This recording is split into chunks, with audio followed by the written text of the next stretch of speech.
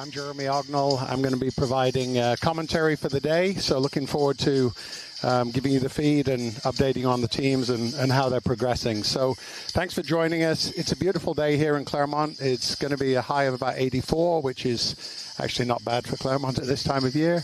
And we've got 10 really, really good rugby teams in front of us today. So excited to see and promote some college rugby.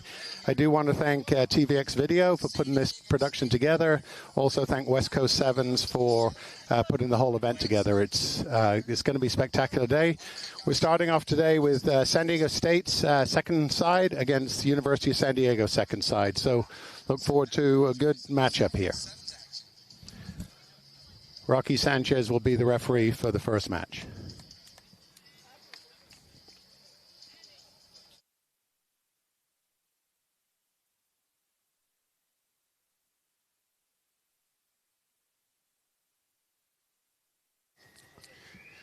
The whistle blows and we're off. Number 2, the captain, Jonathan Pearson from San Diego State, kicks us off.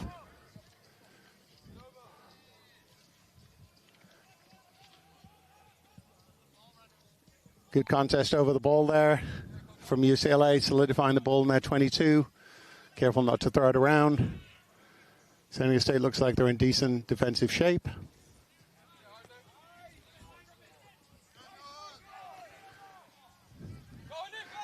Oh, a couple of missed tackles there. That will hurt you in sevens, but the ball was not forward in the tackle eventually, so it's going to be a scrum down, but it's been awarded initial knock-on by San Diego State, so it'll be UCLA put in at the scrum.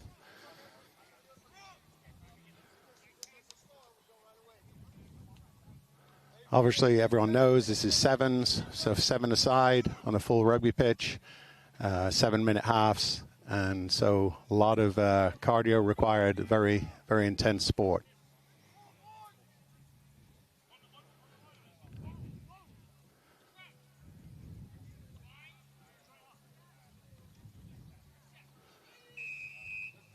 Okay, free kick against UCLA. Looks like an early engagement. So San Diego State will have a free kick. The short arm from the ref indicates a free kick versus a penalty. So let's see what the Aztecs choose to do with this. And the captain goes with the ball. Pearson looking for some support. Doesn't seem to have it, but he's going alone. Moves it out wide. Bit of a loose pass there. Knock on. Looks like we're going to have another scrum. UCLA put in, I believe.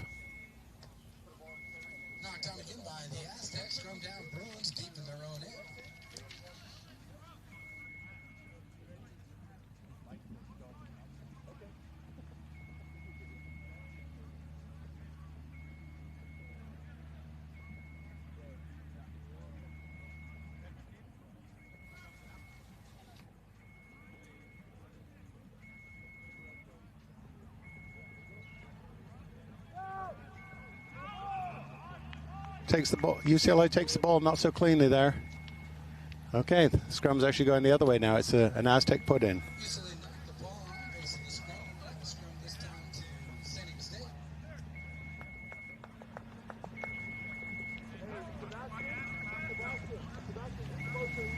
Actually apologize, we had the wrong roster put down here. My apologies, but San Diego State with number 2 who kicked off and made the big break was actually Baden Davis.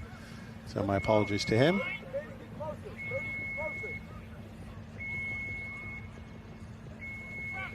Rocky seems to be sorting out the scrum, what they need to be doing there, getting it clean.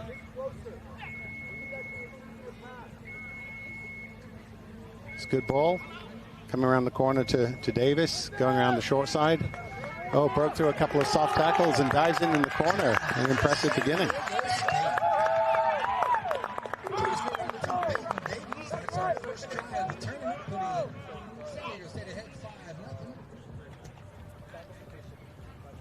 So great score by Davies, puts the 5 points down in the corner. You get 5 points here for a try, and then you kick from in line with the try. So now a conversion is worth 2 points, and it's a drop kick conversion. It's not off the ground. So let's see what he can do with this.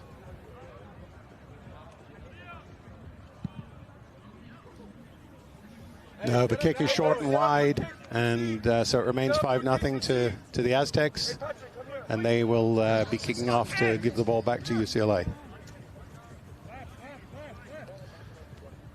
Seeking See there, great drive in the corner. Tackling needs to improve for UCLA, but a good score for the Aztecs.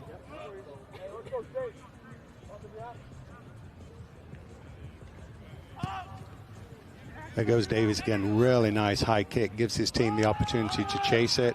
It actually got knocked on. Wasn't cleanly caught by UCLA. So impressive play by the Aztecs. And they'll have a put in deep inside UCLA's half.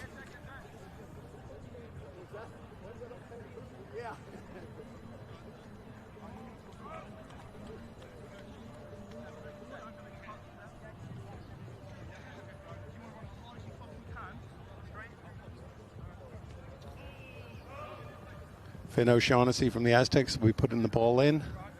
On the loose head side, they have Dylan Schwegerus. Look forward to seeing what they can do at this contest.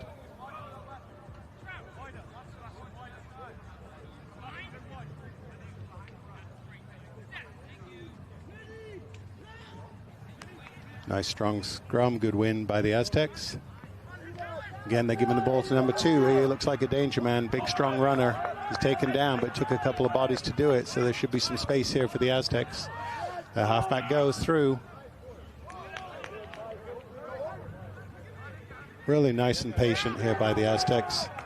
And they've got it in the corner. Terrific. Another. Oh, no, they haven't gone in. He actually went into touch. And so it will be a line out for UCLA.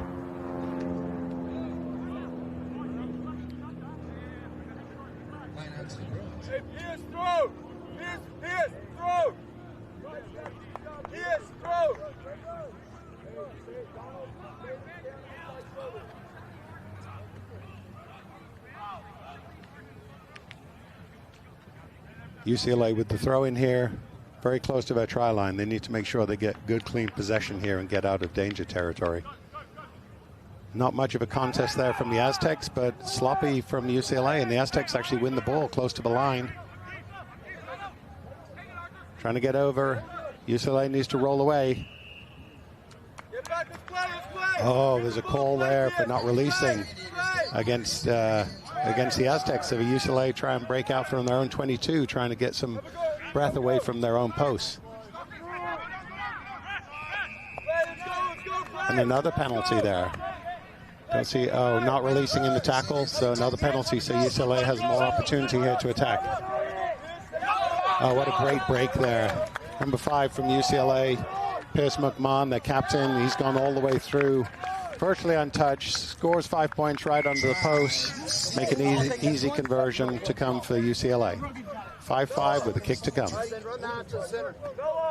It's his first try of the day, breaking the 8 for UCLA. We are tied at 5, conversion to come.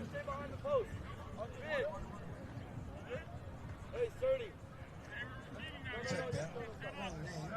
Collect on the 10. Pierce McMahon for UCLA. Looking at the wrong roster, my bad. Conversion good. Kick is good. 7-5 in favor of UCLA. Once again, try score Pierce McMahon. My apologies. 7-5 now, UCLA. They'll be kicking back to the Aztecs. A bit different from 15 aside here, where in 15 aside, the team that's scored actually receives the ball. In sevens, because of a short game, they actually kick to give the other team opportunity for possession.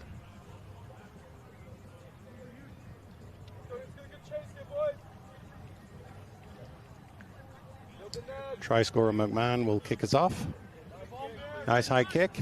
Aztecs are under it, but couldn't catch it effectively. And UCLA, good chase. Looks like they've recovered the ball, but gone into touch. The flag's up. And there's the whistle for halftime. So at half, 7-5 UCLA. Good first half. More to come.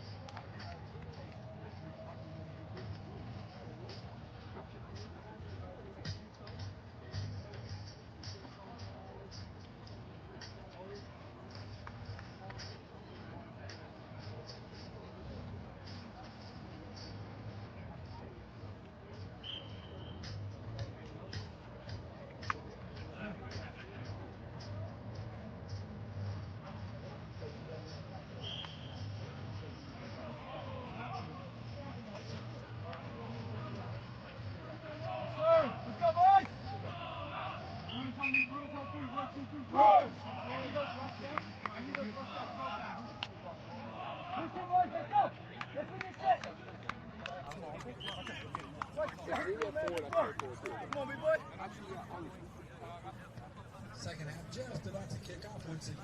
UCLA holds 2.8, 7 to 4.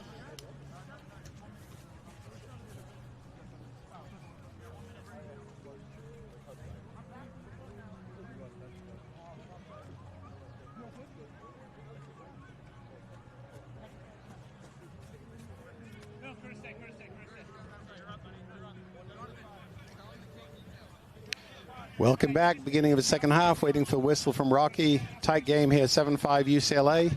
Look forward to 7 exciting minutes.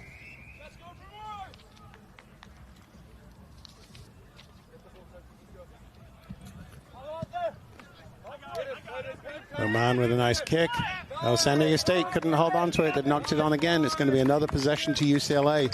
Seems like both sides are struggling with the kickoffs, catching them clean.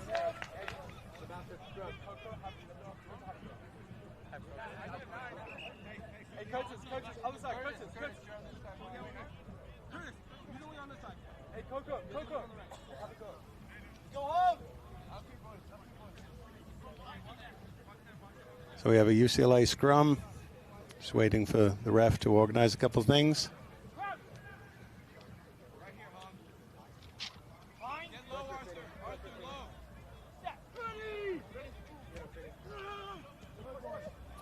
Trent Bartlett with the put-in.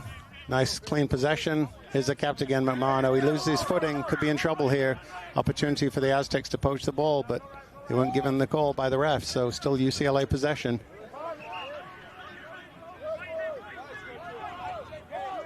Teams are both pretty narrow here. Need to look to get some width, create some space. Not happening so far, but UCLA is securing the ball nicely at the breakdown. They've just got to look for some space and some opportunity for some offloads. San Diego State's definitely competing well at the breakdown. They're not able to take over possession, but they are slowing the ball down, which definitely makes a difference. Some loose tackling and then a high tackle by the Aztecs. Oh, it looks as though Rocky's going for the card. Unfortunately, bit of a seatbelt tackle there, slipped up. So the Aztecs will play 2 minutes down a man. So we'll have 7-on-6. So great attacking opportunity here for UCLA with the tap penalty. Looking to use the space. Oh, again, some missed tackles. And UCLA is in the corner, or under the post, I apologize. Looked very straightforward for them. 7-on-6 is always, very one-sided. It makes it very difficult to cover all the space with only 6 men. And UCLA definitely exposed them there.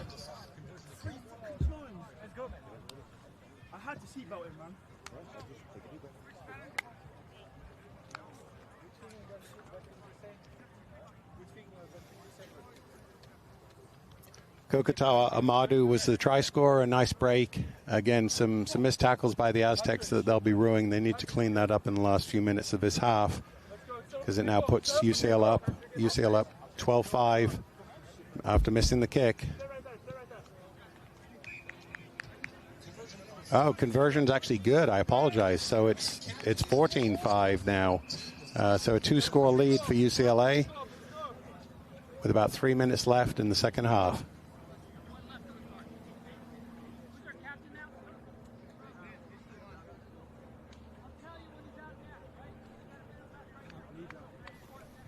Seems like UCLA is milking as much of a clock as they can. It's a warm day here. They're probably trying to save their energy a little bit. Again, nice high kick. See if the Aztecs can collect this one. They did. That's nice. Good catch there by number 8 from the Aztecs. That's Marcus Harmon. Good take. Good possession on the floor. Oh, another knock on, though, by the Aztecs. So UCLA will have advantage here. They can play the ball unless the referee blows. And it looks like 14's going around the corner. What a try that is. Again, just capitalizing on errors by the Aztecs.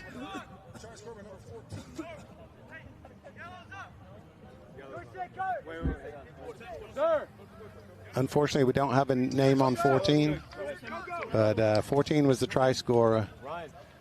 And again, I'm sure that the San Diego State coaches are looking at this and seeing how they, not only get a bit more defensive shape put in, but also getting their guys to commit more to the contact. They're getting exposed in some areas, and that's why they're down now by 19-5 with the kick to come.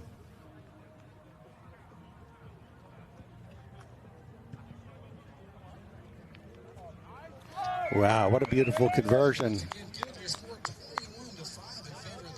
21-5 Bruins.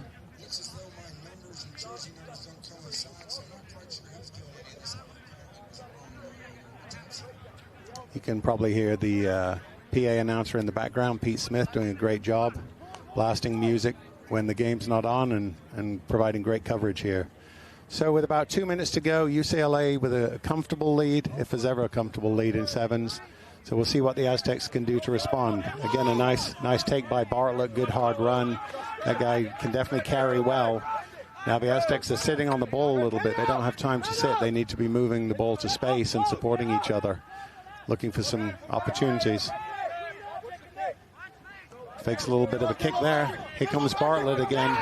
Again, nice carry. Looks as though he's isolated, though. It could be a turnover here. No, Rocky didn't give it. So Aztecs have the ball, but they need to be moving a lot faster.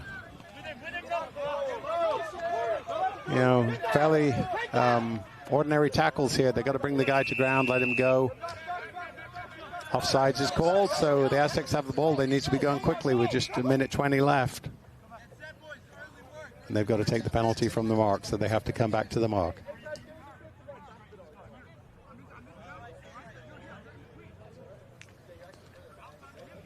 So quick tap. Number 11 from San Diego State. Omar Krikati, nice run, but looks like a forward pass has been given. And so UCLA will be celebrating that, gives them a chance to breathe for a second. About 50 seconds left, so almost done here for UCLA, almost job done. I think clean possession from this line out, and they should be able to milk out the clock and celebrate the first win of the day here at Parents Field at Claremont McKenna.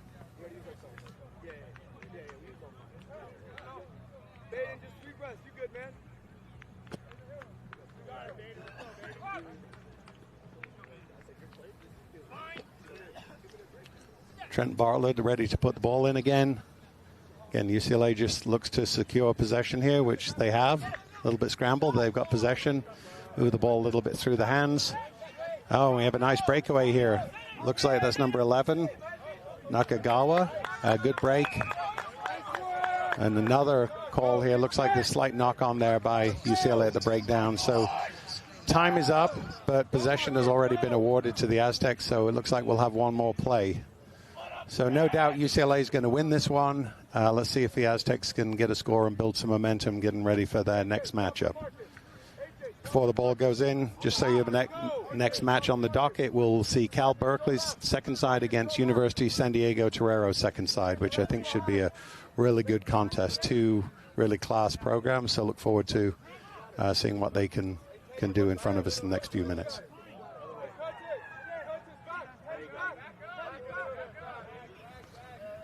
Aztecs won the ball, a little bit sloppy under pressure, but they've got it back, somewhat cleanly. See if they can do something here. They need to support each other. Looks like he's isolated at the breakdown. Turnover is good from UCLA. Really good breakdown work. They now have the ball in their possession. They don't need to do anything with it, but it looks like Nakagawa has decided that it doesn't matter. He wants to do something with it. So beautiful breakouts, well supported by 10. Touches down under the posts, and that is the icing on the cake. 26-5 with a 2-point conversion to come.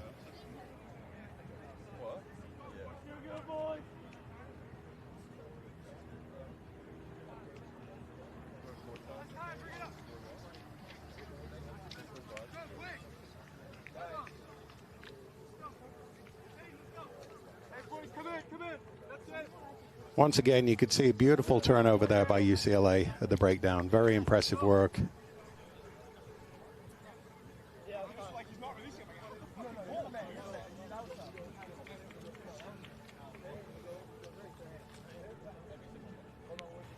UCLA can take in the water while the kicker kicks.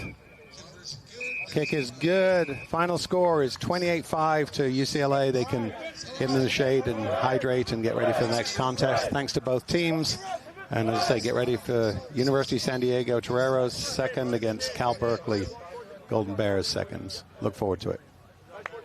And Pete, I believe, will be our referee for this next matchup.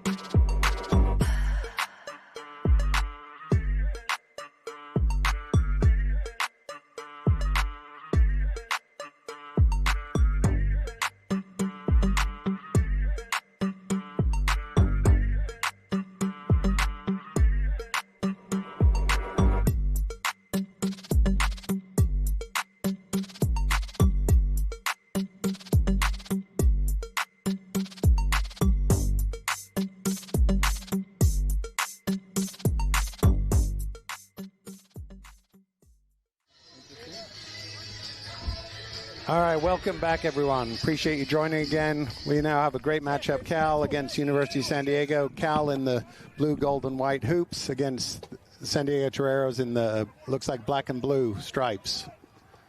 Nice high kick. The Bulls come back Cal's way from a knock-on from San Diego State. From University of San Diego. So let's see what they do with this first possession. Bit of a loose pass there, thrown into touch. So it's going to be a line out to the Toreros. But definitely a couple of danger signs already, I think, from Cal, their ability to win the ball and try and move it wide.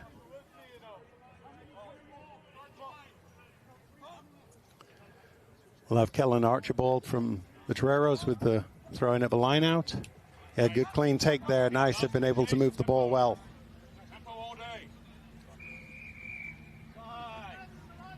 Well, we got a free kick here.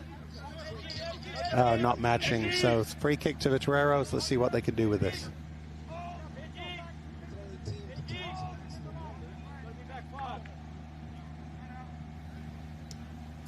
Cal in good defensive position, 6 men up in the line, 1 back as a sweeper.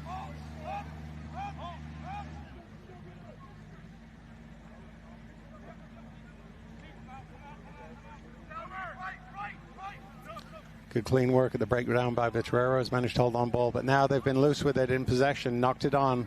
Cal can play, free play. They've still got it, bouncing ball there, but Cal's taking it. See if they can move the ball wide here. Looks like they might have a little bit of an opportunity. Again, pass on the floor, they won't be happy with, but they've still got possession. Good tackle there, Dustin Braun, good contact, but Cal gets the ball out wide. But actually, he steps into touch. So it looks like, I think that was number 15, Jackson Lawney, stepping into touch. So once again, it'll be a Toreros line out. They're just outside their 22. Tight contest so far by both very good sides.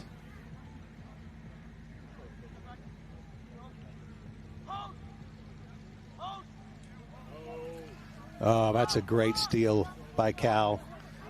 Ball's getting moved out to 14 from Cal Freeman. And again, they're moving ball wide. Nice carry. Oh, much better offload here. Great. In the guy into space. Oh, he's totally untouched under the post. And that's what Cal can do to you. Very nice ball handling, nice distribution.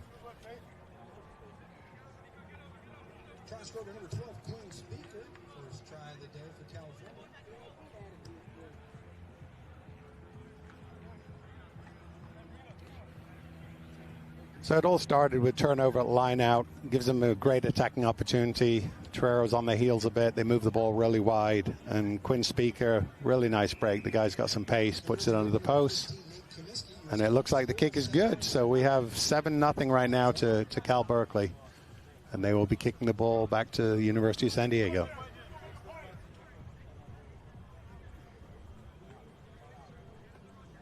Go to the 15. There we go. Let's go, USD!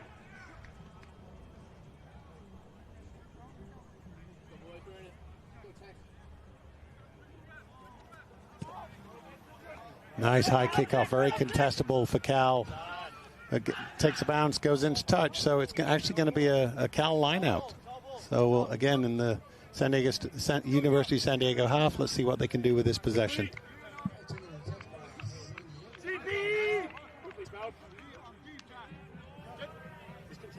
Probably looking for Oliver Teague here again.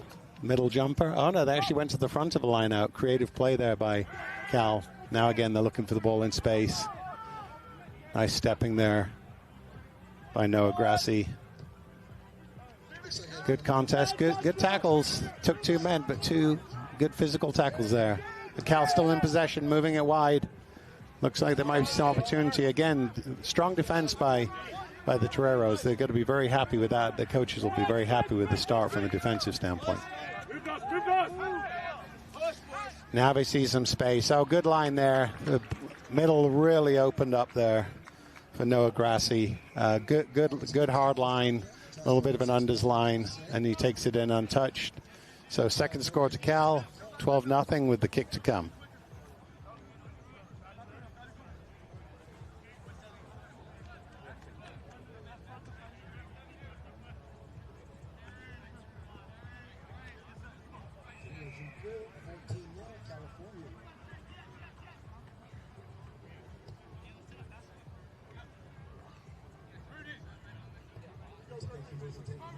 Okay, so again, you see the nice hard line, just easy distribution, runs right through the middle untouched. Very impressive. It looks easy, but the way they build it was very nice. And here we go with the kickoff again, up 14-0. Again, very contestable. And this time Oliver Teague took it, but once again goes into touch, and so it'll be a USD ball.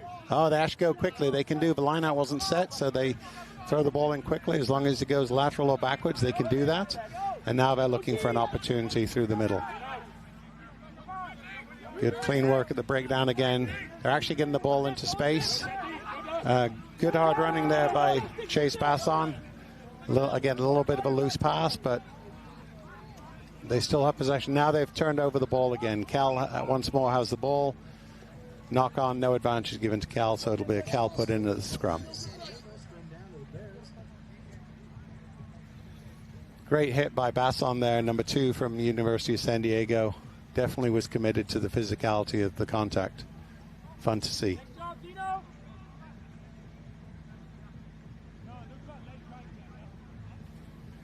Cal has some good opportunities here. Scrum almost midfield, so they've got their first receiver right back behind the pack. He can go either way. He can look to his wing on the right, or he can bring it left, look for his left wing and some support coming out of the scrum. So let's see how creative they get here.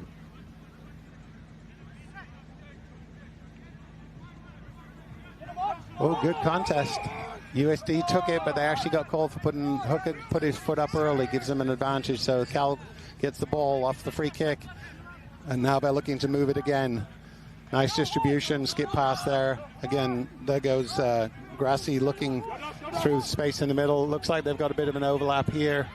And 14's going through. Oh, almost got Captain Ripetti, almost got him a little bit high, but he goes through untouched again.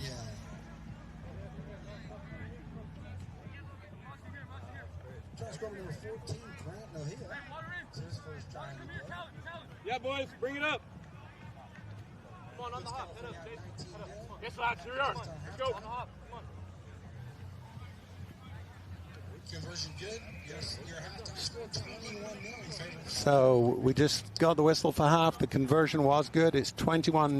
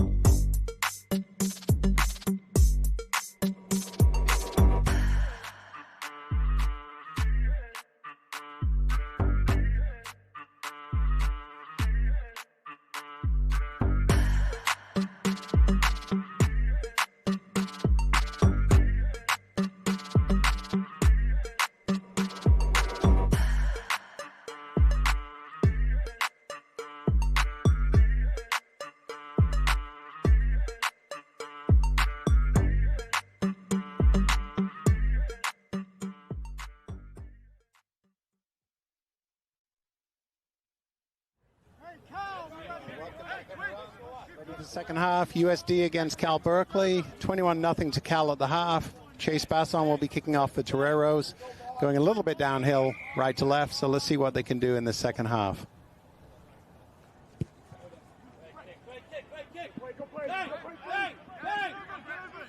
Good contest. Cal took it. Very physical by USD, but Cal retained possession. Once again, they'll be moving the ball through the hands, seeing if there's any gaps that they can attack. Just good, clean passing, nothing spectacular, but just moving the ball side to side to fatigue the USD defense, it looks like.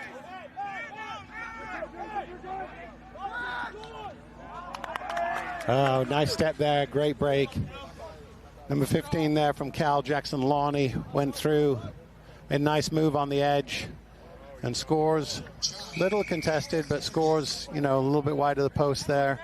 A good chase back by USD, but little too late. So it's another score to Cal, 26-0 with the kick to come.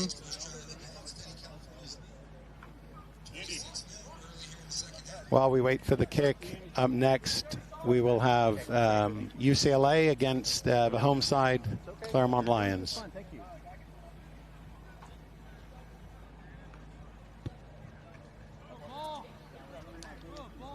Once again, the kick is good, so it's 28-0. Cal just showing how dangerous they can be. Nothing spectacular, just moving the ball side to side, looking for opportunities, and then relying on amazing rugby athletes to do their thing, which they were able to do with Jackson Lawney. Kickoff now from Cal. USD will be looking to retain possession. Deeper kick by Cal. USD wasn't able to hold on to it.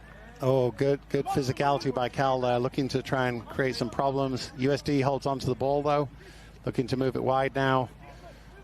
Under a little bit of pressure right in front of that post here, USD, so they need to work hard at the breakdown and look to be able to clear their lines a little bit, which they do. Nice kick. Sweeper's a little bit out of position, but Cal will recover it. Let's see what their opportunity is, see how the kick coverage is by USD. There are some spaces there, and it looks like Oliver Teague, I believe, is gone. Again, goes through the space. Nice move. Oh, and a silly play by number 2, Basson from University of San Diego. After Cal had scored the try, pushed him in the back, and I think the ref might be having words with him about that. No, it doesn't look like he is. Okay, he got away with one.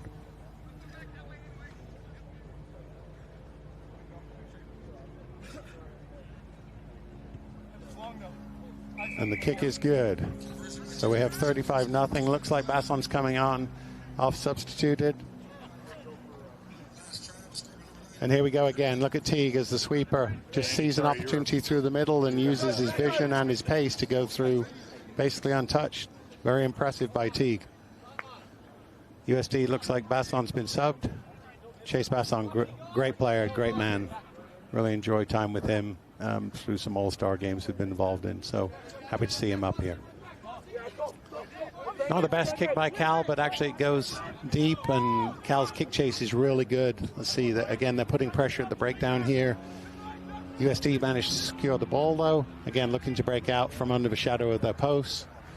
Not that there's much shadow, but under the posts. And they still have possession, but Cal's definitely controlling the cadence here with their defensive pressure. And the ball's thrown forward in the tackle, it looked like.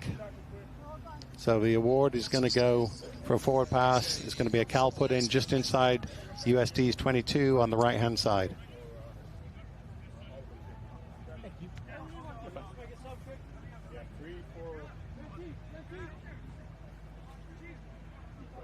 Okay, thank you.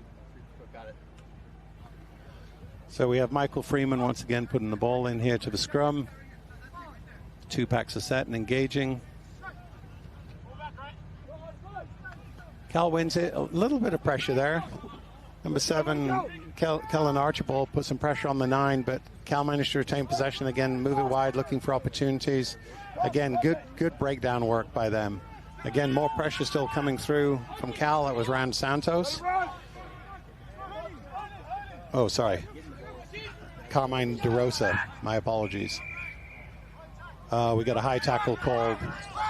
So Cal once again has possession. It looks as though they've got numbers out to the left. So if they move the ball effectively here, they've definitely got space. Good, again, clean passing to the edge. Looks like, I believe that's Puckett. Can't see the number for now, but try in the left-hand corner. Just under 2 minutes to go. 40-0 with the kick to come. Looks like there's some tired legs out there, which is understandable. Physical contest. Hot weather, a lot of running.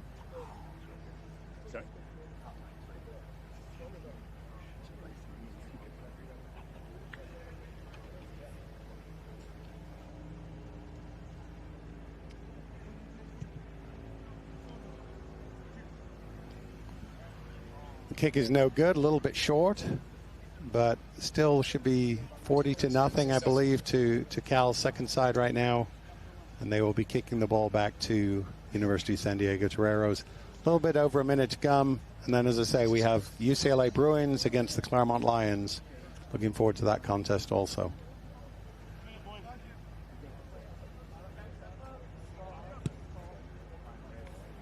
Nice high kick, a little deep, not so contestable, but USD again knocked the ball on, so given free possession to Cal, which you just can't afford to do against a good side like this. Cal then was a bit loose in the contest, in the contact. See which way the ref's going to give this.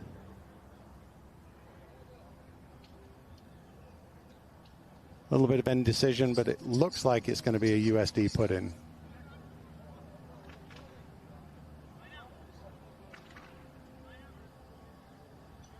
Oh, it's actually going to be a line out. Okay, we need the assistant referee to put his flag up there so we can see what's happening. But it's Toreros throwing up a line out with about 20 seconds left in the match.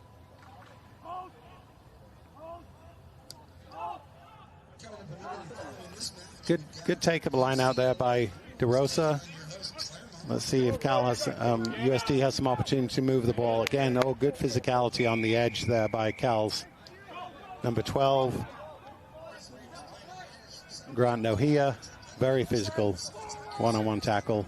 Got a penalty, looks like they were offside. So again, one last opportunity. The time is up, so this will be the last possession of the game, barring a penalty. See if USD can actually take advantage of it this time. Good work in the breakdown. The Cal's in great defensive shape. Looks very hard to expose them right now.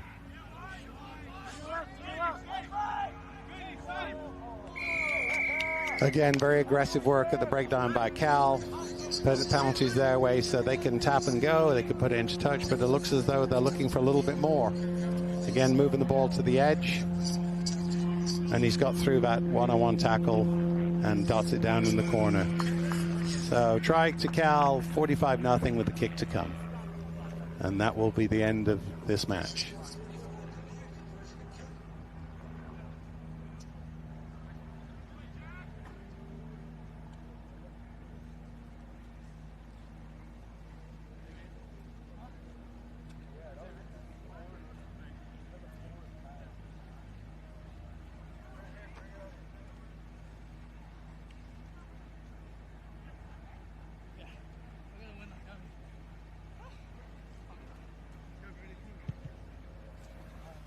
Kick is up.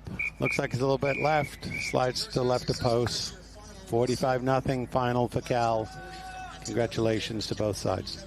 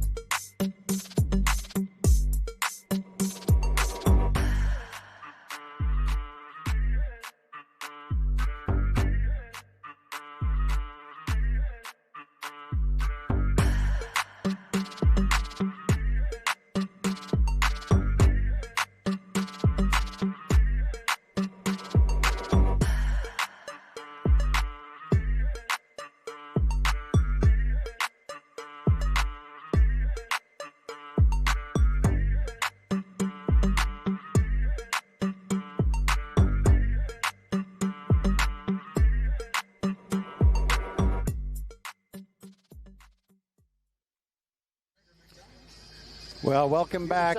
Appreciate you joining again. Looking forward to UCLA Bruins first side against Claremont Lions first side. So excited to see how these teams perform. UCLA with the kickoff. High ball. Lions took possession. Oh, we got a high tackle there. So it's actually call against UCLA. It's a high tackle on the Lions' number 1, which is Kanoa. So good take by Kanoa. As Sam Brown, captain, beautiful clearance kick. Sam's first game back after a significant shoulder injury during last season. Young man's been working incredibly hard to get back and perform at the highest level he can. So excited to see him back on the pitch. Looking forward to seeing what him and the rest of the Lions can do. Because it was a penalty, it's their possession at the line-out. Let's see what they can do with the line-out. A very aggressive jump by UCLA. They actually managed to steal the ball and move the ball a bit wide. So we'll see how the Lions' defense is. We have a bit of a missed tackle out on the edge there. UCLA, really nice breakout. It looked like it was Anthony Bonilla. Again, not releasing, so UCLA retains possession. And not 10 by the looks of it. So another penalty 10 yards further on. UCLA, number 7. About to take the ball. That's Zach Wall. Little tap and moves the ball out wide, trying to look for some space. There's no opportunity. See how the Lions defensive. Looks like they're in decent defensive shape. Now got to make the tackle. Good contest there. Good aggressive play. But UCLA still holding onto the ball. Nice work at the breakdown by UCLA. Moving the ball through the hands a little bit. Your number 6 there, Dayan Joyce, the captain. Moved it well out to Logan Turner. And out to the edge. UCLA is doing a really nice job here of retaining possession, which makes the defense very tired. Again, looking for some space there. Number 1 moves the ball out wide to number 5, who actually gets around the edge. So Vicente Alou gets around the edge, gets around Kanoa Parker, and is able to touch down under the post for the first try. 5-0, kick to come.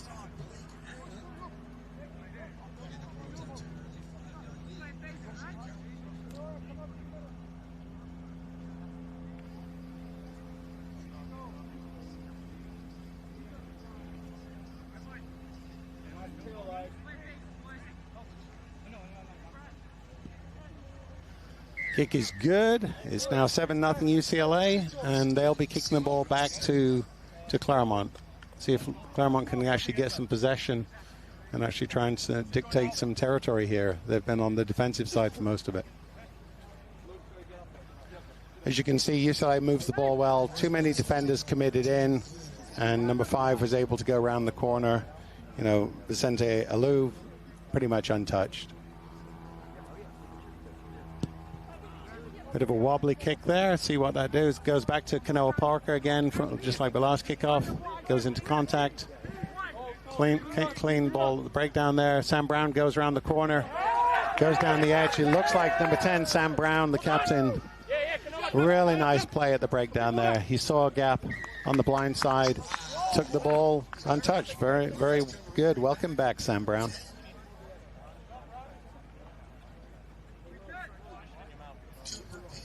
(7-5) with the kick to come.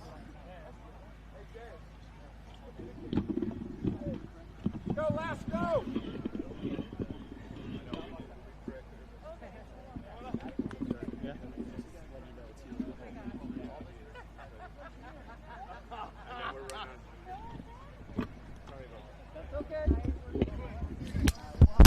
Pulls the kick left. No good. Remains 7-5.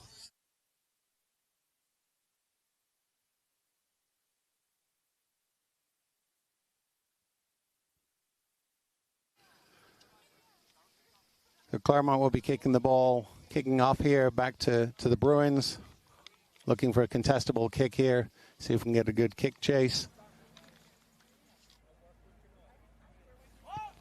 Nice high kick, very contestable. Oh, good contest in the air. It looks as though, I think the Lions have retained the ball. Looks like it was good contest by Mate Kaviri-Kashvili. Very nicely done. Unfortunately, a bit loose with the possession there, and it's a knock-on. Possession goes to the Bruins at the scrum.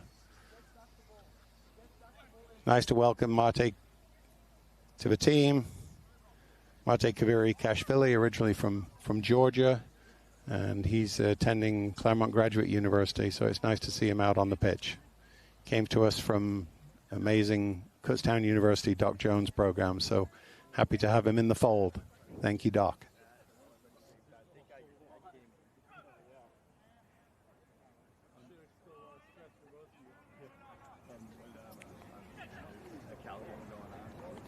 Max Griffiths with the put-in. Good contest, but UCLA retains possession. Looking for some space out wide. Nice tackle there by number 8 from Claremont, Alan Garassi. Really nice in the physicality. Oh, UCLA retains possession, and that goal got called for not releasing. So Lions will be on defense once more.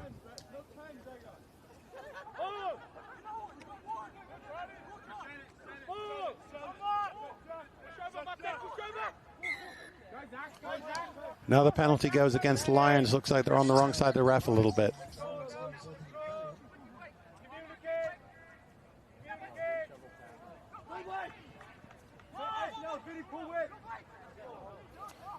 A couple of missed tackles there. UCLA is able to break through. Looks like it, I believe it's Alou again who was able to go through. Claremont needs to be looking at their defensive shape, but also just how aggressive they are into the tackle. Looks like some soft arm tackles there cost them. So 12-5 with the kick to come.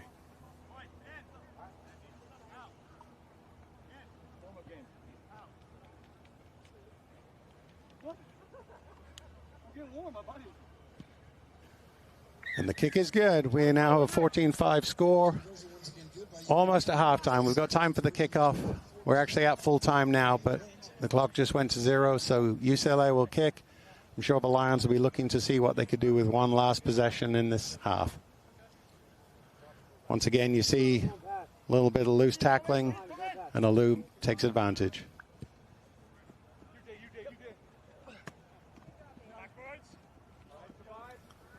UCLA retained possession at the kick. The ball went backwards, so they've got the ball again. Mate was able to get back and make the tackle. But UCLA again moving the ball to the edge, really exposing some gaps in the Lions' defense, and they go in the corner. 19-5 with the kick to come. I'm sure that Ray Egan and Thorne O'Connell, Scott Bracken will be looking at what's happened this first half and the adjustments they need to make to get back into this contest.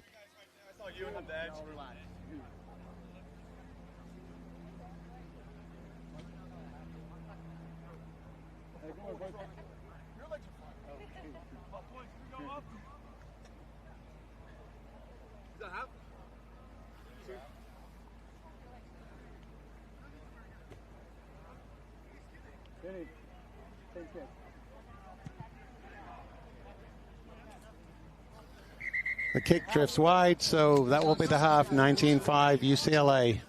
7 more minutes to come.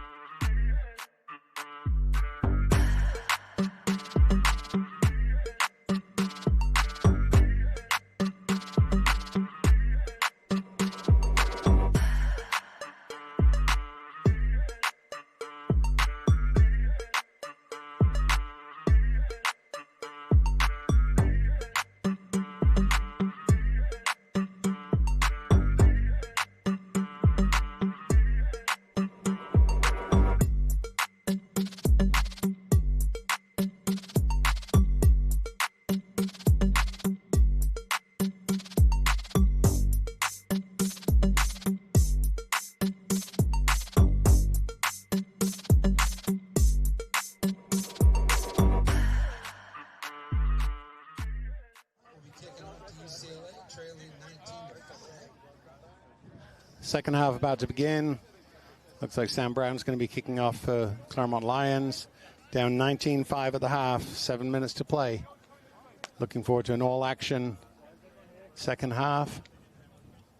And no bias here, but I am looking for some Claremont scores.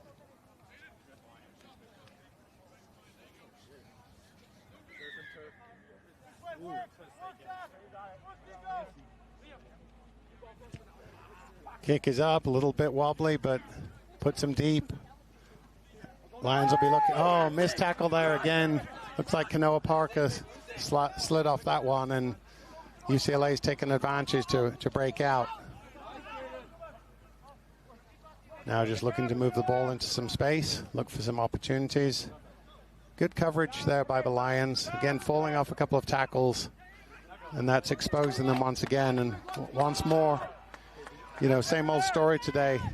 Looks like Vicente Alou has gone through, you know, chased by Sam Brown, but too little too late. So it becomes 24-5 with a kick to come. And I'm sure Claremont are looking at the physicality in the tackle, because that's where they're getting exposed currently. So I'm sure that Ray Egan talked about that at halftime. It doesn't look as though they've made the adjustment, but hopefully those boys will bounce back. Kick is good. We have 26-5.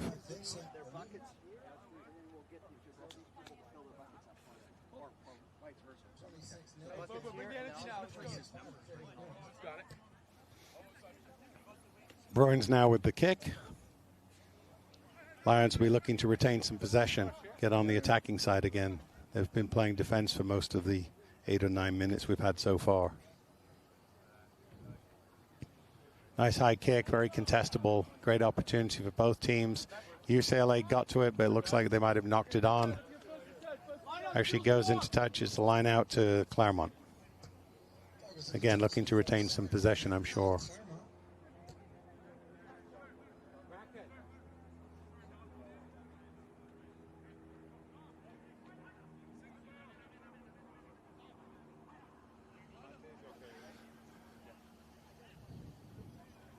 We have Nick Laskowski with the throw in here at the line out. Let's see what the Lions can do with this opportunity. Oh, they lose the ball at the line out. The Bruins turn it over again. Now they're looking to move the ball into space. Let's see the Lions defense. Nice step inside there. Number 8 from UCLA, Anthony Bonilla. Very nice step and move again, once again untouched under the post. Makes it 31-5 with the kick to come.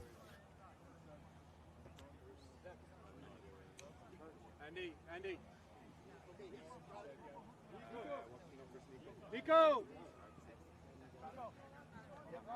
Nico! Yep.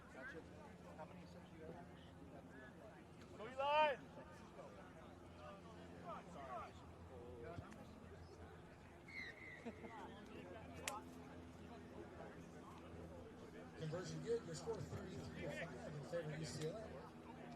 Conversion on to take number 3, Vincent Alou. Again, missed tackle there. UCLA takes advantage through the middle. Bonilla.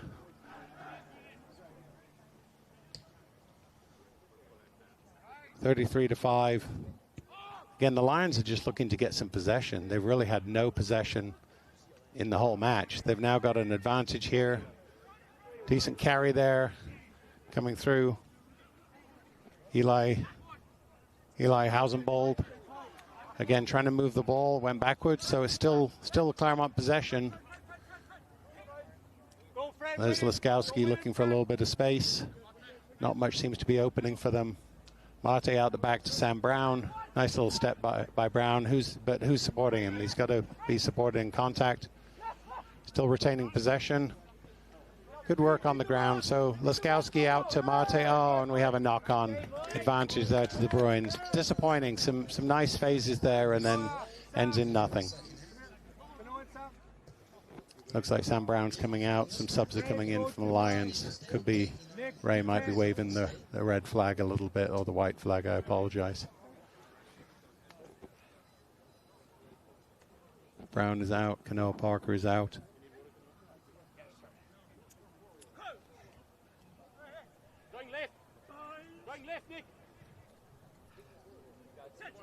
Looks like Fred Zhang has come in for Sam Brown. Give him an opportunity. First game, I think, for the Lions for Fred. So let's see how he can perform. Again, nice move there by UCLA around the edge. Looks like number 12 from UCLA, Sergio Rochia. Once again, just a little bit of step, a missed tackle, and they go in under the post. 38-5 with the kick to come. Unfortunately, it's been very one-way traffic here. A lot of adjustments will need to be made by Coach Egan for their next matchup.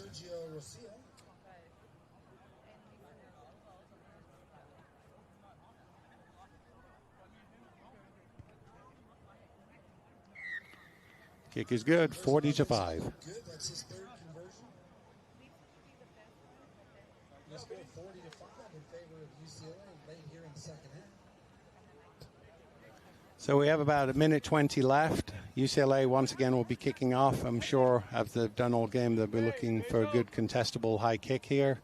See what they're able to do and see if the Lions can actually once again gather some possession. Nice kick, a little bit deep. The Aztecs should have an opportunity. It was knocked on there by UCLA. So the Lions do have the ball, and they've actually been given a knock on here. So it's a scrum down. Fred Zhang will be putting the ball in for the Lions.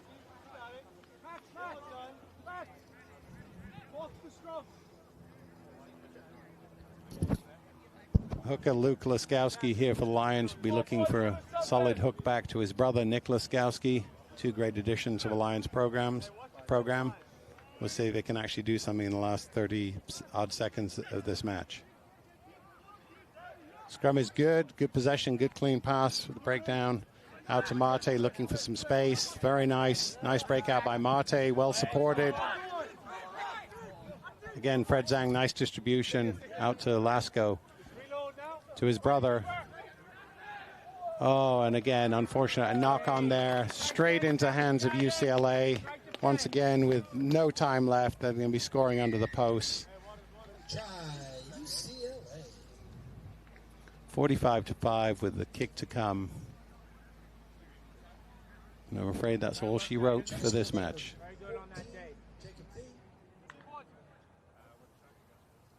Just so you know, next we have Arizona State University, who traveled out here. The Sun Devils were playing against the San Diego State University Aztecs. Kick is over and good. The final score of 47-5.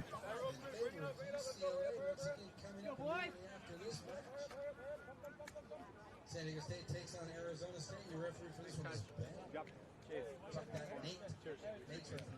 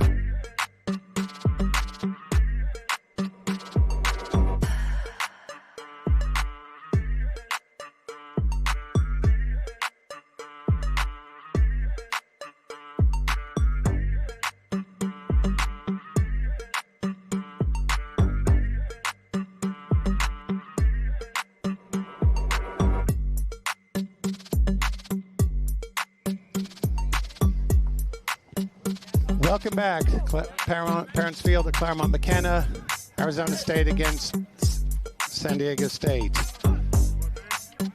Nice breakout by ASU to start the game. Going to move the ball again to the edge. Just looking for some space. Some nice stepping there in midfield. Moving the ball the other way, actually. Very nicely done there. Bit of loose tackling by the Aztecs, giving ASU some opportunity to continue to attack.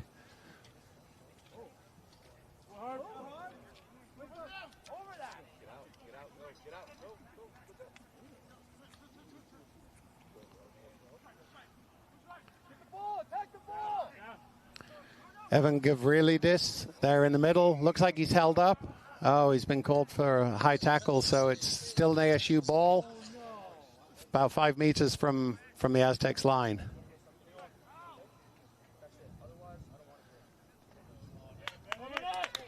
Oh, looks like it was going to be a score, but unfortunately he knocked it on in the try zone, so it'll be a scrum down Aztec ball 5 meters from their line.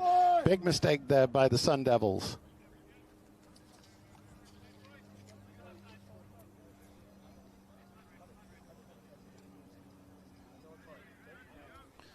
So it looks like Zach Koss from SDSU will be putting the ball in. His opposite number, Cooper Baines, out of Anchorage, Alaska, will be trying to defend. Aztecs looking to break out a little bit. Good first phase. Clean ball at the breakdown. Looks like they're going to look for an opportunity to move the ball wide. It looks like they do have a bit of an overlap they could take advantage of. So, excuse me. Oh, nice step there by the Aztecs on the edge. That's number 1 there from Aiden Fleming. But he actually stepped into touch. Good tackle by ASU. So it'll be a line out here, and it'll be the Sun Devils ball.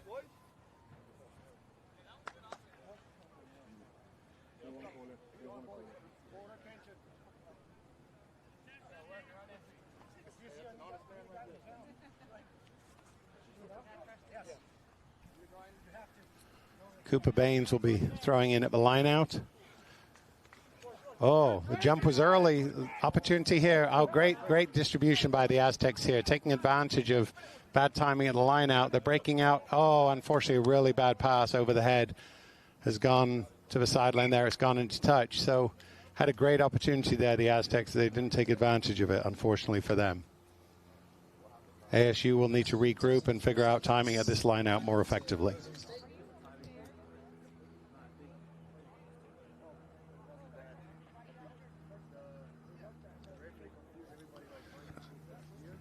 Cooper Baines there talking to Bo Arend out of Newton, Connecticut. They got their timing right this time. Nice jump by Gavrilidis, and ASU has the ball with an opportunity to clear their lines a little bit. Do have an opportunity for an overlap here, but good covering tackle by the Aztecs. Austin Weng, committed to the tackle, managed to bring his opposition down. ASU retaining possession. Once again, moving the ball side to side. Can be very fatiguing for the defense. Oh, some missed tackles then, falling off the tackles. And ASU is able to break out. Graham Ferguson scores almost untouched, just to the left of the post. ASU's going left to right as you look at this screen.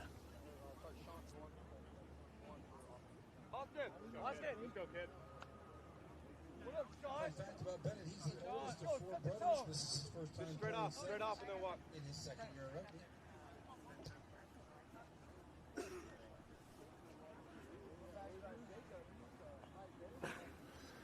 Standing in front of me, Peter Hugo, head coach, legend, Arizona State University. Really excited that he brought his boys out here. It's only 84 here, so he probably wanted to get out of the 100 degrees of Phoenix, so I'm sure he's enjoying it. Probably feels like he's at the beach. Anyway, look at that breakout. 13 there.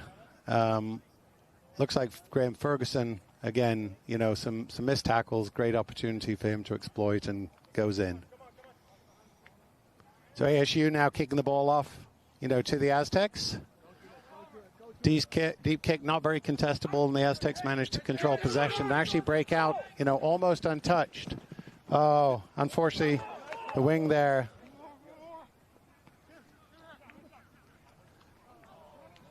Oh, Madayan wasn't able to score, and ASU's managed to turn the ball over and breaking away.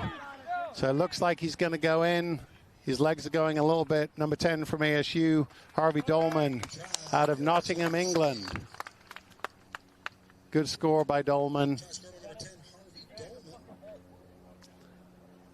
It's 12-0 with the kick to come.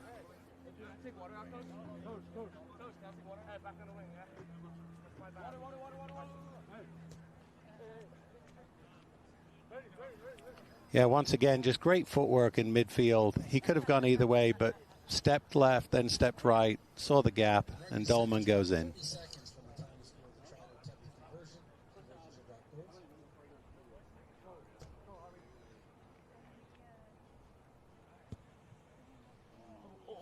Kick just slides right, so it's 12-0 to ASU.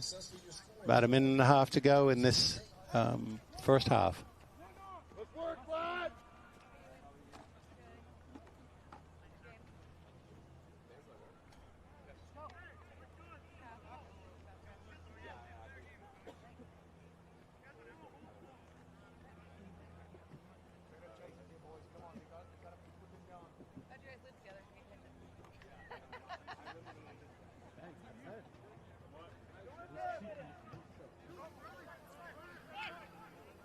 ASU is doing a really nice job of retaining possession, you know, controlling the tempo of the game, just looking for opportunities. Again, good clean breakdown.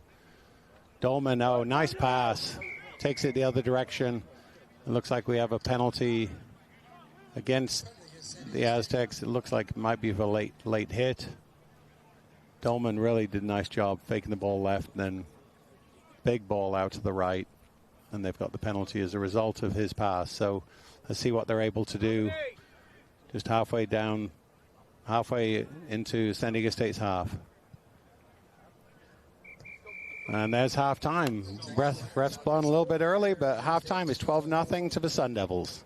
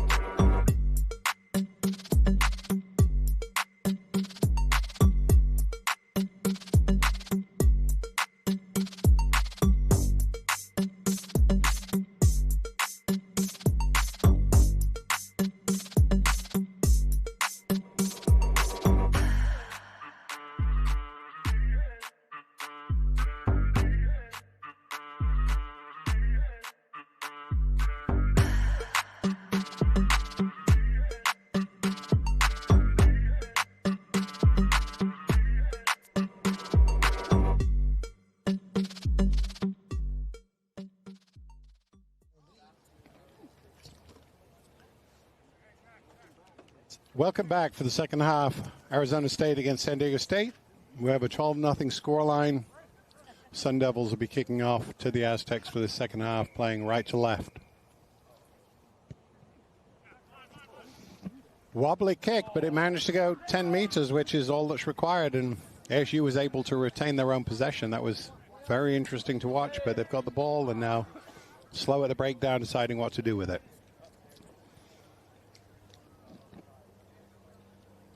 Once again, Dolman looking to create something. Little bit bunched. Oh, good physicality by the Aztecs. They're going to get penalized for not rolling away, though, which they do. Dolman again with the quick tap. looking to exploit the lack of defensive shape. Oh, Bennett had a nice break, but unfortunately knocked it on. Unfortunately for the Sun Devils, I should say. So the Aztecs now get possession. The scrum down with their put in.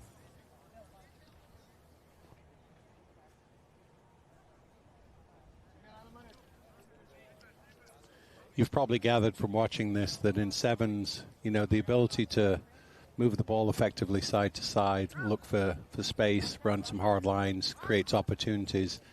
A lot of the teams seem to be getting pretty bunched, and that minimizes their opportunities for attack. So we'll see if they can open up the game a little bit in the second half and some of the future matches. Obviously, watching a couple of the better teams so far, UCLA and Cal, you could see how the game's supposed to be played. We have a free kick awarded there, foot up early by the Aztecs, so ASU once again has possession, which seems to be the story of this half. Good carry by Gavrilidis. Little scrappy out there, turnover, and the Aztecs have the ball, but once again they're under pressure. Looks like the ref, is he reaching to his pocket here? Oh, he is. So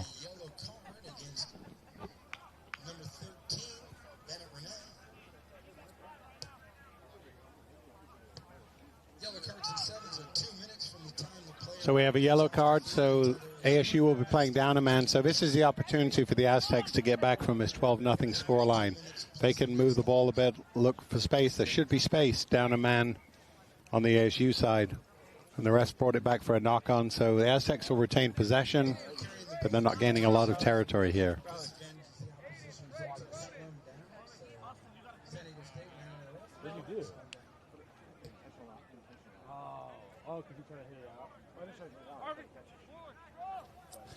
About 4.5 minutes left in this contest. The Aztecs definitely need to create a bit of a sense of urgency. It's only a 2-score game, but they haven't had a lot of possession. They really need to try and find a way to move the ball effectively and look for some space to do some damage.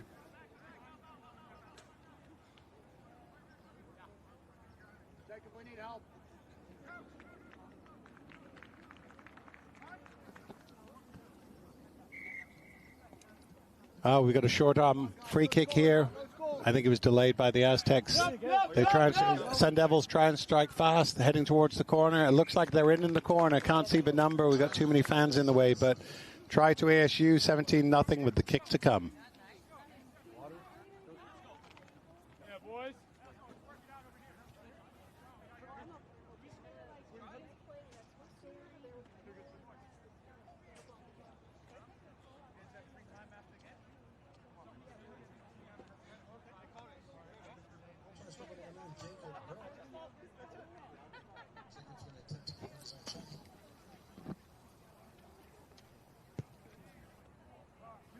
Tough kick there. Not close on that one from ASU, but they'll be happy. Cooper Baines couldn't do the kick, but they'll be very happy with the score. And 17-0. As you can see here, it was quick ball, moved out wide. Tackling was a little bit loose, and Baines was able to go in the corner. And now we'll be kicking the ball back towards the Aztecs, who hopefully will be retaining some possession from their side of things. But ASU, again, great ball in the air, great contest. Definitely controlling the possession here, which is absolutely key in sevens. Possession is essential. You know, 7-minute halves, you don't have that many opportunities. So retaining the ball becomes really important. Now they're looking to exploit a bit more. Good hard carry. Gavrilidis, good hard carry. Again, looking for some more space now. Looks like Bronson Smith out of Scottsdale. Hometown boy, looks like Scottsdale, Arizona. Well, close enough.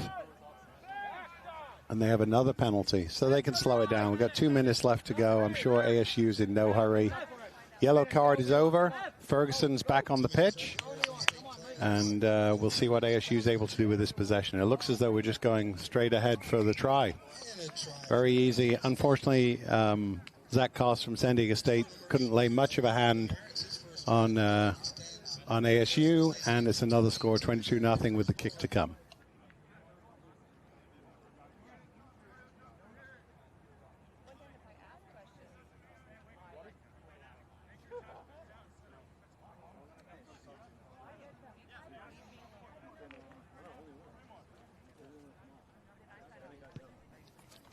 The kick is up and good, making it 24-0.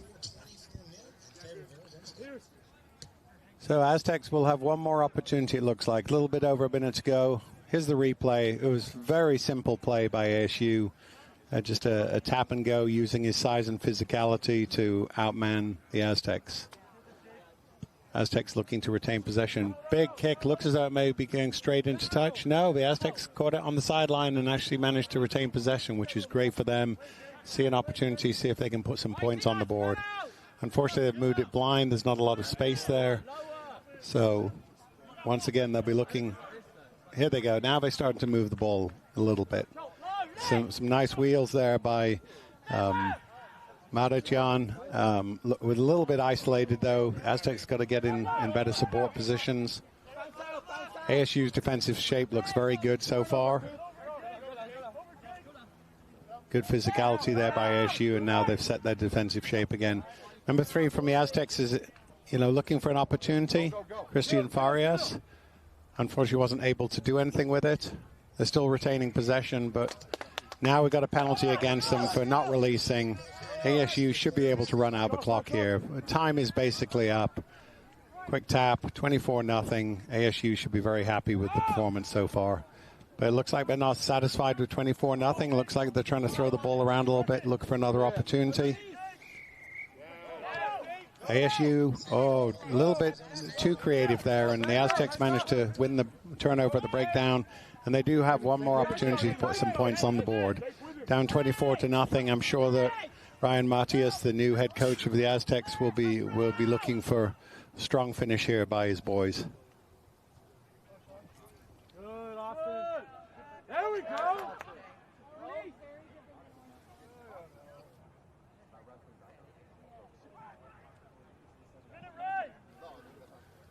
Ball's been thrown around a lot, not a lot of progress on either side at the moment. The Aztecs have managed to retain possession. We're deep into extra time here. I'm sure we have some tired legs.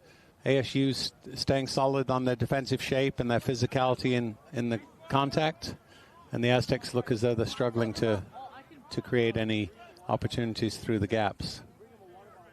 Having said that, little half gap there, ASU getting back into space, but the Aztecs still moving the ball.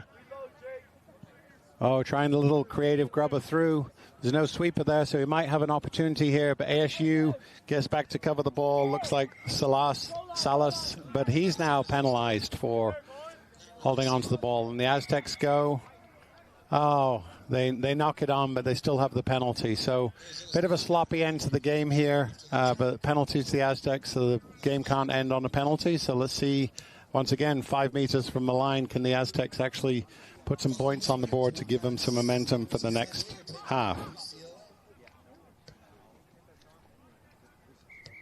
Good carry by the Aztecs. Scored just to the right of the post. Too little, too late, but I'm sure they're really excited to finish on that note. And again, Ryan will be looking to build on that for their second match. But it's going to be a strong game for ASU. It's 24-5 with the kick to come. And then these guys, I'm sure, will be finding some water and some shade and resting for the next game. After this, next we do have the University of San Diego Toreros up against UCLA. So looking forward to a good contest between those two teams. Kick is good. Congratulations to the Aztecs for that. But 24-7 ASU Sun Devils. Good solid win for them. Look forward to the next match.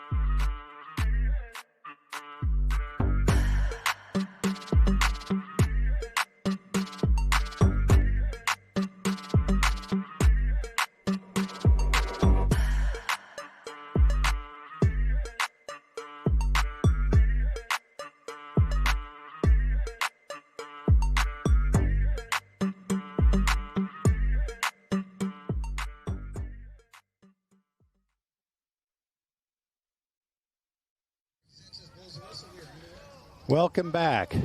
UCLA, University of San Diego. UCLA playing from right to left in the white and gold and light blue. USD in the black and light blue hoops.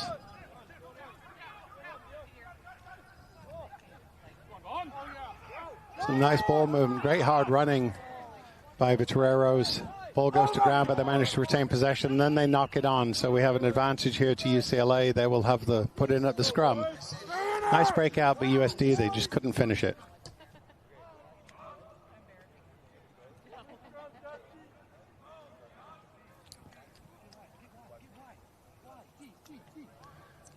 Looks like Fuziakis, number 9 from UCLA, will be putting the ball in at the scrum, contested by Kellen Archibald from the Toreros. I'm pretty good, but there's some like snacks in that too. Oh, the ball comes out of a tunnel, but the ref, Rocky, didn't see that, so USD is able to turn the ball over and hold on to possession.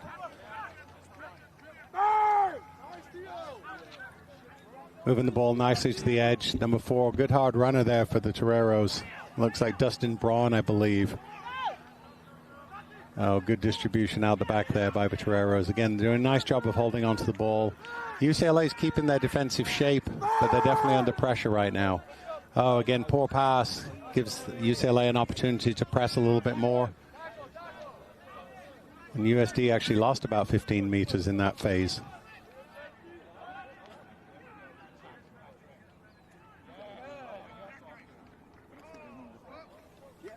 Very physical by both sides out the breakdown, but USD is doing a really nice job of holding onto the ball.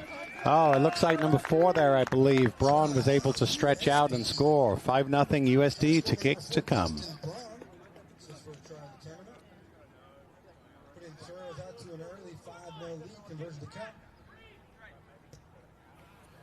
Really good sequence there by the Toreros. I'm sure that Charlie, their coach, will be happy with how they performed. Their ball retention was excellent. Looked for a few different opportunities and finally got to capitalize on at the very end with a beautiful kick. 7-0 to the Toreros.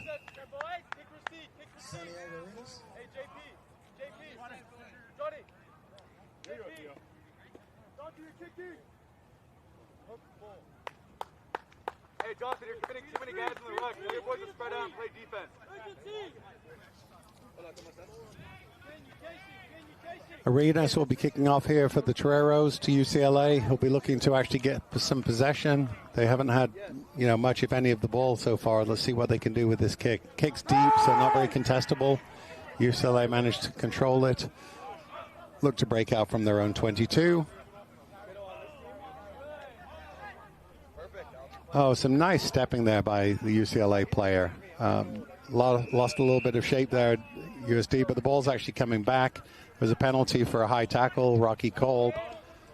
And so the Bruins will have a penalty just on their own 10-meter line.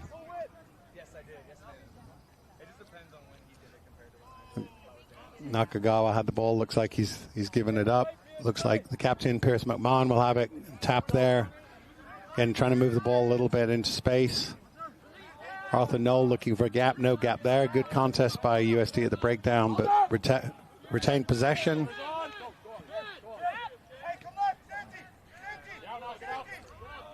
So far, these teams look pretty evenly matched. Oh, nice hit there by Santiago Arenas. But UCLA still managed to hold on to the ball, moving out of their area a little bit. USD's defense has got a bit narrow here. If UCLA can look to move the ball into space, they do have an opportunity on either edge. So we'll see. They get a penalty here for USD not rolling away. Theo Main was rolling, lying on the wrong side of the ball, didn't move in time, and so UCLA will take advantage of that. And again, here's McMahon, the captain. Oh, beautiful stepping. Really, really nice play by McMahon. Goes in touch. 7-5 with the kick to come.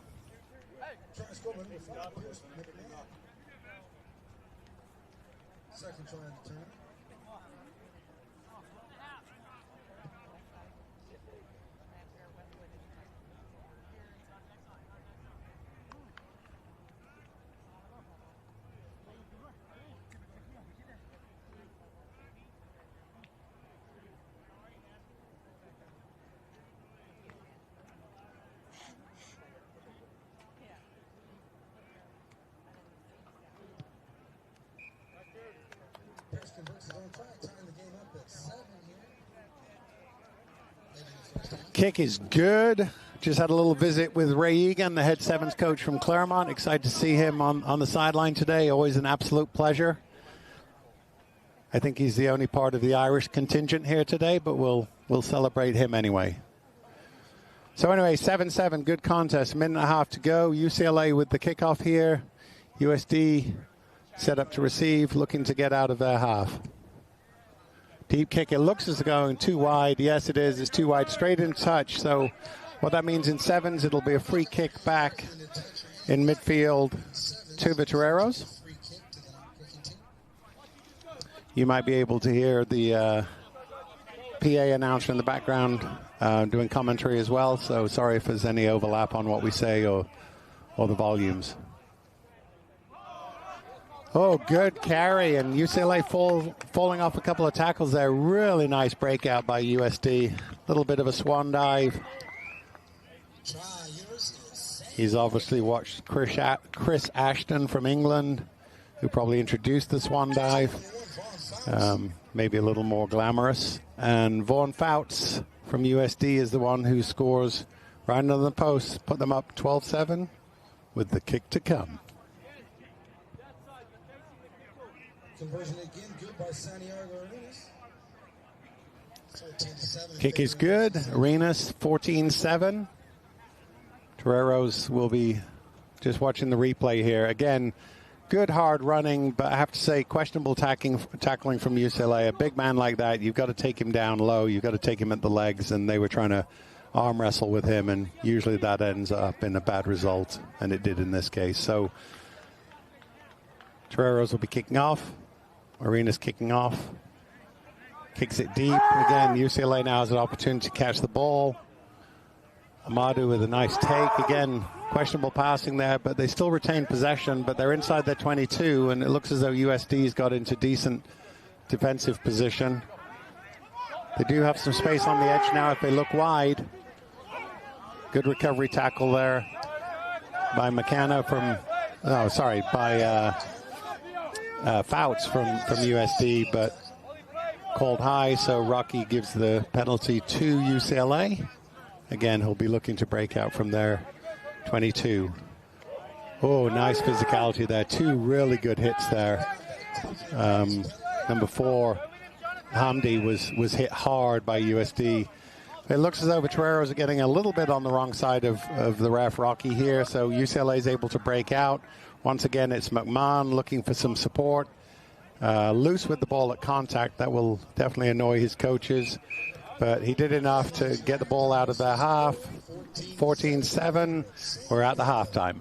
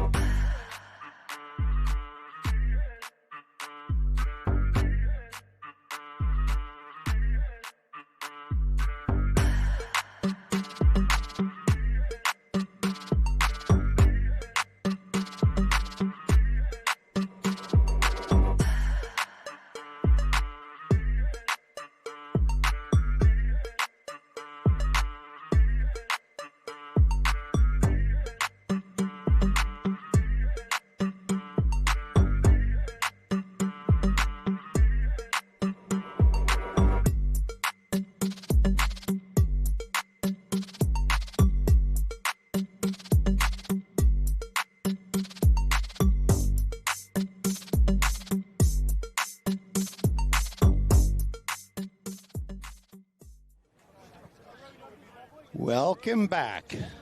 Parents Field, Claremont McKenna, beautiful Claremont, Los Angeles, University of San Diego Toreros against UCLA.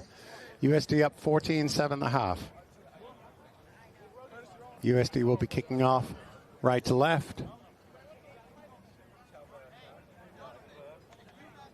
As I said earlier in the match, I think these two teams are very evenly matched up. Really good contest so far. A couple of missed tackles have made the difference. Let's see what happens in the next 7 minutes.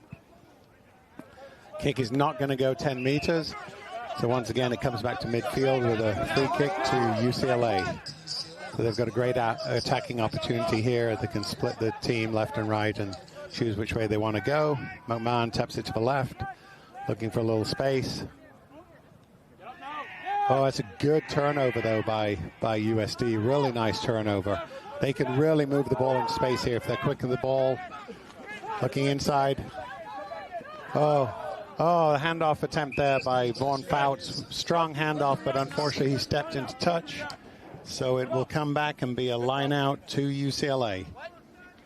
Once again, USD showing how dangerous they can be with ball in hand. And again, very effective at the turnover there. Really nice play at the breakdown by USD. Following this match, we've got You can tell they're a well-coached team. USD back. Defense, Dusty, defense.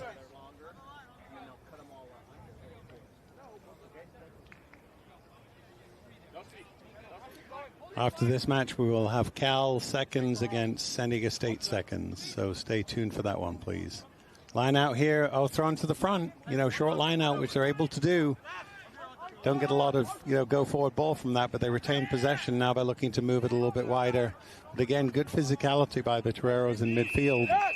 And they actually, once again, they earn the turnover. In this case, they get the penalty. Looking for a quick tap here. Oh, Arenas goes for a quick tap, and UCLA hadn't retreated, which that's the death knell in sevens for you relative to a yellow card. So yellow card given to UCLA. USD already on top now have an opportunity. Up a man and controlling. Arenas moving the ball wide. Going out wide to 15. Don't have a name on 15, but he steps nicely and goes in. Virtually untouched, just to right of the post.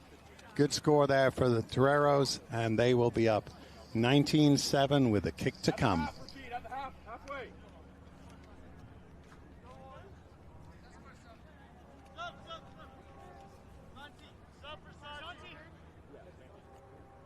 try scored by number 15, which is listed as reserve in my program. So reserve scored the try.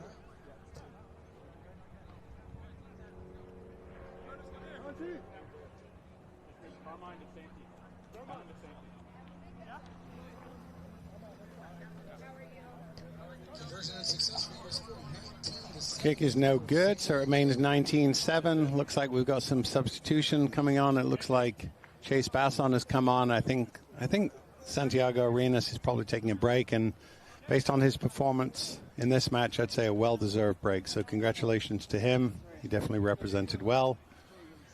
Let's see what Basson can do. He's kicking off, kicks it deep, a little bit wobbly, but it will bounce into touch. So UCLA will have a line out, but right on their 22, and they go quick. They go very quickly. But again, good physicality by USD. Stopped any sort of breakout. UCLA taking into touch, and now it'll be a USD line out. About 3.5 minutes left, so halfway through this half, 19-7 USD with possession.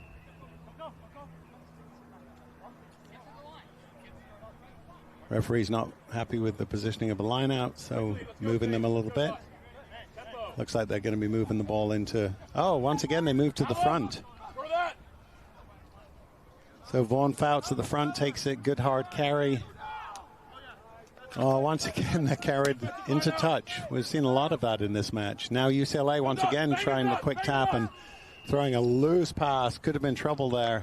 Bit of a hospital pass, in my opinion, for UCLA, but they get away with it. USD was offside.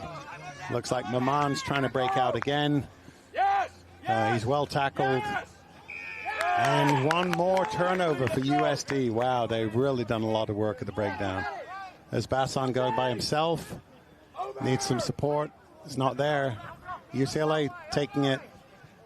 A lot of slap down passes here, but no one in offside position. So Finally, the whistle blows for a forward pass, I believe, by UCLA. So it'll be scrum down, USD possession, a little bit over 2 minutes to go. Once again, as you get towards the last 2 or 3 minutes of the game, you see some tired legs, some tired bodies out there, which is very understandable. USD is making some changes as well.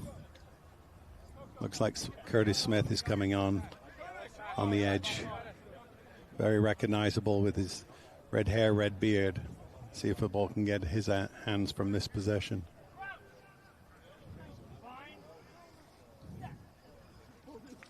Archibald with the put in, nice solid scrum. Little bounce pass, but worked well.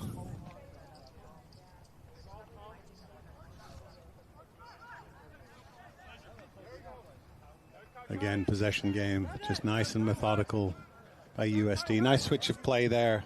Vaughan Faust, nice switch into contact, but very comfortable in contact.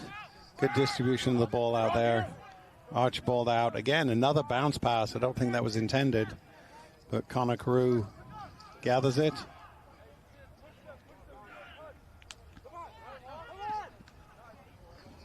Oh, there goes Basson again. This time he's able to break through. Some good cover tackling by UCLA. They didn't give up on the play. That's pretty impressive. Ball is loose, though. Bounces loosely and ends up in USD's hands. Another try to San Diego. 24-7 with the kick to come, and only about 40 seconds left in this contest. So I'm actually going to call this one done and dusted. Congratulations to USD. And I'm sure UCLA will be looking to bounce back for the next game, but what was a fairly even contest for the first, half and a little bit has very much become a runaway from USD. And there's actually the final whistle. So looks like 26-7, I believe. Game is over. Congratulations to both sides. Let's look forward to San Diego State against Cal.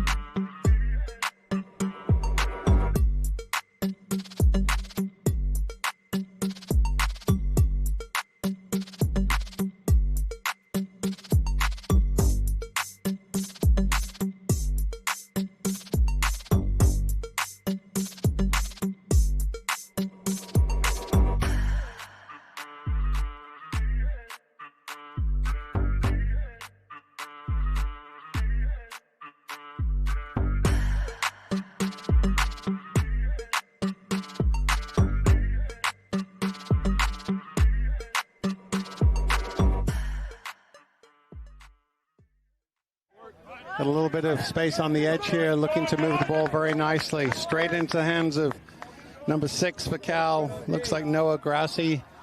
And he goes in untouched. Oh, with a potential late hit by the Aztecs. The ref's not calling it, so 5-0 to Cal with the kick to come.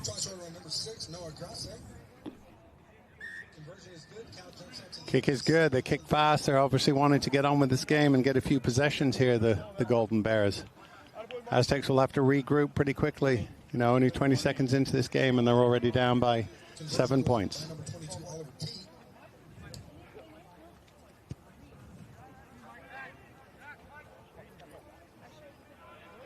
San Diego State dropped the ball from the kickoff, and Cal's kick chase is good, and they go in again. Oh. One fumbled ball by the Aztecs, and Cal takes advantage. They score wide out to the left, but very impressive pursuit there. Don't give up on any play. You never know what can happen with the shape of this ball. Cal clearly knew that and took advantage.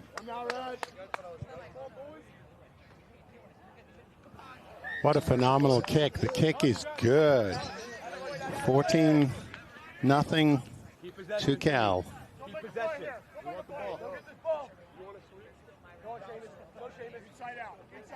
Cal kicking off to the Aztecs here. Aztecs will be looking. It doesn't look as though that ball's going 10. So it goes straight into touch, so it'll be a free kick to the Aztecs midfield. I'm sure the Aztecs have got a nicely designed play here. Rackets.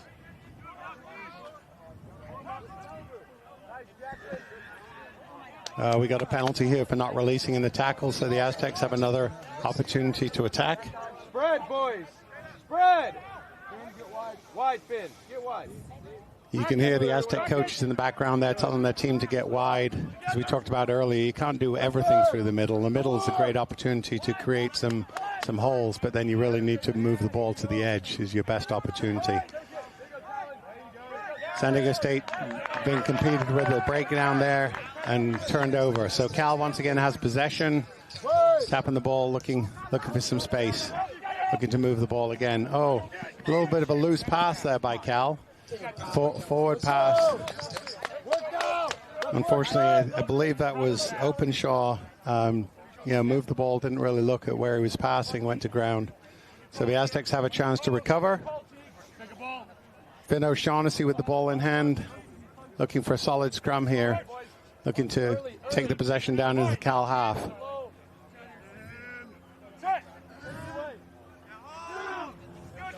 Strong scrum by Cal, but I have to say the Aztecs did a nice job of defending it. Unfortunately, they've knocked it on under pressure, and now it's a Cal possession.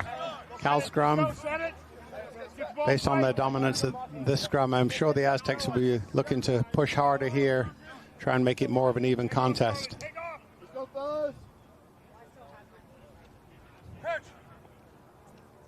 Taylor Jones from Cal, I believe. Oh, I'm sorry. No, I've got the numbers wrong there. My apologies. It's Charlie Van Tress.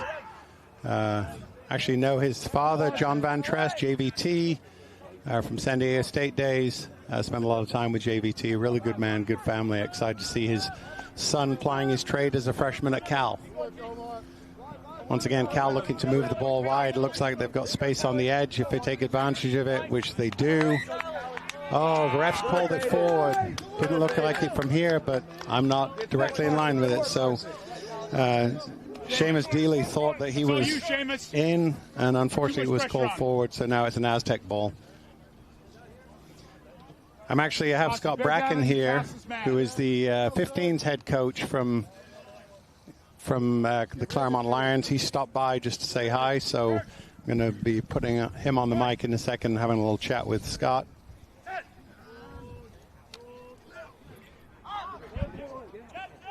Okay, so the Aztecs win the scrum, looking to move the ball into space. Again, really good pressure from Cal, good physicality. They're called again for a high tackle. So, Scott, you've seen a few of the games this morning. Thanks for joining us. What are your thoughts? Let's start with the tournament. What are your thoughts on it so far? Just really well organized, great day, beautiful weather. Awesome to see all these teams out here just getting after it. Speaking of getting after it, there's a big hit delivered by Cal. Big hit. I'm sure that guy will be looking for his ribs. And another big hit there by Berkeley, who are definitely bringing the physicality. That was Oliver Teague with a really nice hit. That's Cal for you. They're going to bring it, that's for sure. Yeah, you can see on that replay, just they bring it every time. You can tell they do a lot of gym work, and they get in good body position to make those tackles. They're athletes. They are, for sure. So we can hold off on the comments for a second. It looks like Cal's breaking away again. So, Scott, I know you're not in charge of the 7 side at Claremont. You're definitely 15s focused. And my understanding, a bit of a late hit there. No, he's not getting a card for it. That's a bit of a surprise. But I know you're spending a little bit of time right now coaching freshman football, I believe, Santiago. So thanks for joining us. So what were your thoughts, though, on the Lions 7 side and what they need to do in the next match to improve? Well, they just need to play rugby. Most of that team is brand new. This was their first taste of real competition. So they're now that they've got their eyes are open as to what's really needed. They just have to step up the physicality. They understand that this is a warrior sport, and they have to play that part. Yeah, I will tell you, I totally agree with that statement. The thing that was exciting for me, in my role with Claremont, was to see your captain, Sam Brown, back on the pitch. What were you thought about having him back and his performance? Well, Sam is one of the best players we've ever had come through here in 15 years. Not just on the field, but just his leadership, just everything about him. And it's a huge boost, not just to the program itself, but for all the boys to see him out here and take his lead. And you can see him, everything he does, he leads from the front, and that's massive, especially with such a young group that we have. They need that. Yeah, absolutely. So sorry about that, but Cal goes in again. Number 13, Massey Coy, really nice try. Again, Cal they seem to do everything well. I used to use the term brilliant in the basics. Scott's heard that from me 1,000 times. And that's Cal. They're brilliant in the basics. I will tell you, playing against San Diego State Aztecs, Scott Bracken is an alum from San Diego State. Only a few years ago, right, Scott? Yeah, about 32. Okay, about 32 years ago. But Scott was a phenomenal player, loose head and tight head, mostly loose head prop for the Aztecs. And then applied his career way beyond that with Ombak in San Diego, with Belmont Shore up in Long Beach, all the way to the U.S. national team. So really proud of him for doing that. And having him around the Claremont program for 15 seasons now has really changed this program.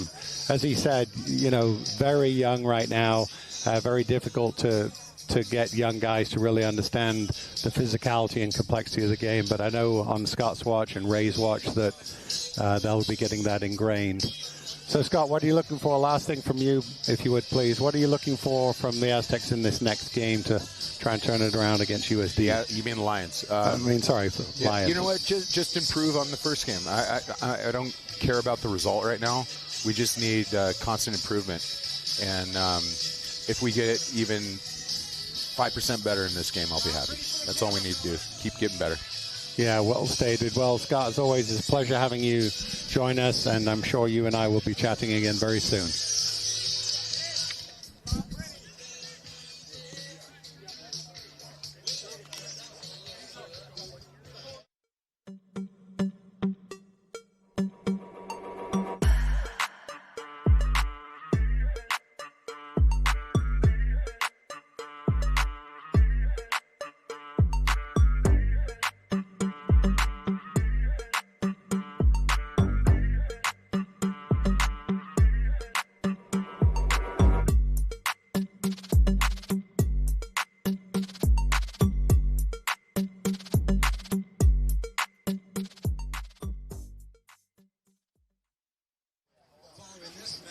Welcome back. Thanks, Scott Bracken, for joining us. Sorry to take away from this current match. 26-0 to Cal at the half.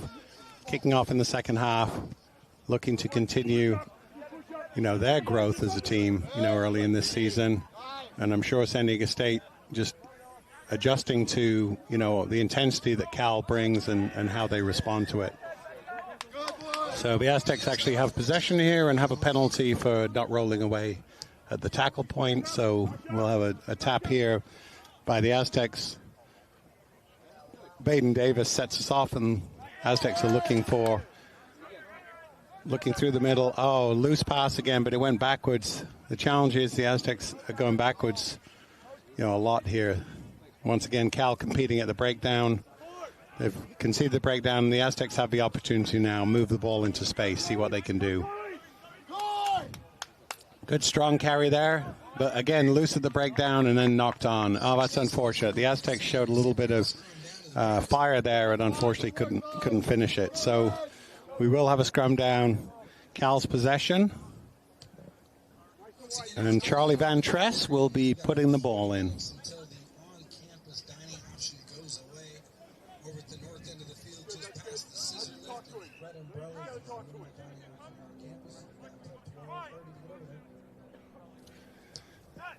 Okay, just a minute and a half in. Cal scrum. Van Tress about to put the ball in. Refs reset it. So we'll have a reset of the scrum here.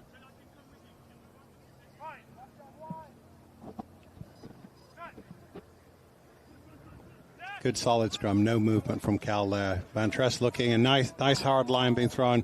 Oh, once again, we see a bit of a loose pass there from Cal. It definitely went forward. And I'm sure that the Cal coaches, Tom Billocks and Jack Clark, will be looking at that. I believe that was Massey Coy with the pass. And clearly, if they tighten up that pass, they have the opportunity to get in on the edge. But credit to the Aztecs. They're continuing to fight. They've got a ball deep in their half and looking to explode out.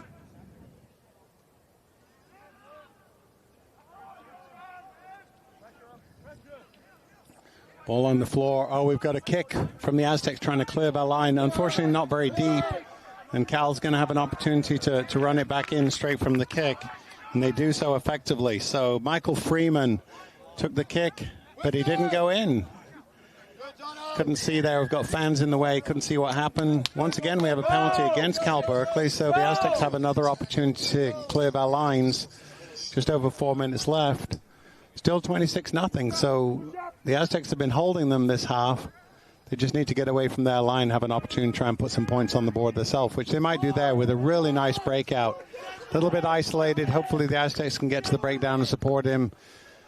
Cal should be penalized there. Yes, they were losing their feet. So another penalty. So we've had 3 consecutive penalties against Cal. They definitely need to clean that part up. And the Aztecs looking to exploit it. Nice carry by Lyons. But once again, he's turned over. Very quick on the ball. Not enough support from the Aztecs.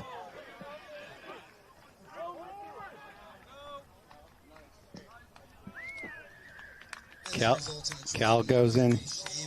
Dealey again with a nice score. The big man, big shock of blonde hair. Beautiful carry there. Was able to run through the Aztec defense. Once again, we can see how quick Cal is on the ball at that breakdown in the replay there. And then Dealey definitely takes advantage. I'll be really silly here and saying there was no dilly-dallying by Dealey. So that's probably probably worthy of getting me on the World 7 circuit. No dilly-dallying by Dealey.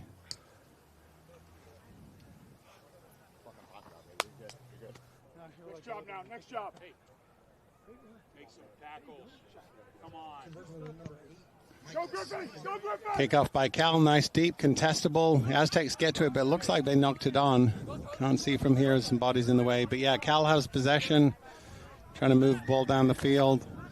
We've actually got a call against the Aztecs here for not releasing in the tackle. If you have a tackler, you tackle the player, bring him to ground. You have to release him before you make your next move, and clearly they're not doing that in a few situations. We have a nice wide ball out there. Oh, very nicely played. You know, great catch from Weingart on the edge, and he just pops it back inside, you know, to his teammate, to Freeman. So Weingart to Freeman was great, the combination there, and they put another 5 points on the board. 38-0 with the kick to come. Really beautifully back inside. Look at that replay. I mean, Freeman just had to catch and run. Weingart had done the heavy lifting there. Really impressive. Kick is up, but it's signaled no good. So 38-0 with a minute and a half left.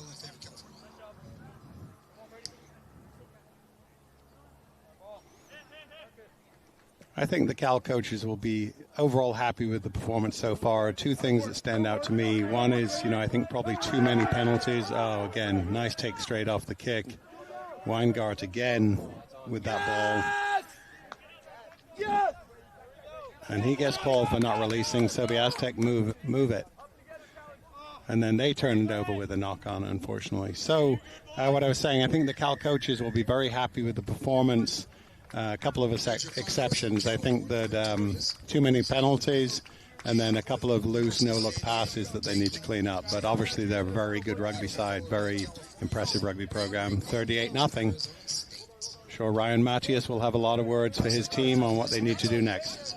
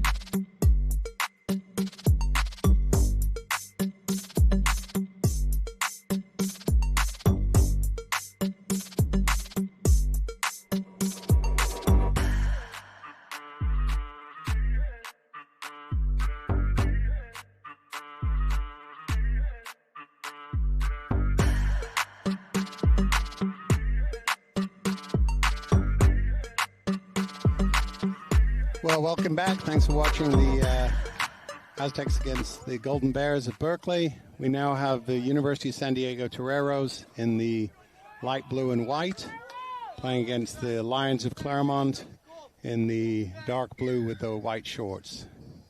Look forward to a good contest. This is USD's first game. Big kick, but it looks straight out, so it'll be a free kick to the Lions in midfield. Let's see what they can do with this. Obviously, Claremont, as Coach Bracken had said, a lot of new players was struggling really with the pace and competitiveness of first game. I'm sure they've learned a lot under Coach Egan in the break. It's USD's first game, so we'll see how they perform. But Nick Laskowski with the tap for the Lions. Moves the ball to Mate. Nice wide ball out there. Nico with a good catch. Again, good contest to the breakdown. Sam Brown has it. Back out to Mate. He'll be looking to do some damage. Again, there goes Laskowski. Two Cal players. High tackle there by Cal, so it'll be a penalty to the Lions.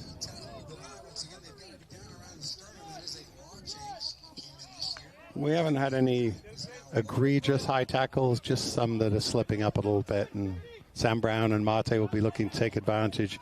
Good carry there, good offload. The ball went backwards and then was knocked on in the second phase by the Lions.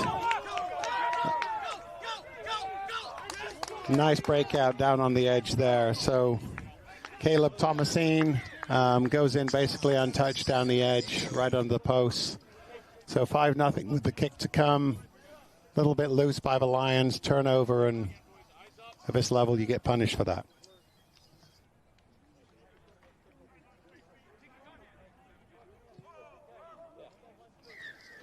Kick is good, 7-0. Thomasine actually comes to the University of San Diego out of Cal Berkeley. He's a graduate student, I believe, down in San Diego.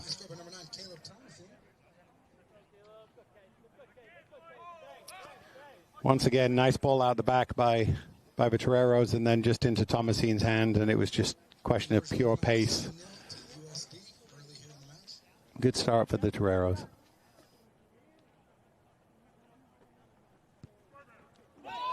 That's a nice high contestable kick. That looks like USD's won it, and it comes straight into Thomasine's hands. Oh, Sam Brown does a really nice job of recovering, and that will be a penalty against Thomasine for not releasing. Again, Sam Brown, as Coach Bracken said, showing what he's capable of doing. Now we'll see what Mate can do. Back inside Sam Brown. Again, good physicality there by USD. One thing you notice with USD, they always bring the physicality. Every single tackle, every single game. And that results in a knock-on, and USD will have the put-in.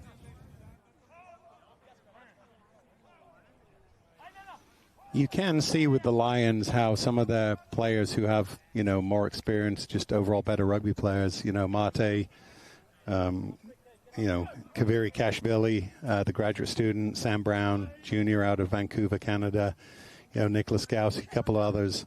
They just need to put some more piece parts around those guys, and I think they could be a very good rugby program. They get penalized here, I think, for offside at the scrum. So Thomasine will have the ball, puts it down, and they're deciding what to do here. Lions will be on the defense.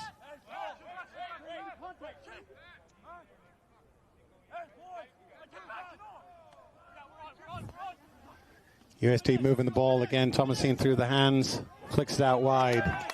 Nice over-the-top ball.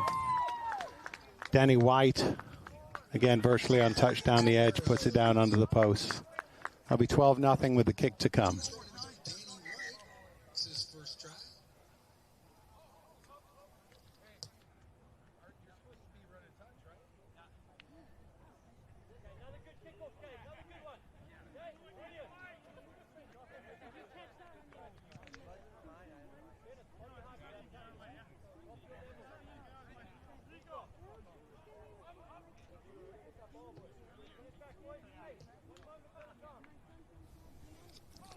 There's the replay. You see again, just changing direction. Out to Thomasine, over the top, number 3. Nobody even close to him. Closest defender, Nico Ortiz, couldn't even get a hand on him. So the Toreros will be kicking to the Lions.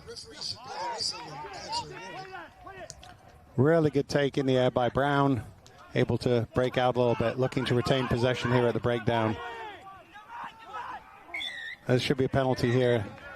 Looks like there's going to be a card here. Oh, wow, there's a card to number 3, Danny White, the try scorer, just got carded, I believe, for slowing the ball down illegally. So he will take 2 minutes in the sin bin. And this is where Claremont will be looking to create some opportunities with a 7-on-6 for the next 2 minutes. Nick Laskowski with the ball in hand, looking for a solid scrum, trying to create a platform here. Get it out some of the danger men. Ball came straight out of the tunnel and actually penalized against the Torero. So once again, we have a free play for the Lions. Lasco looking for opportunities out to Sam Brown. Looking for some space. Little cut line from Mate, but Brown goes alone. But again, good work at the breakdown to retain possession. Mate taking it now again, looking for support. Oh, loose pass. Loose there by, it looks like Luke Laskowski, the number 10 from USD. Looks like Lucas Troffer. Yeah, Traga just took advantage of, ball on the floor there by the Lions and nobody there to defend. So once again, just the basic, what we call schoolboy errors are really coming back to bite Claremont. You got to be stronger in contact than that, stronger in possession. I'm sure I'm preaching to the choir with Coach Egan. Kick is up, but it's no good. But USD retaining a 19-0 lead with about 20 seconds left. So I'm sure Claremont will be looking to see if they can do anything to gain some momentum going into the second half.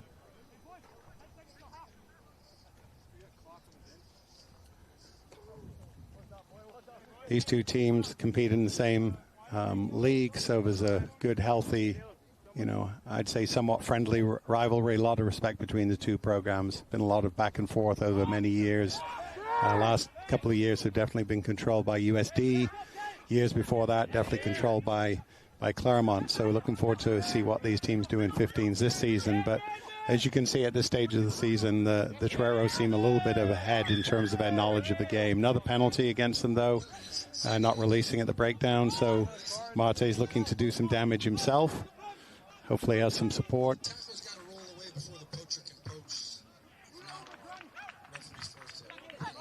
The challenge I see right now with Claremont is they're very congested. They're very much in the middle of the field. They're not able to effectively move the ball to the edge, which is what they need to do to try and exploit. And they need to really take advantage of that. So we've got a nice breakout here from Brown. But again, good physicality by Josh Butler from USD. But they're retaining possession, which is good to see. Nice ball out the edge to Nico, and they knock it on. And that's really been a bit of the story of the day for the Lions. Takes us to halftime. It's 19-0. A lot of work to do for Claremont. Really good half by the Toreros. One thing I'll say is, speaking to Coach Egan and Coach Bracken, I know they're missing several of their key players. A lot of students from Claremont McKenna do study abroad in the fall, because it's really preseason for rugby. And I can tell you that those guys would make a huge difference to this team. But, luckily for them, they'll have them back in the spring.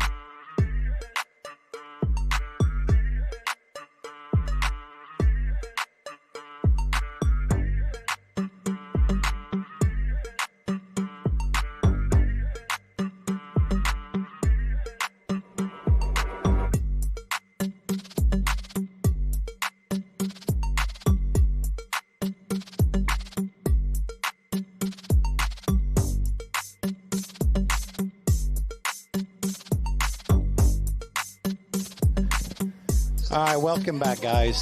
Second half about to begin. Sam Brown with ball in hand. Again, I'm sure that Ray had some, challenging words for the boys at halftime, and let's see if they're able to pick it up in the second half. USD definitely in control. Deep kick, nice deep kick. But well taken by USD. Moving the ball nicely, really moving the ball through the hands well, looking for an edge opportunity, which they've definitely got. Able to fend off the defender. Again, Sam Brown seems to be doing everything for the Lions right now. Needs some help around him, but USD again moving the ball well. Moving out to the edge. Really nice solid tackle. Danny White tackled well by Kaviri Kashvili. But USD again retaining possession. Can't see what's happening right now. Fans in the way, but it looks like it was knocked on there by USD. And so it'll be a Claremont ball, deep in their 22. But again, they've got possession. I'm sure that Sam Brown will be looking at the team and seeing where there's an opportunity to try and attack.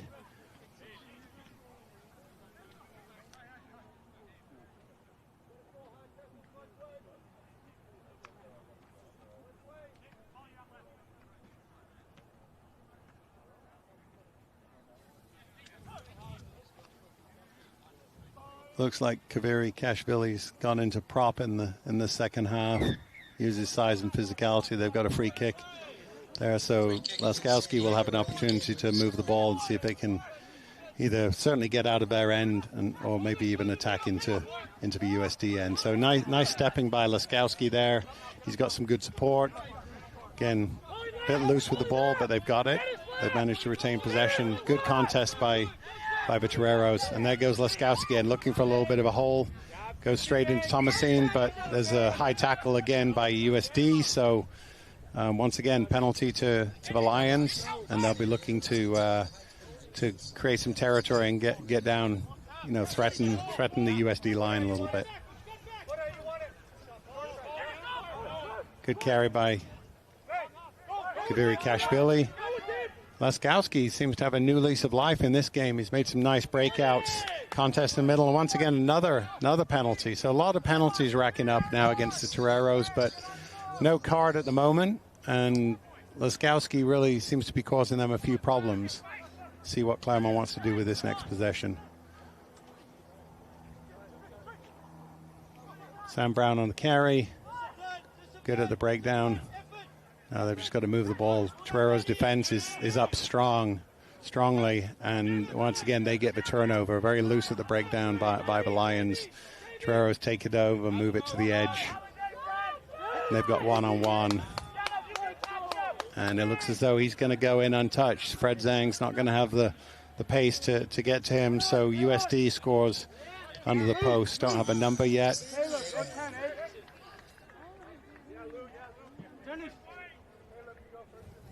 Okay, that was number 12, Josh Butler. So kick to come, 24-0, kick to come.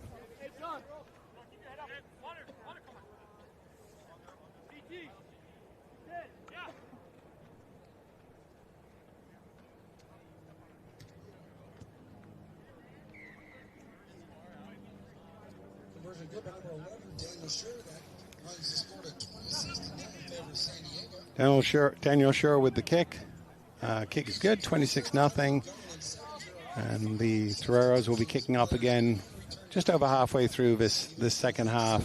Very much a one-sided contest right now. USD is definitely dictating all terms. Their physicality in the tackle, their competitiveness at the breakdown is really causing problems to the Lions. And Lions are relying too much on one or two individuals. They need some more players to step up and really perform at this level. You can't be a 2 or 3 man team against a very good 7-man team. Ball goes in touch, and it will be a Lions throw, so we'll see what they can do from this next set piece.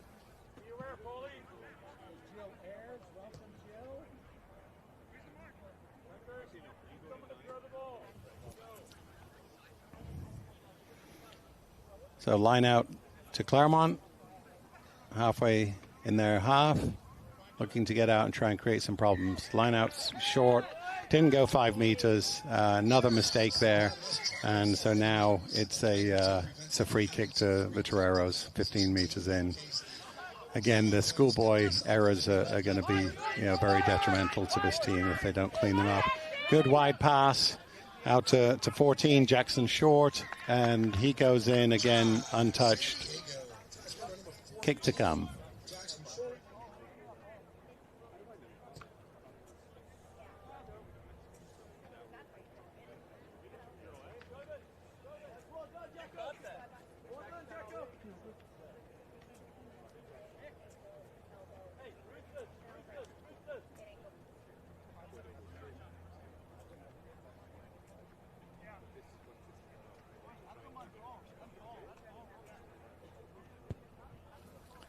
Kick is up and no good, so it remains 31-0 to USD.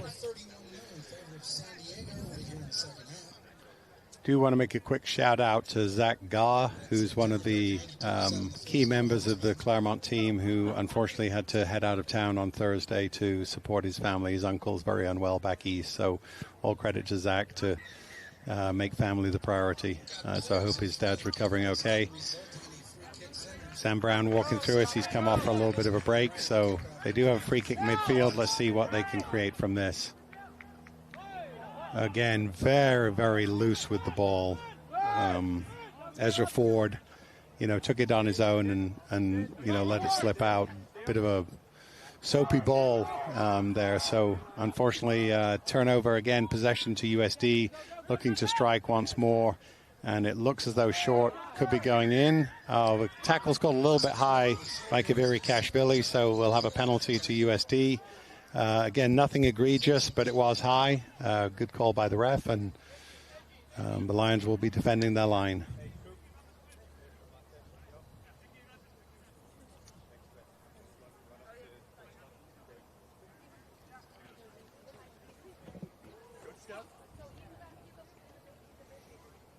A little bit of a switch play there.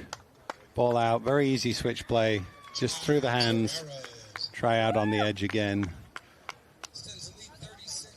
That's full time, 36-0, and time is up. So kick to come, but another long 14 minutes for Claremont. We'll try and get a word with Coach Egan, just to get a quick breakdown from him on his thoughts and the stuff that he's trying to work on with these young men. Phenomenal young men, phenomenal coach, but they've got work to do. It's a 36-0 final, so congratulations to University of San Diego.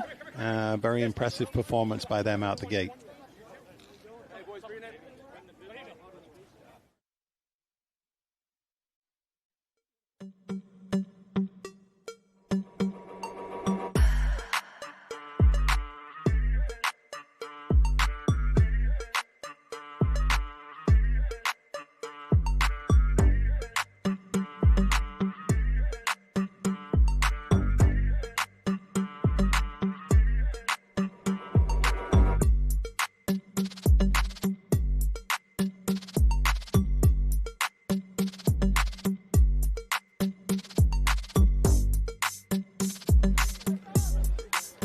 Okay, well, welcome back. Just so you know, the next game is Cal Berkeley Golden Bears against the Sun Devils of Arizona State.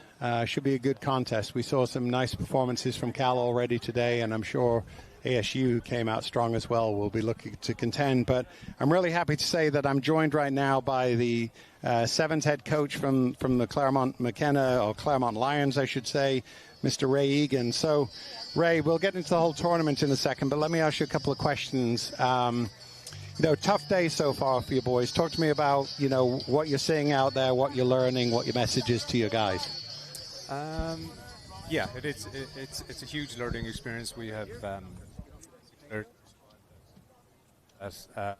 haven't really played a huge amount of sevens, so we're in a rebuilding phase with this. We have some quality players like Sam Brown and Mate and guys like that, Nick Glasgow, but we need to get the support staff up around them a little bit better. We're really kind of just creating our own errors rather than teams beating us. So Nothing too worried about, but just looking forward to the opportunity of learning and getting better from tournament to tournament. So it's a harsh lesson sometimes, rugby.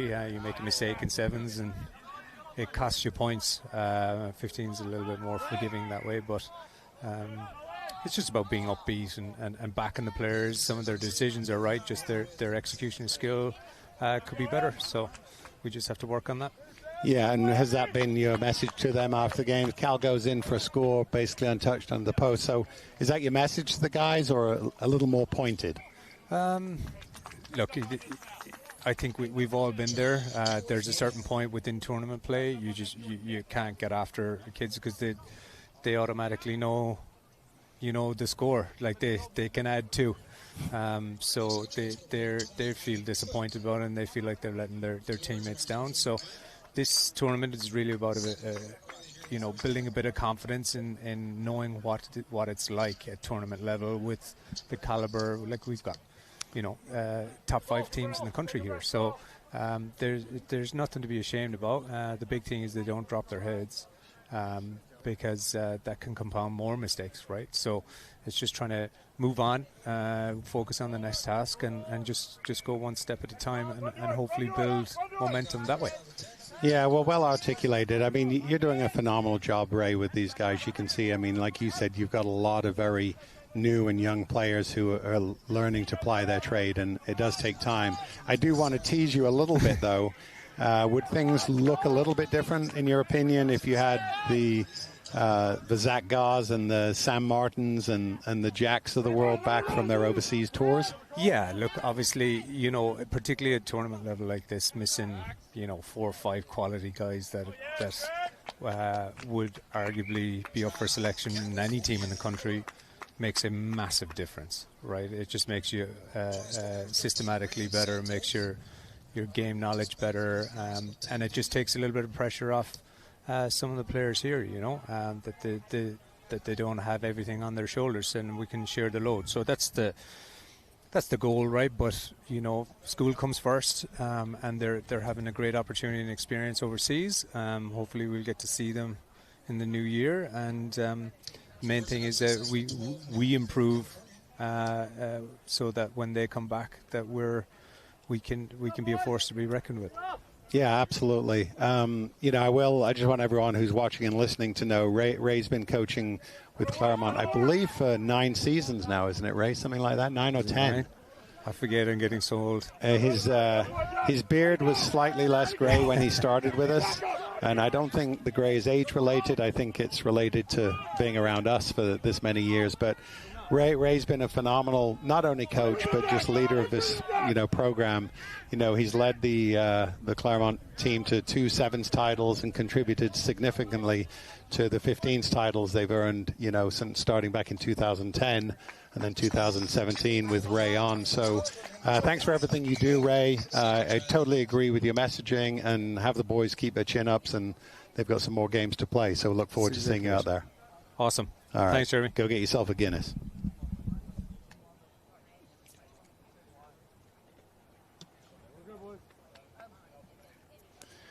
Okay, well, thanks to Ray Egan for joining us. It's always a pleasure. I actually got to have the pleasure of seeing Ray last night. I went into a bar to get a nutrition shake, and he was actually sitting there having a beer, so persuaded me to join him for a quick beverage, which we enjoyed, and definitely enjoying the day out here at Parents Field at Claremont McKenna. Beautiful day, and again, it's just a pleasure to see him working with these young men and encouraging them, because there's nothing like a big loss and then your coach getting down on you, which happens with too many coaches, but that's what makes him a class coach. So anyway, back to the action here. Sorry about the deterring from the action, but obviously Cal very much in control at the moment. 19-0, really strong first half, and now they're back in possession and moving the ball once more. The defense looks fairly fragmented from ASU, and Cal, they get the penalty for a high tackle here, so a quick tap, and they've got some numbers to move it out wide, which is what they're looking to do. Very nice, very easy pass out to the edge there, and looks like Cook, puts another one in. Emmett Cook. So 24-0 with the kick to come. And actually, no, he's called it forward, so no try. Okay. I think I've been looking at this screen for too long. No try. So ASU has the ball and have the opportunity to clear the lines a little bit. Cooper Baines looking to put it in, try and win the scrum, which they do. Very nice, competitive. And then a bit of a clearing kick. There's no sweeper there from Cal. ASU's got some pace there. Looks like it's going to be a good contest. Oh, very, very nicely done. Yeah, Cal gets back there beautifully. Michael DeBeer, you know, not only getting back, but then also securing possession. Nice offload to give Cal another opportunity. Quick ball, ASU flying up, but didn't make the tackle. Got to be careful with that. They get a little bit isolated. Cal looking to expose them from that isolation. Once again, back inside. Going in again. I think it's Brian, I believe. No, it's Solomon Williams. So, great score. Again, what you see is ASU's a very nice team and nicely coached. You can tell that Peter Hugo does a really good job with them. But what you see is just the gulf in class between programs like Cal, varsity program, I believe 65 players on their roster, you know, perennial national champions in both 7s and 15s, you know, world-class coaching with Jack Clark and Tommy Billups, and, you know, some, you know, either world-class or certainly U.S.-level class athletes on their team, and that shows. So not much else you can say about it. Kick isn't great, gives ASU an opportunity. Loose ball on the floor, so ASU keeping the ball alive, moving it nicely.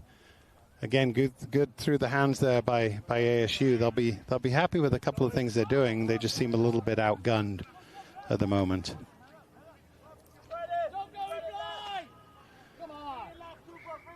Probably just heard that call there from the ASU sideline. Don't go inside. You're running into trouble more often if you go back inside versus looking for space on the edge. So we're at halftime, 26-0 to Cal. Quick break here, guys.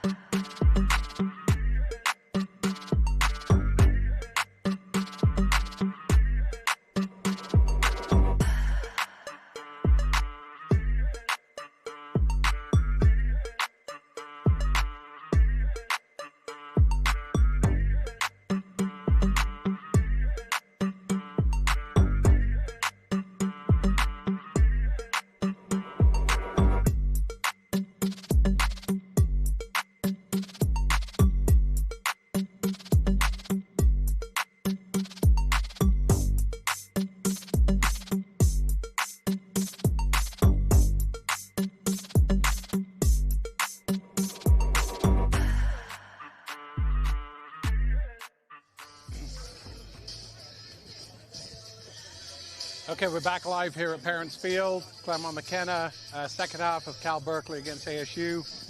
Dominant first half by Cal, 26-0. We'll see what the next 7 minutes holds in store.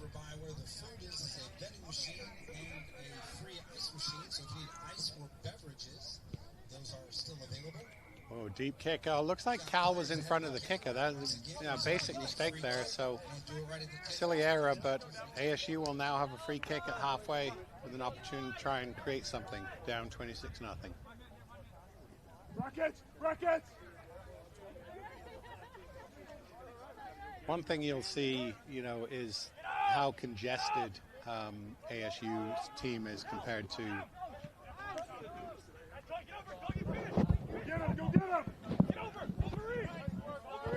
Sorry about that, guys. Having a bit of a mic issue here by me. Apologize for that. But yeah, all you just see is that the shape, both on the attacking side and the defensive side, that Cal has is vastly different to UCLA.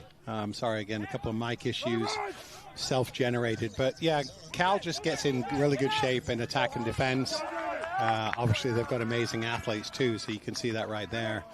Just running right through the middle. So David Haas with a beautiful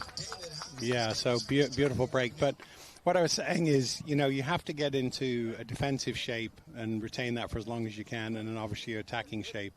And as soon as you lose that shape on either side of the ball, it creates problems for you. And I think today what you're seeing is the good teams that we've seen so far, Cal, UCLA, and then USD, tend to keep their shape more. They tend to bring more physicality at the breakdown, be more decisive on whether they want to compete or not at the breakdown, and that becomes the difference. So Cal once again kicking to ASU, 33-0, about 5 minutes left.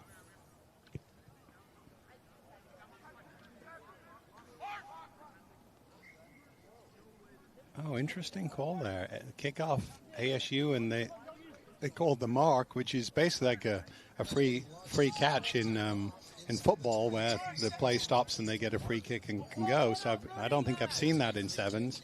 If I have, it's been many, many years. But they obviously had a reason as to why they did it, and so far I'd say it hasn't really paid off for them.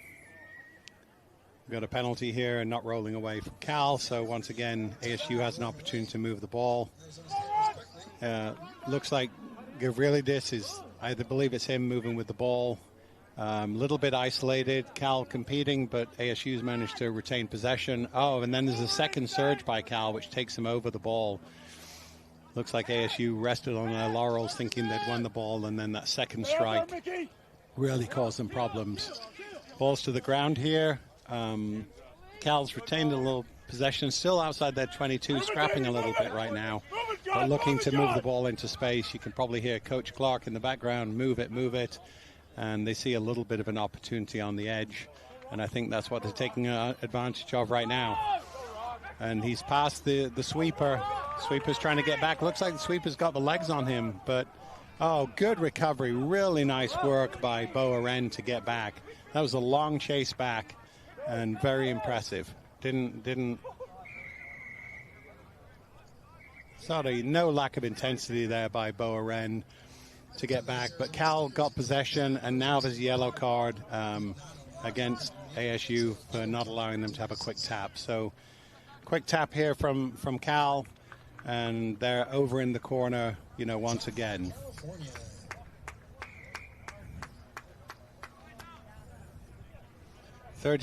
38-0 right now to Cal with the kick to come. And again, they have a man advantage for the next 2 minutes, while number 2 from ASU, Pierce McNamara, out of Tipperary, Ireland. Oh, we have a fellow Ray Eganite here, so we'll have to make sure that Ray meets Pierce McNamara and they can talk in each other's language. So the kick is up and good. There's the replay. You see again, it's just a quick tap, one bounce pass, maybe not planned, but worked effectively, and then they're in the corner. Take a breath, David. Take a breath.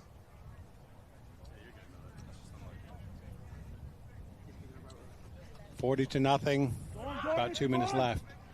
Kick drops in, little bounce, and it becomes an ASU line out just outside their 22.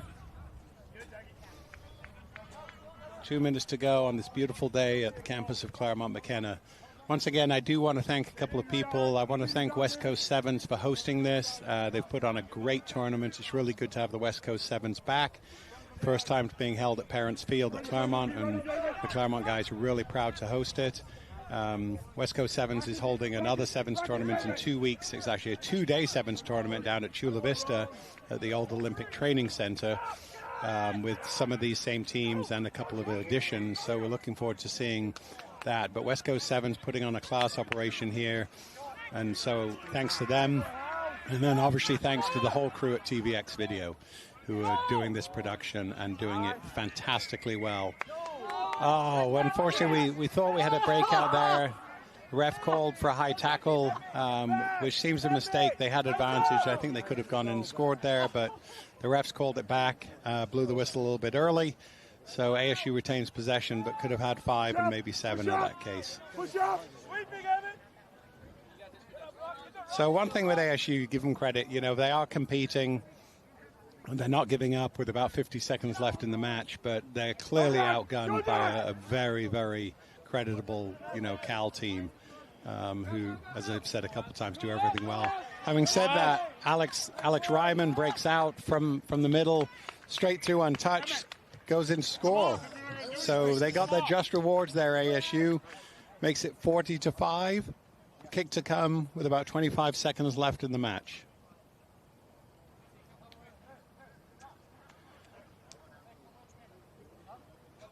This, depending how quickly they kick it, could be the last play. No, he puts it up, so let's see what the referee's decided. He's decided enough's enough. 40-7 is the final score. Cal moves on. Impressive performance, and thanks again to West Coast 7's, the TVX Video crew. We've got a lot more to come. Going to take a small break right now.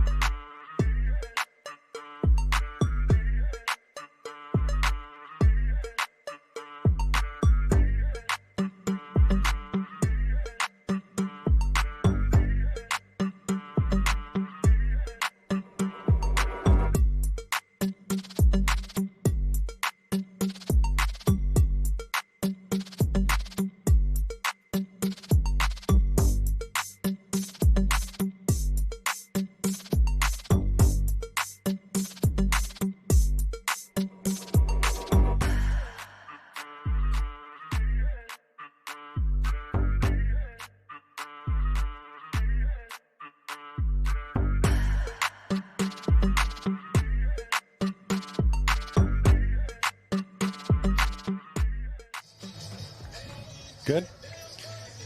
Well, welcome back, guys. We have another game coming on in a second. The next match, we've got San Diego State, second side against University of San Diego, second side. So we've got a little bit of a San Diego rivalry, but I'm going to hold off on the commentary for a minute while they kick off because I'm blessed to have been joined by Mr. Mate Kaviri-Kashvili, who is as I said earlier in the broadcast, he's here as a graduate student at Claremont Graduate University.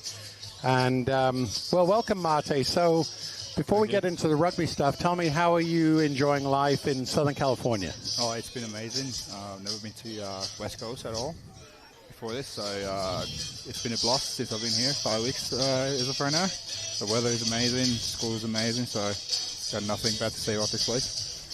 Yeah, it's hard to beat this, isn't it? 84 degrees, it's beautiful out here. Great. So tell me, what brought you to the West Coast? You came from, I said earlier, I think Kutztown with Doc Jones, correct? Yes, so when I was graduating, I was looking for schools that offered good academics, and I wanted to play rugby as well. And Claremont was the best choice that I had, because again, weather, school is amazing, rugby program is very, very big and it has a lot of history, so that's what I was looking for, and then it was an easy choice for me.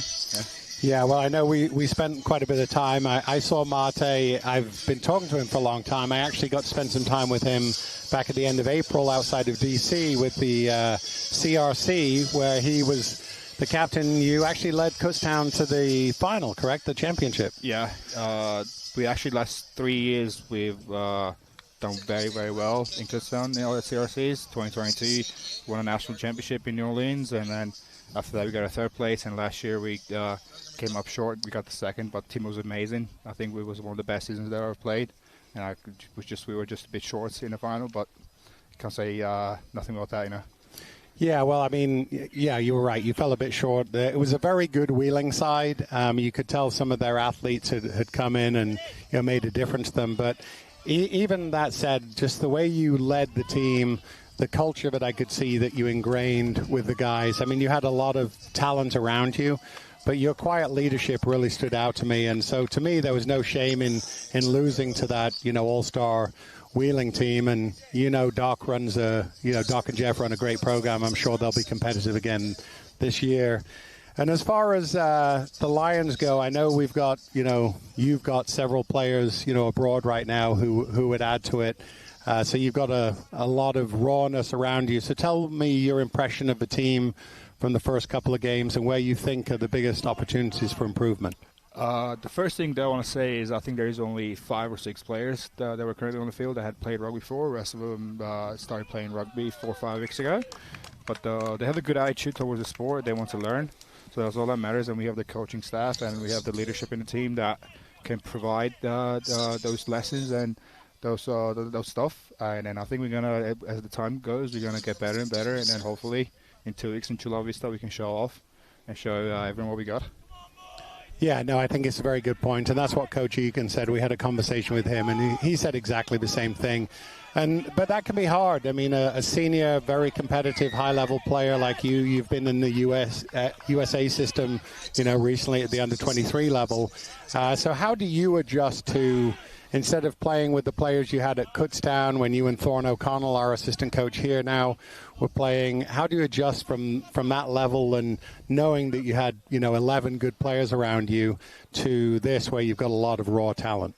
Yeah, the thing is rugby is a team sport, so it doesn't matter if you're on an all-star team or if you're the underskilled team.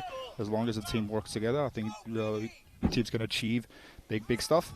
So again, I've been the system type of player throughout since I started playing rugby, and then I never had that superstar talent or superstar show off. Rather than I just follow the system well. So as long as we have a good system and the guys are on the same page, and everyone knows the system, I think we as a team will do good. Yeah, really well stated. So I do have to ask you something. That doesn't sound like a Pennsylvania accent from Kutztown. So where is your accent from? So got a story. When I first came to States, didn't speak any English, and then first couple of years in Kutztown, I was surrounded by too many foreign talkers and then foreign funny talkers. So I kind of picked up their accent and then learned from Thorne here from South Africa. Some of the guys there are Brits and Irish and all that stuff. So I kind of have a Mate accent now, which is a mix of everything. Yeah, you very much come across as, if you were a dog, you'd definitely be a mutt, correct? Yeah. Yeah, well, I will tell you, Mate, it's great to have you out here. I mean, I hear this, I say this a lot relative to Claremont and the people around here. Mate, just so everyone knows, he's a far better man than he is a better rugby player, and that tells you something because he's a really, really phenomenal rugby player. So I know the coaches, Scott and Ray and Thorne, are excited to have you as the program.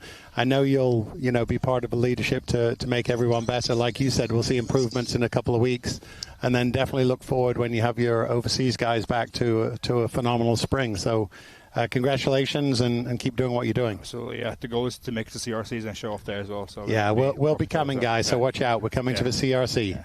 Nice. Thanks, Mate. I appreciate it. Thank you. So Mate Kaviri-Kashvili, thank you for joining us, Mate. It's great to see him. As I say, great young man. Great addition to the program. So while we were, doing that interview, USD went up 7-0. Looking to break out a little bit more here. Oh, he's got through a tackle. He's just got to back himself a little bit. And he's throwing the ball back inside. He's passed it back inside a little bit loosely, but passed him back inside. And USD has put another one on the board. So, really impressive performance. It looked like that was reserve. So I don't know who reserve is, I believe. We don't have a name for it, but yeah, very, very good breakout there by, as you can see, breakout. Loose pass back inside, but it stuck. So, kudos to the Toreros, and they go up 12-0. Missed the kick, so stays 12-0.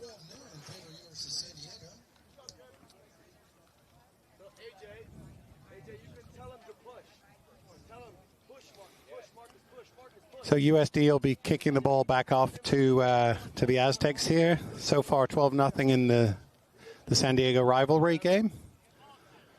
Still 1:50 left in this half, so plenty of opportunity for the Aztecs to get some traction back in this match. Kick is deep, but very isolated, so good opportunity for the Aztecs. Looks like Omar got a carry. Oh, looks like we got some trouble here. There was a penalty called against USD, and then something happened. I don't know if it was mouth or if he just wasn't 10. I think he wasn't 10. So he will spend 2 minutes in the naughty boy chair. So giving the Aztecs an opportunity to go 7-on-6 and try and create something. Again, some nice physicality there by the Toreros. Seem to be what they're known for. But once again, they're called for a high tackle. So Aztecs retain possession. And Baden Davis looking to try and create something. Woolery with a good carry. Looking for support. Oh, there's some support there. That's very nice. That was Josh Bond in support. Oh, they could have moved the ball. Finn O'Shaughnessy decided to hold on to it. Could have moved the ball there to the edge and didn't do so. And I think that could have been a try. But anyway, that's the game of rugby. So looking to hit the edge on the right side. Again, big, strong carry, but they're turned over by USD, who now get a penalty for not rolling away. So all that effort, few seconds, good seconds of possession, come to naught, and Toreros will have the ball with about 14 seconds yet left until halftime. I don't think they're going to settle for this lead. I think they'll be looking for another opportunity. So, and now we have a penalty against the Toreros. The ref's telling him not to lead with his forearm, so it looks like Dustin Braun led with his forearm, and the Aztecs got the penalty, but the ball ends up in touch. It's halftime, a little bit scrappy there at the end. 12-0 to USD, 7 minutes to come.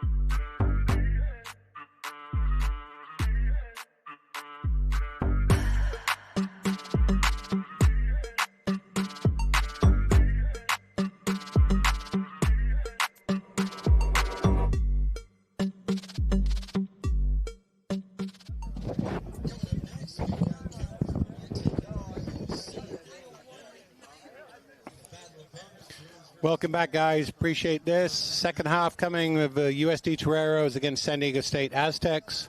12-0 at the half. Aztecs need to find a way to get some grip on this game because it's been fairly one-way traffic so far. Scoreboard doesn't really show the dominance of USD. Kick is deep. Once again, good strong carry. Not a lot of options. Needs to have some good support. But I do have to say, I think, number 8, Marcus Harmon from the Aztecs is really carrying well. Perhaps not getting enough support. Still looking to break out from their 22. But once again, USD, their physicality, their ability to break down, looks like it's resulted in another turnover, which it has, and now they've got a penalty for offsides against the Aztecs. So once again, hard tackles, breakdown work leads to turnover.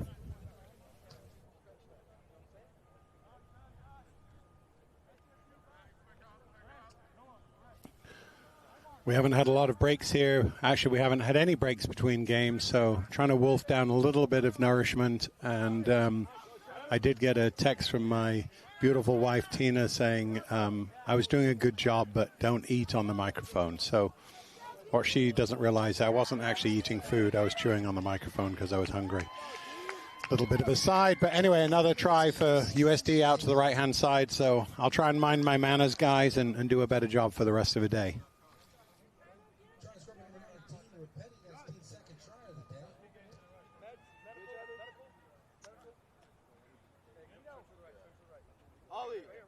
Ollie, I think Trevor needs a sub. Trevor needs a sub. Come on, yellow! Come on, yellow! Kick is up and good. Nice kick there. So we have 19-0 to University of San Diego.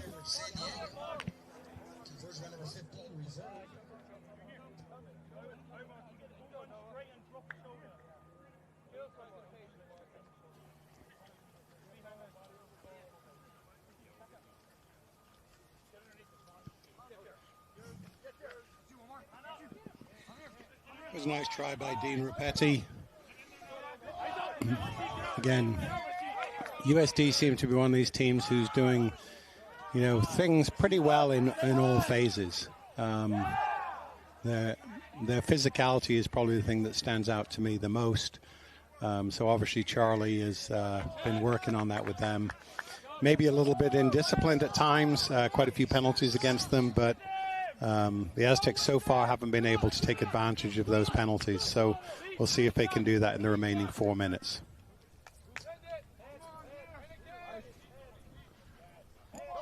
Little bit of a hesitant carry by the Aztecs. Oh, we have another high tackle. Oh, we could have another card coming.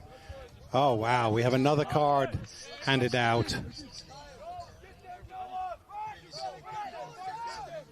So that was Rashid Bajabia Miller, I believe, who got the card. And the Aztecs take advantage, moving the ball out wide to the edge very, very quickly and very effectively out to Marcus Harmon, who goes in for a fine score. Nice bounce back by the Aztecs, make it 19-5 to the kick to come. Still 3.5 minutes to go, so even though USD has been in control of this game, it's definitely not done and dusted, as they would say.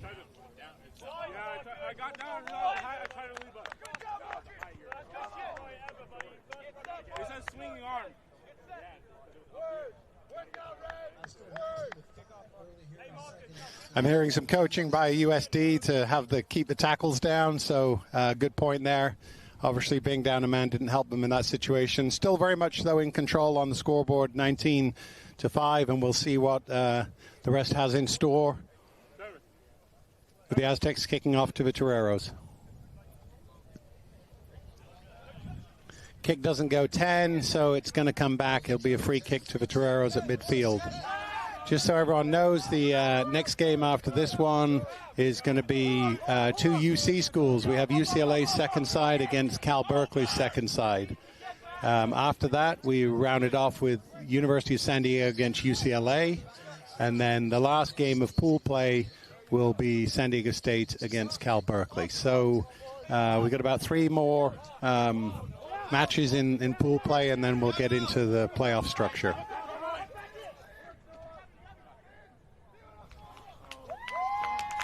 Once again, really strong carry.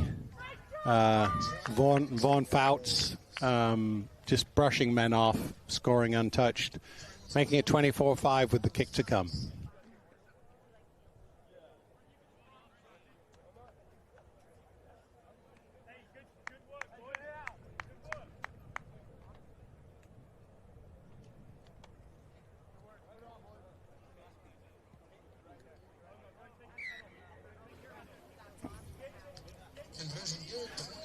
The kick is good. Here's the replay. You see one strong carry, just fends off a couple of people, some loose tackling by the Aztecs, and the result is, 7 points. Again, in sevens, you just get exposed. You miss one tackle, bad things are happening. You miss 2 tackles in a row, then devastation can happen, and that's what happened in this case. So Toreros kick it off. Nice high contestable kick. Number 10 from the Toreros comes down, going after us. That's Connor Carew. Nice competitive tackle. Aztecs are still retaining possession, but they're fairly deep in their half, so they need to make some strides, look for some space. Slight high tackle again by USD. I'm sure the USD coaches will be talking about that in the break. The penalties are definitely detrimental to their cause. But the Aztecs so far haven't been able to take advantage of it. We're under a minute left in this game, so I'm sure that Ryan Matias and the San Diego State coaches just looking again, we've said this earlier, to finish on a high. And it actually looks like they're going to do that. So really nice breakaway. Number 4 there, Donald Lyons. I think he's going to get penalized maybe for a double move. No, he got tackled and actually knocked the ball on. So Torero's ball, 12 seconds left, and they do a quick tap. Oh, no, he's not allowing the quick tap, so it's going to come back. But, great break. Just didn't quite have the legs or the gas to finish it. But, again, credit to the Toreros for fighting back and not giving up on the play.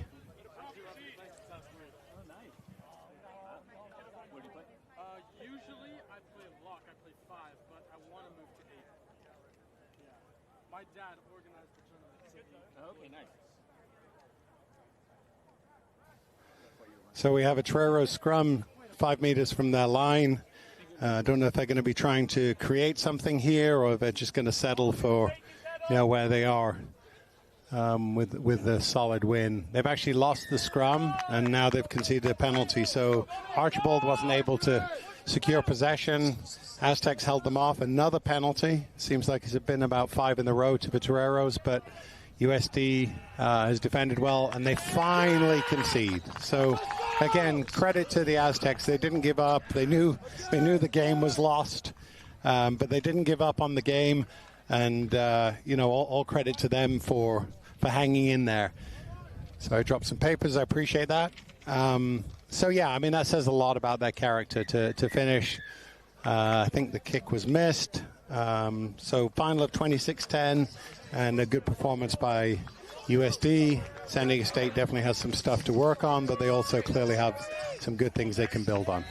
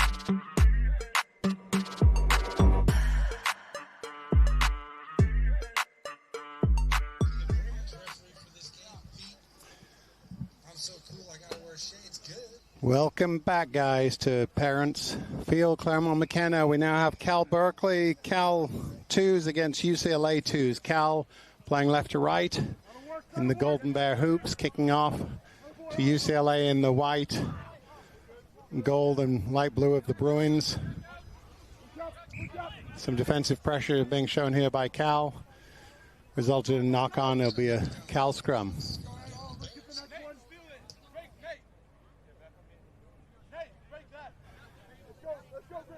I'm really interested to see and to have you all watch, actually it was a knock-on by Cal, so it's a UCLA ball. But if you just watch Cal and, how they move between the plays, how they move off the ball, on the defensive side, how they keep their shape. It shows. I'm not saying they're going to win this game. They get penalized there for pushing up in the scrum, driving up. But they do have a really nice shape to them that good teams have. So they're being very competitive again at the breakdown. Looks like UCLA have secured it, though. They're going to try and move the ball out to the edge. Oh, a little kick through by UCLA. Gained some territory. Unfortunately, the Cal sweeper is back there and looking for some space and some support. And it looks like he's got a bit of support if he needs it. And I'm not sure that he's going to need it. He looks like he's going in the corner. So, yeah, really, really nice play. I mean, the Cal sweeper, Oliver Teague, you know, he took the kick and basically went about 65 meters by himself. Had a couple of guys in support, but saw the opportunity to carry, and the result is 5 points in the corner. Kick to come from Jackson Lonnie.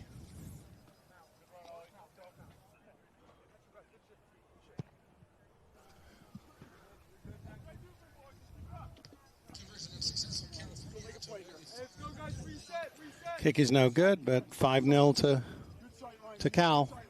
They will be kicking off to the Bruins.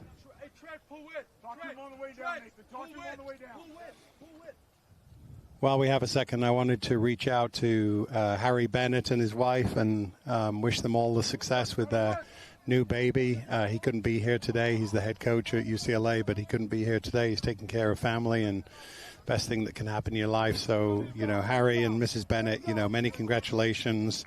Look forward to seeing you soon, mate. And I hope you and the baby are all doing well and have a great time together. We miss you. So we have a scrum here now just outside the UCLA 22. It's there put in. Let's see if they're able to create some damage and break Cal down a little bit.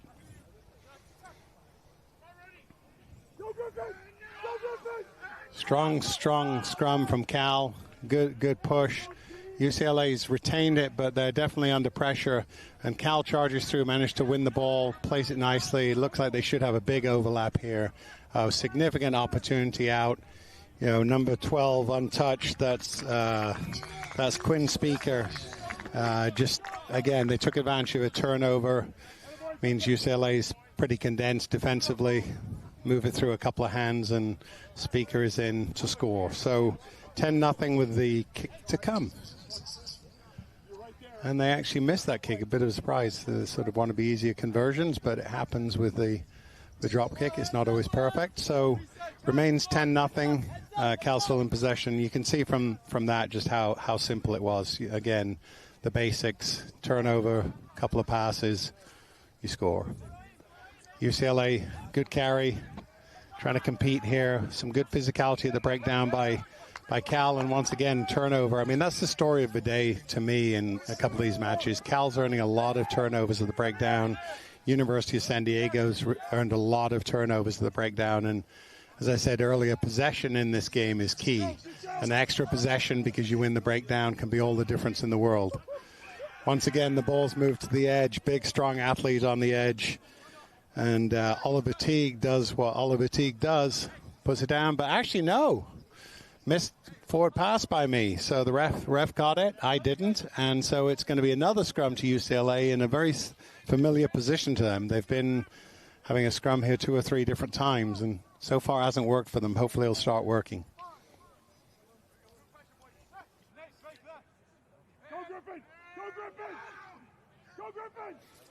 Once again, Cal is really competing at the scrum. You don't see that a ton in sevens. Scrum kind of tends to be like a restart, but they're really competing.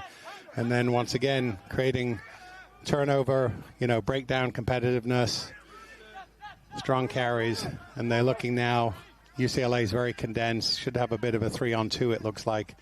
Pass is wayward, going backwards, but they've managed to retain possession, but they won't be happy with that pass. And it actually was knocked on, so it'll become a UCLA ball.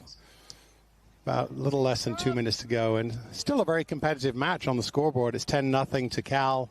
UCLA is definitely in it, but they need to play some rugby outside of their 22 or certainly their half to be able to get back into this match.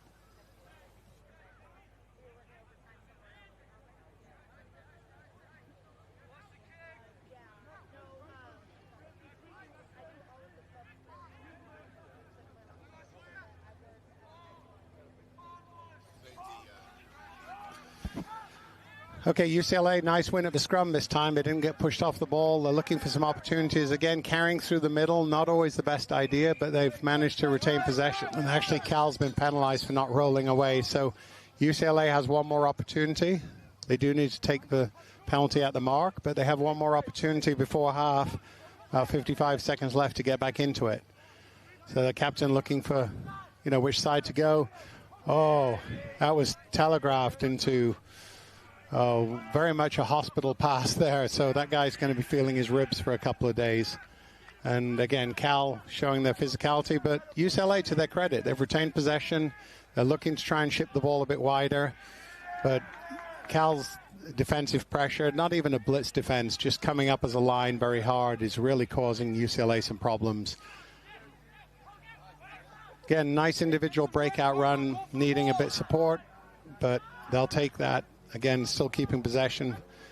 I mean, from a UCLA perspective, they just don't want to give up any more points this half. Even if they don't score, they don't want to give any more up. And they still have possession as time's about to expire. And once again, breakdown turnover, that will absolutely kill you. Looks like some quick hands here. They've got space on the edge. And once again, this left-hand side has just been really rewarding for Cal. Oh, beautiful pop-up there.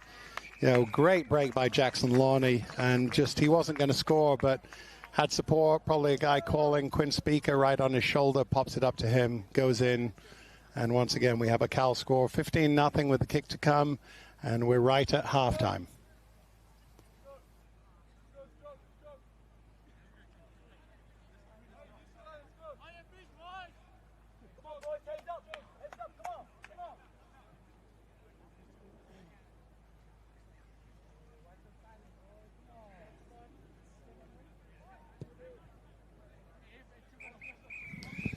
The kick is up and no good, so 15-0 at the half.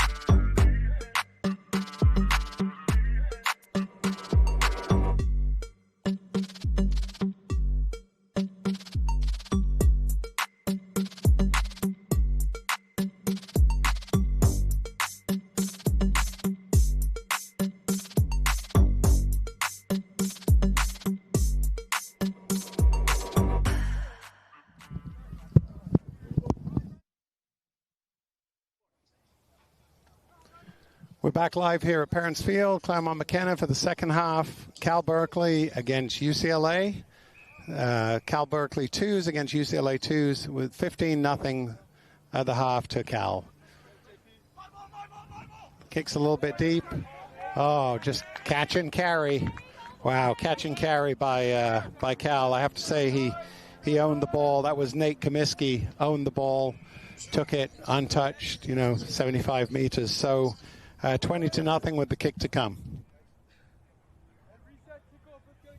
Yeah, I believe, I think Nate Comiskey actually came through the ERA program with Salty Thompson and Scott Bracken. And so, he should be very proud of, his pursuit of this game and playing rugby at Cal Berkeley. Really exciting to see. And the development work that ERA does with these, high school kids is phenomenal. We need more to get into their program to improve them, but the difference that they've made in these kids' lives is incredible. So well done, Salty, well done, Scott, and many others.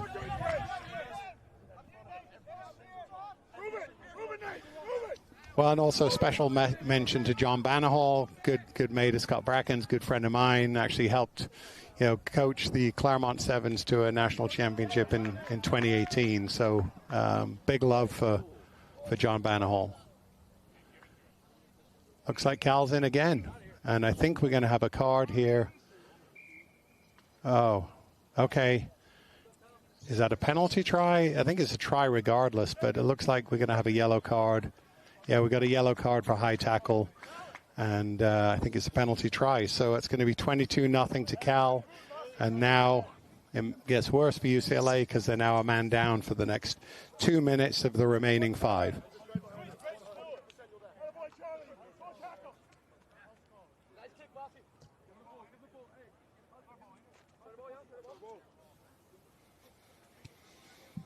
Looks like we're waiting for a ball to come back into play. So Cal will be kicking off to 6 men of UCLA. It's a good high kick. It looks as though Cal will really compete, and actually not only compete, but they're going to get up and manage to win possession. It looked like there was a deliberate knock on there by UCLA, but the referee didn't call it, so it's the ref's call. So, oh, actually he has called it now. So he's now called it, so it is a penalty to Cal. What's interesting is in sevens, you'd think that would be a yellow card.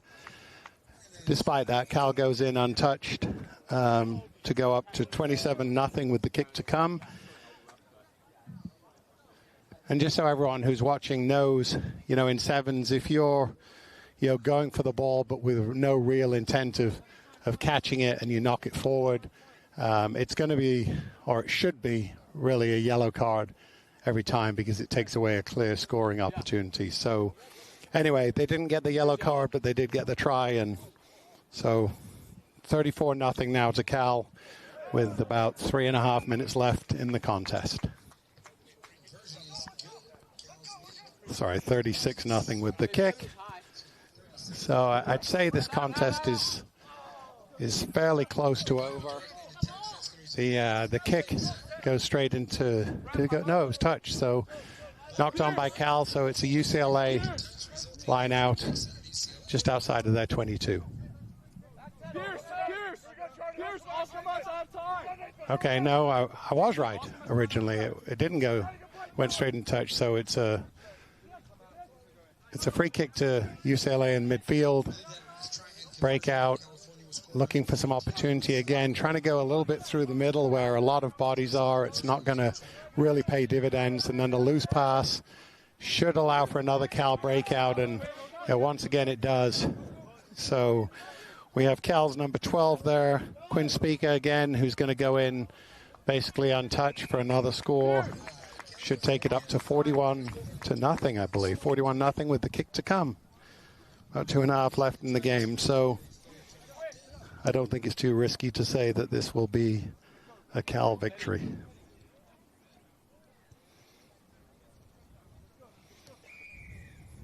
The kick is good. 43-0 to Cal Berkeley. I also want to make a good shout out to our good friend Dallin Stanford. I'm sure all know the voice of Dallin Stanford, our favorite South African American, who commentates on the World Rugby circuit, both 7s and 15s, Rugby World Cup. the 7 circuit. He's everywhere. He's the voice of rugby in the United States. And I appreciate him letting me get behind the microphone for this contest, because I know I'd be totally overshadowed if he was here. But Dallin, we miss having you around here in Southern California. I trust you and the missus are well, and hope to get to see you soon, pal. Cheers. Another score, 48-0 to Cal. Minute and a half to go. So we're ready for the next contest, which is going to be the University of San Diego against UCLA, USD 1 against UCLA 1. I think this should be a really good matchup.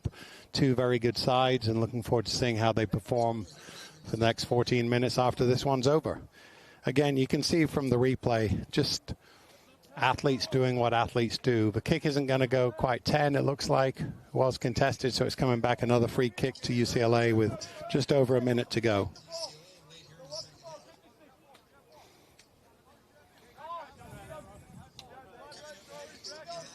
Tap in the middle from UCLA. Little chip over the top, looking for something. Again, Cal's coverage of the back is very good, and their ability to turn, defense into attack is as good as we've seen today by far. In this case, it was Nate Comiskey who took defense into attack and went all the way. We saw it earlier from other Cal players. So 20 seconds left. That might do it. We'll have to see what the referee decides. Kick is up and good. And I believe Pete blows the whistle for the final score, which I think is 57-0. So again, pretty impressive performance. Oh, not pretty, very impressive performance by Cal.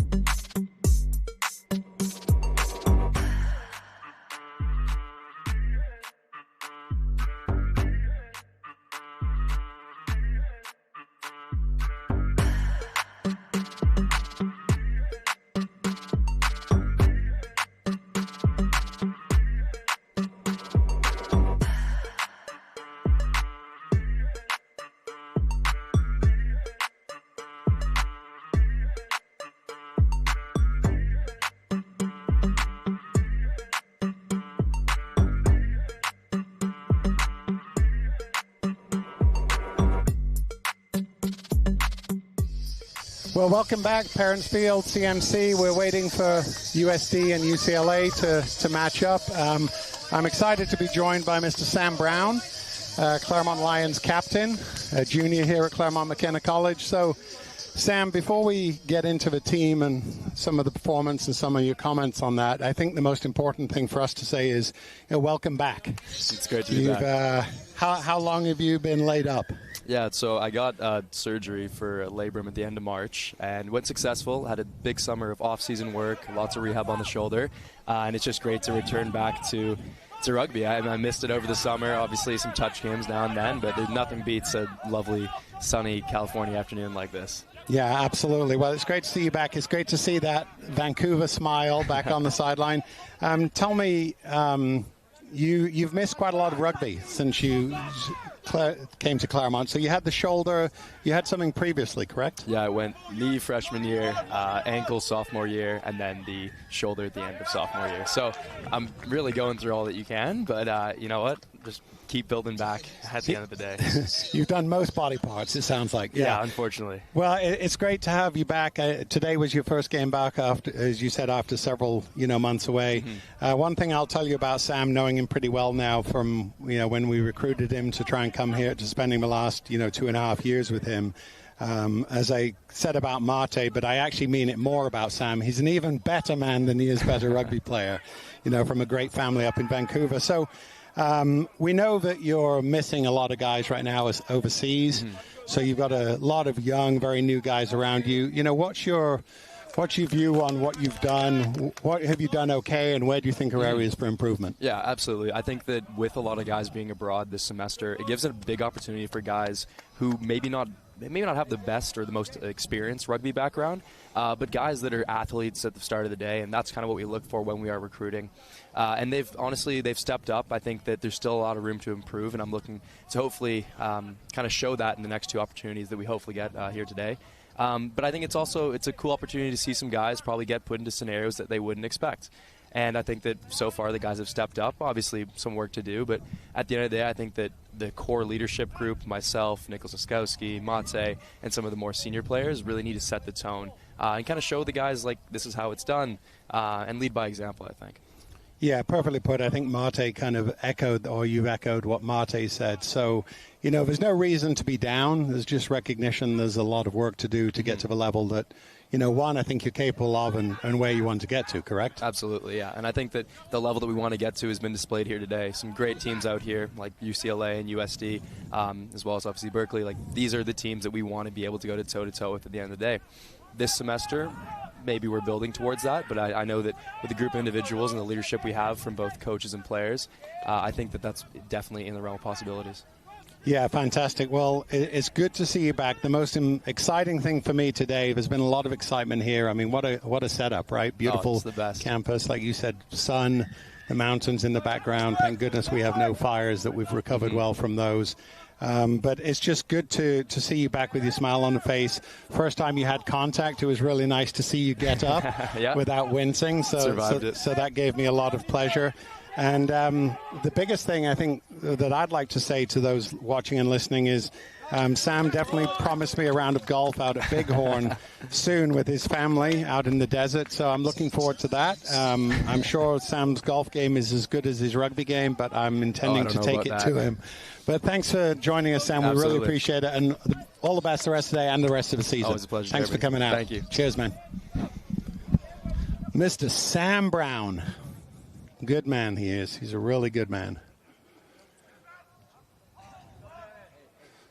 So, again, little aside there. Try and get some of these interviews in for not just my drone-on voice.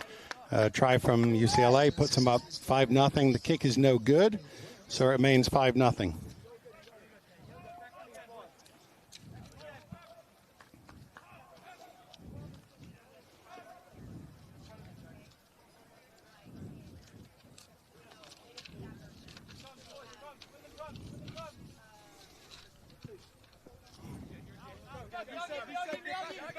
Kick didn't go 10, so we're going to have a free kick midfield.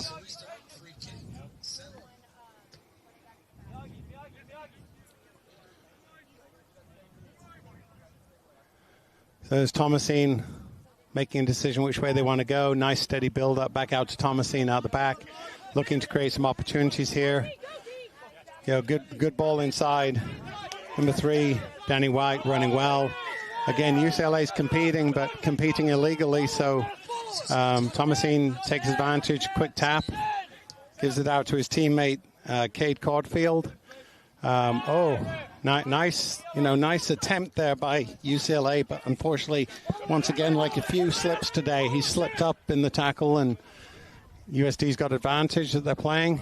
I think they're coming back for advantage here, yes. So high tackle, so USD free kick about 30 meters from UCLA's line. Just a reminder, after this game, we have a last pool game, which will be San Diego State against Cal.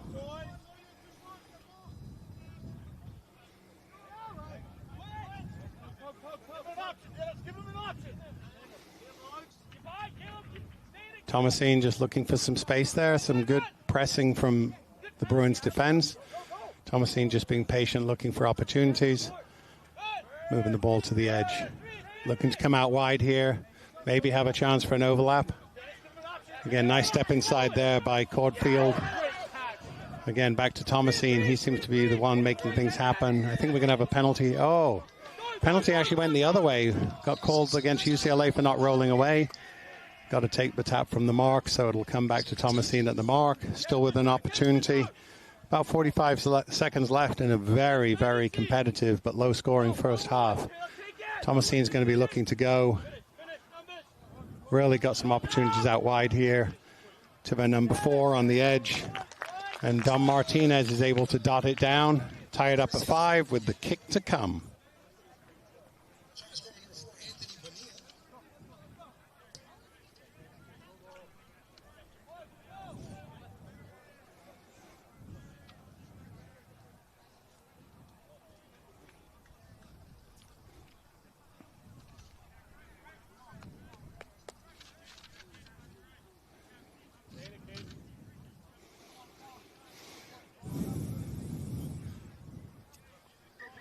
Kick is up but no good. That's halftime. 5-5. Evenly poised.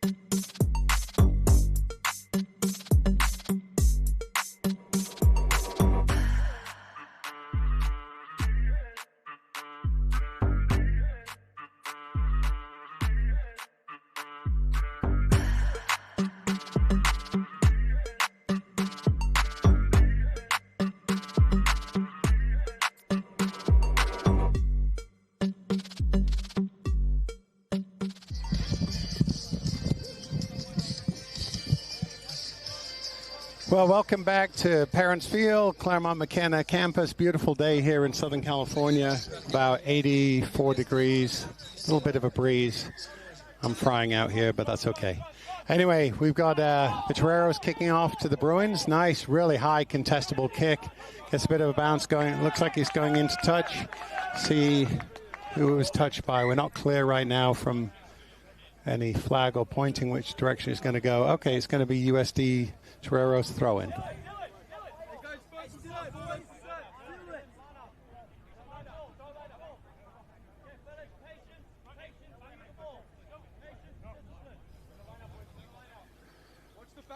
USD likely going into 5 to their middle jumper. Oh, good. Oh, not straight. It was good left hand, but definitely not straight. It was to his outside shoulder. So the Bruins get some relief. They get the opportunity, and they've actually taken a scrum here. So we'll see what they do. If it's not straight, you have an opportunity for another line out. Repeat the line out with your throw, or you can take a scrum, and they've opted for the scrum, which is usually the safer bet.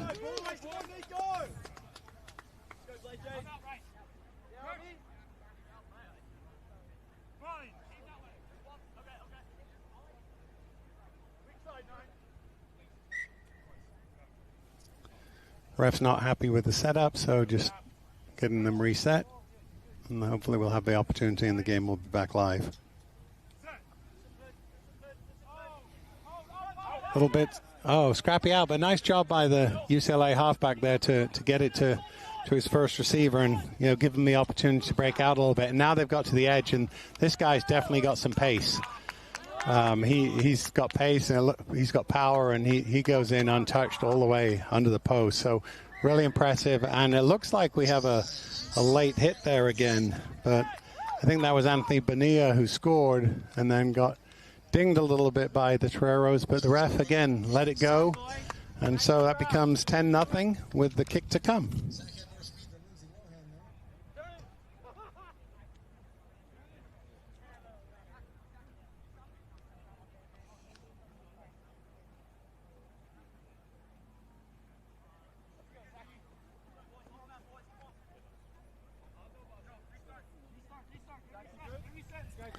Kick is good. 12-5 UCLA. Still plenty of time. Very, very competitive match. 12-5. Still over 4 minutes to go.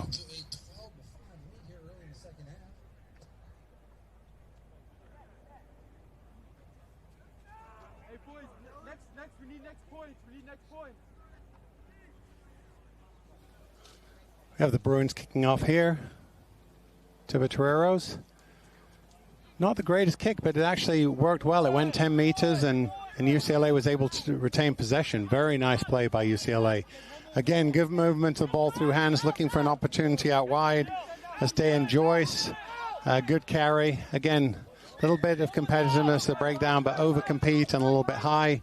And so now we have an open free play for UCLA. Oh, spoiled by a bad pass. We'll see what they're able to do and recover. Coming back against the grain. Max Griffiths with a really nice pass, but it actually drifted forward, so it's going to come back. It's going to be a scrum down to the Toreros. Unlucky there. It was a really nice opportunity for the Bruins, but spoiled by a forward pass.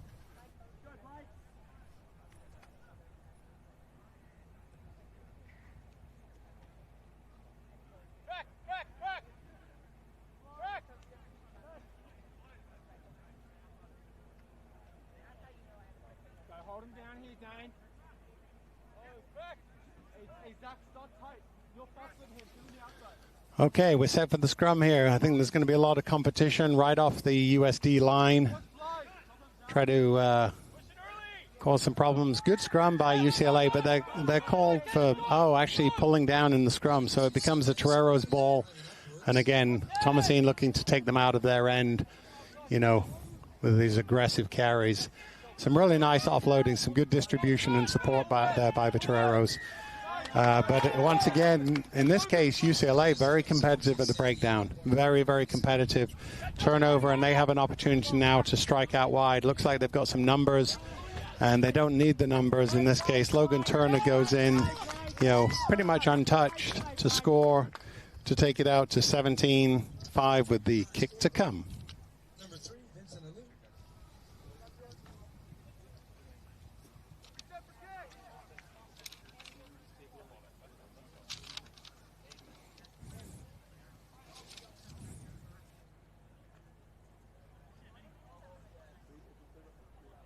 Maxie.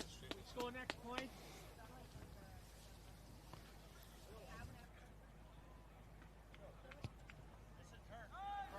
Kick is no good, drifts wide, so it will remain 17-5 to the Bruins. Conversion unsuccessful. You score 17-5 in favor of UCLA. Bring energy, Maxie.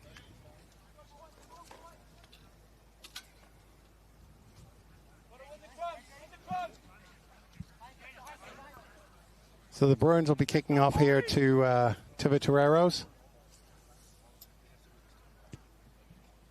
Nice high kick. Not quite contestable, a little bit deep, but still really nice. Gives them time to pursue. Once again, the ball in the Torero hands. Oh, very, very creative. Little kick through, no sweeper there. Looks like 11 from UCLA has the pace to be able to get back. I believe that's Seabrook. And he actually gets a penalty for going over, leaving their feet at the breakdown. So another penalty to UCLA. And the one thing I would say, observation today, USD is definitely one of the better teams here. But I do feel that, their discipline, especially at the breakdown, will need to improve to keep Charlie happy with their efforts.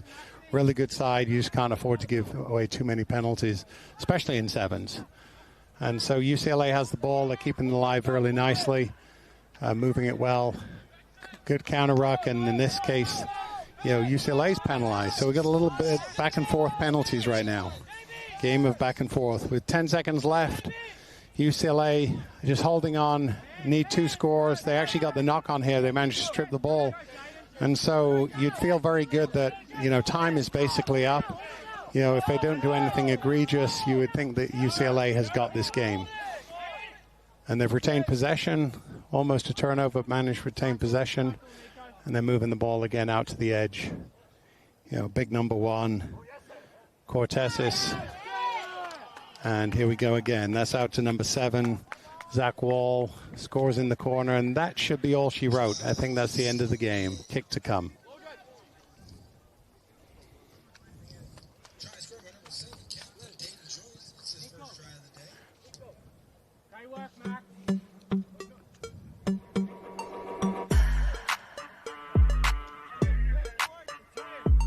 I think time is up. We'll see what happens after the kick. 22-5, kick to come. I believe we should be on the final whistle.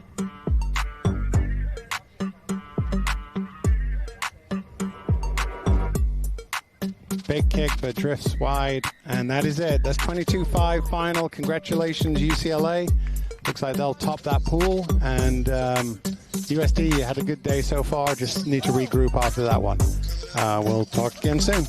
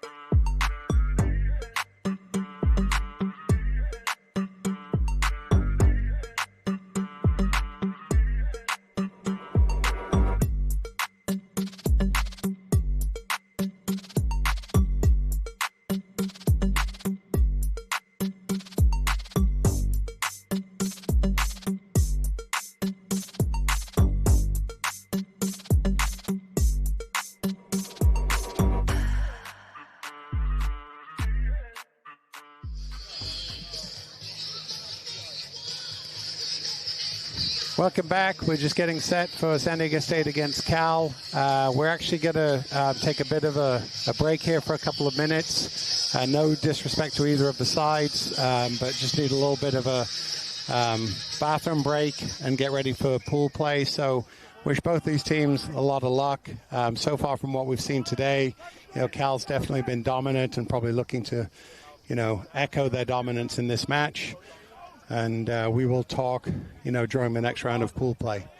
Hope you're enjoying the feed from TVX Video and West Coast Sevens. This is Jeremy Ognall taking a break. We'll chat soon.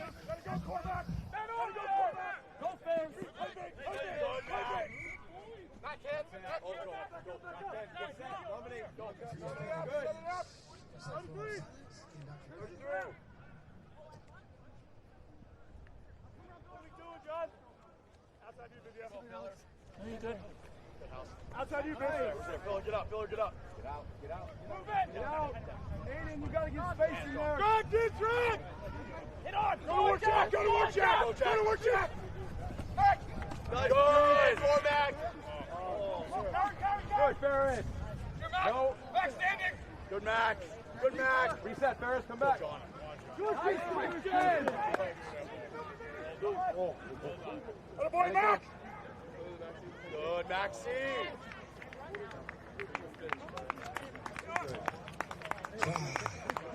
Barry, good work. Good work. Nice work, sir. Good. Drake, make sure you hunt, even though they're on the wing, hunt on the inside, right? Great work. Good work. Good boy, Max, Bell. Good, okay. Christian. Okay, all good. Get your breath, get set.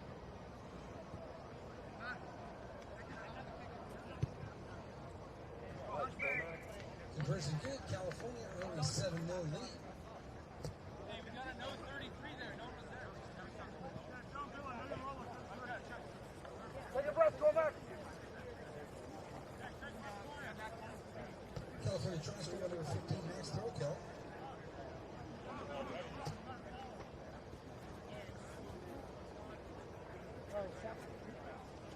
Let's go. Get their back. Talk to him, John. Move it. Move it. Here we go. Play. Get set. Get set now, boys. Knocked out for the kickoff. Count scrum. Depth here, busy. Busy depth.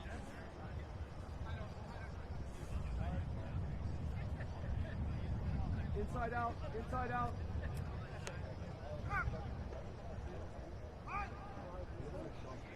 Inside out, boys. Take off, Cormac. Go, Sean. Go, Sean. Go, Sean. Good, Ferris. Good, Ferris.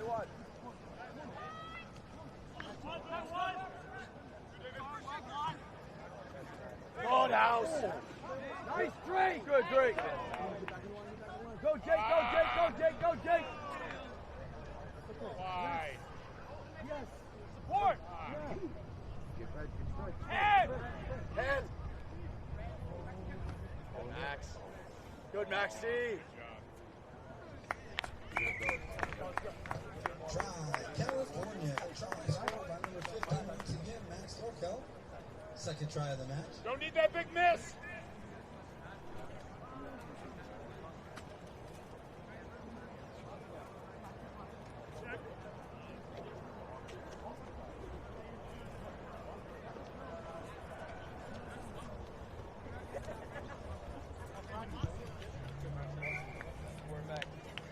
Conversion again by Cormac St. would score 14-0, just over halfway through the first half.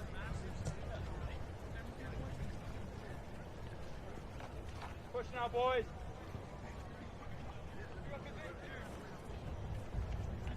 Let's go, John Puckett. Come on, John, help it. Brackets. Man. You okay? All the way, Sean. All the way, Sean. Time. Go. Let's go, Sean. Try San Diego State. Brooke. That's lucky, Brooke. Sean.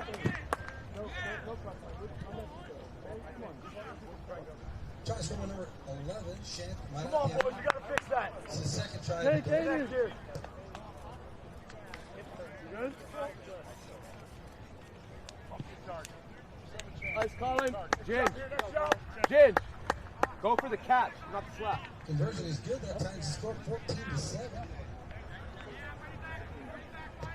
Hey, fans, go make something happen.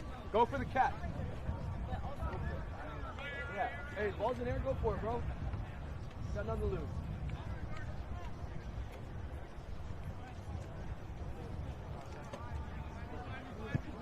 Right. Come on. Just play it. Go. Good work. Out. Get out. You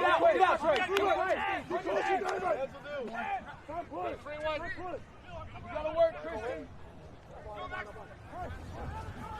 Go, Biller.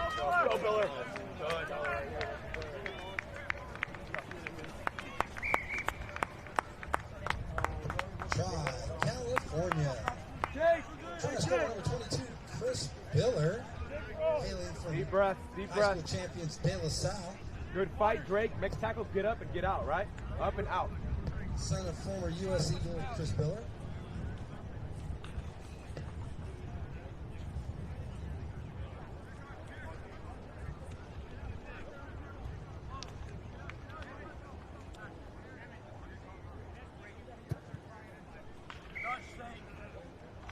Conversion by Saint is good.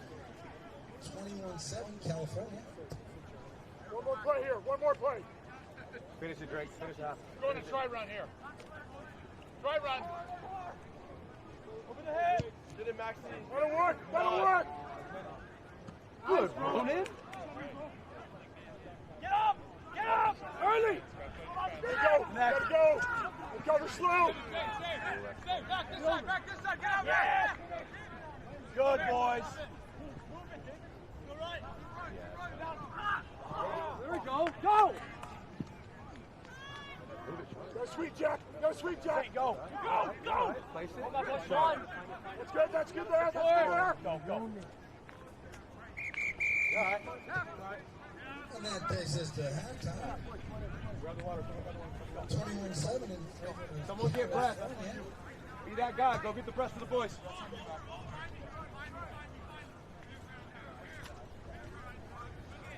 Yeah.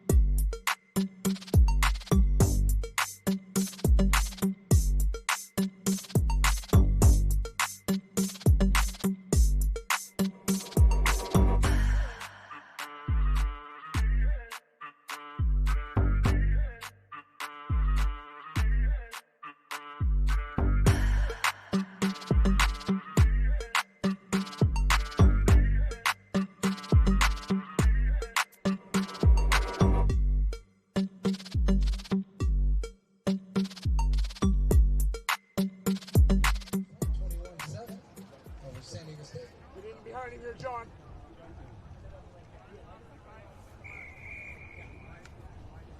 A lot of work. A lot of work. Tell me where the ball is, John. Tell me where the ball is.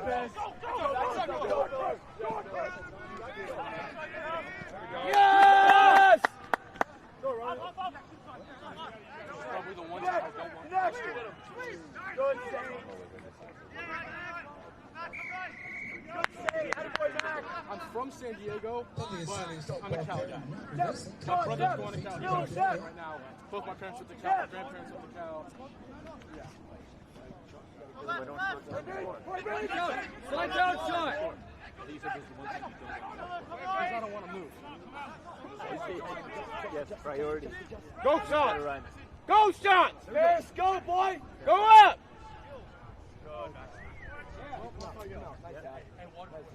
Try California. Chris, pass the ball properly.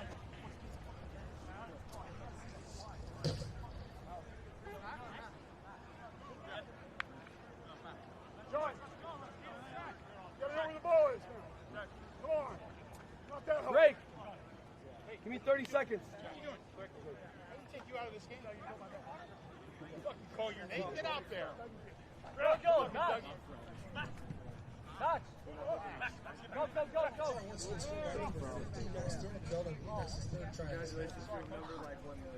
Conversion unsuccessful from that side for a score. 26-7 California. Attaboy, Trucks. Same thing, BR. You got good kicks here. You're going to make a play. You're going to make a play. Get there! Go, John. That's you, John. Good. Go, Big. Go. Run with it, John. Good. Try California. Try to score by number 21. Great. 30-second try to Great. unofficial.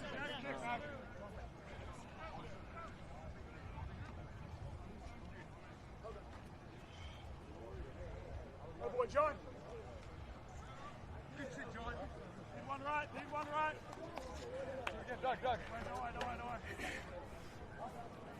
Good contest for the ball. That's a great contest. Okay with that. Conversion unsuccessful, 31-7. California. 0.5 practices a week.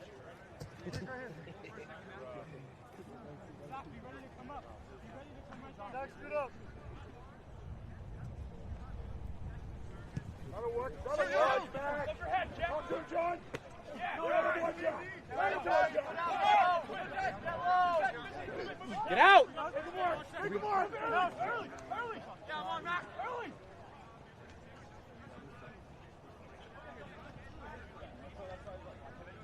Look up, Sean. Good pressure. You know it's coming. Why do you tell a guy to go in? Almost. Just make sure you follow the play. Make sure you follow the play. If it goes down there, you got to follow it so you can get eyes on it, okay? Left side. Sorry, Jay. Colin, get closer. Get closer, Colin. Good job.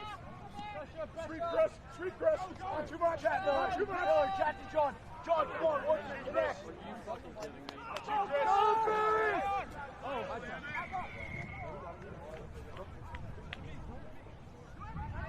Get back, Ted. Far side there, against California. Call for it, Ronan. Edge.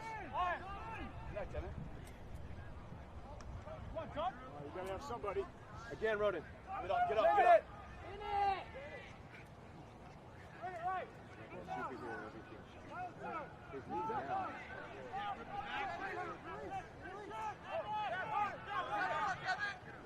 Yeah, that's good, Emmett. Good, Ed. Oh. Gotta get up. Over. Dog, get there, dog.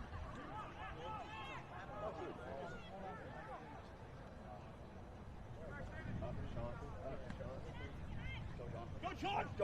Go, John. Go right on, John. Keep it going, John. Easy go. Good. Chase, Jake. Chase. Keep him out. Try California. Try once again scored by number 22, Chris Miller.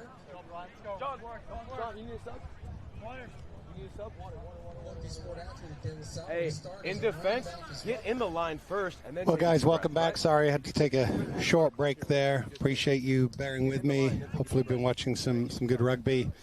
I just came back in as Cal scored a really nice try, breakaway try, good offload and contact to go up 36-7 with the kick to come. Kick is left, no good, but still 36-7. You can see again, nice breakout, a little bit of a fend off. Wasn't going to have the pace to get there, but listens to his teammate, and then nice offload to score. I do like the competitiveness of the Aztecs here. They haven't, just conceded to a very good Cal team. Obviously very one-sided on the scoreboard, but they've fought all the way, and Cal just happens to be better. That's the bottom line right now. Anyway, with about 40 seconds left in the match, we have a line out or scrum down here to Cal Berkeley. This probably will be the last sequence of the pool play. And then after this, we'll be getting into the playoff rounds. And I believe the first playoff round will see Claremont playing against San Diego State, if I'm not wrong. So, again, beautiful offload, nice hard line there by Cal, beautifully done. Again, just great decision, great line by Dougie Brown. Really showed some class, and that should be the final one. So 43-7 with the kick to come. Oh, kick is good. I'm behind the time still here. So 43-7 is our final. Cal will, as a result, win the pool. And We will see the rankings for the next round, but I'm pretty sure the next game up on the docket in probably about 8 minutes is going to be Claremont against San Diego State. We will talk in a few.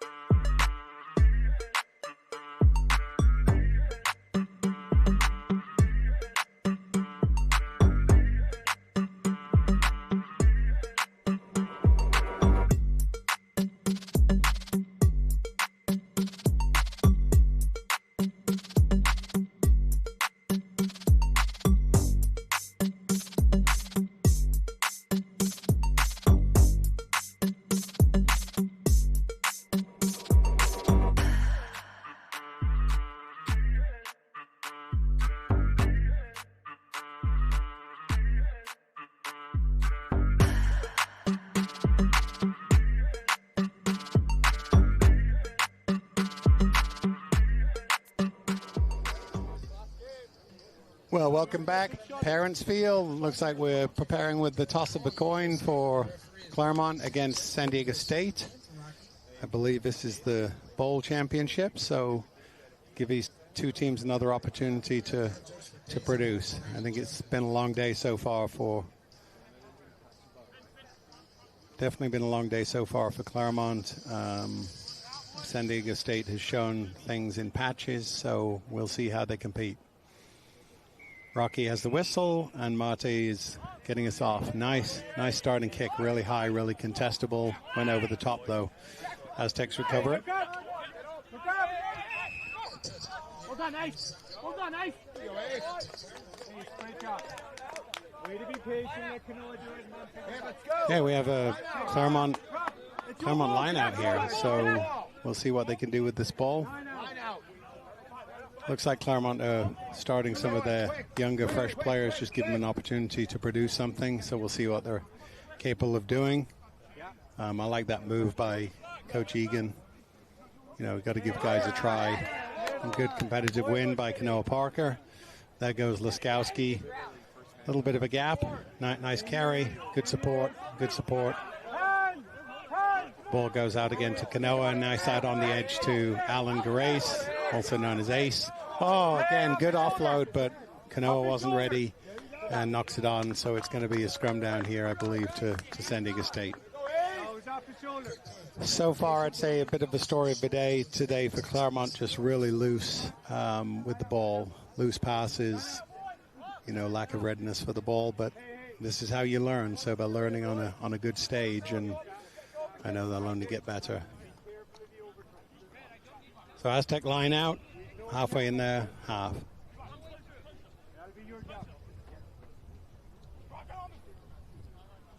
Line out is thrown over the top. The Aztecs have a great way of recovering it, it looks like. And there we go, Nick Laskowski. And there we go. What a beautiful score by Laskowski. Took advantage of a long overthrow and zipped his way through. So that's got to make him feel good. His team's got to feel buoyed by that. And then obviously his coaches. So that's 5-0 Claremont with the kick to come.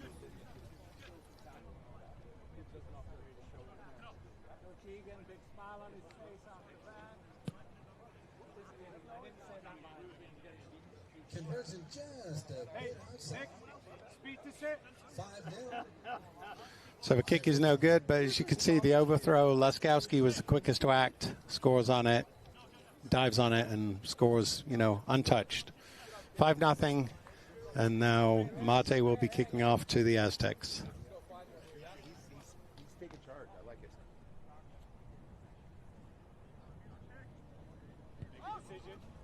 Oh, that's a great one.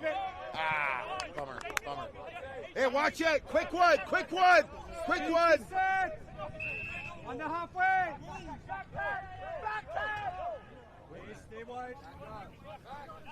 Okay, so free kick went in touch, so Aztec ball at halfway.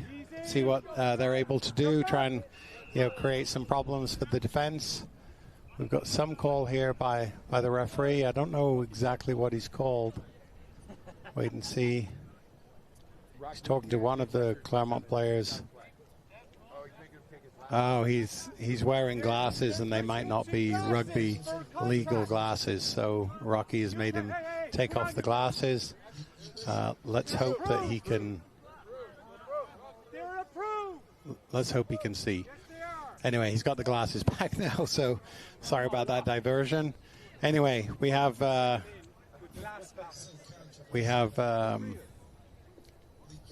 more of a delay on the legality of the glasses.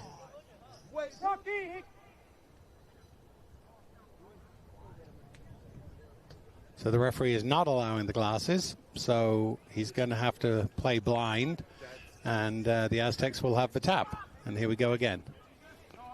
So good pressure in terms of speed of line speed there by the Lions, showing a lot more willingness so far this half.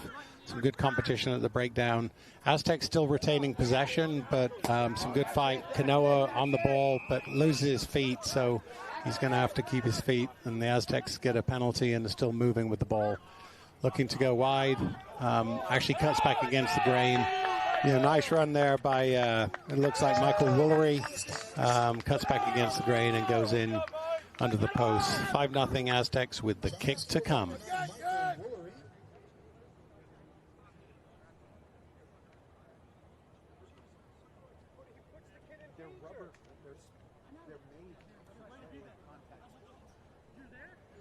Second try of the day, first try of this. Come on, boys. Fire me the fuck up. Hell yeah. Take away that effort. All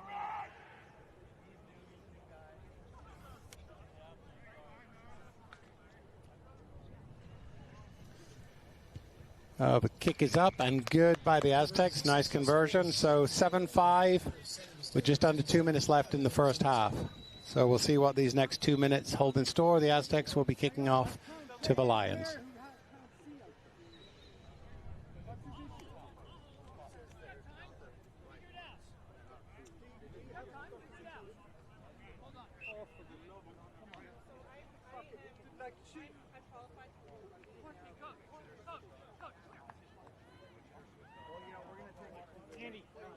Andy, what's the issue?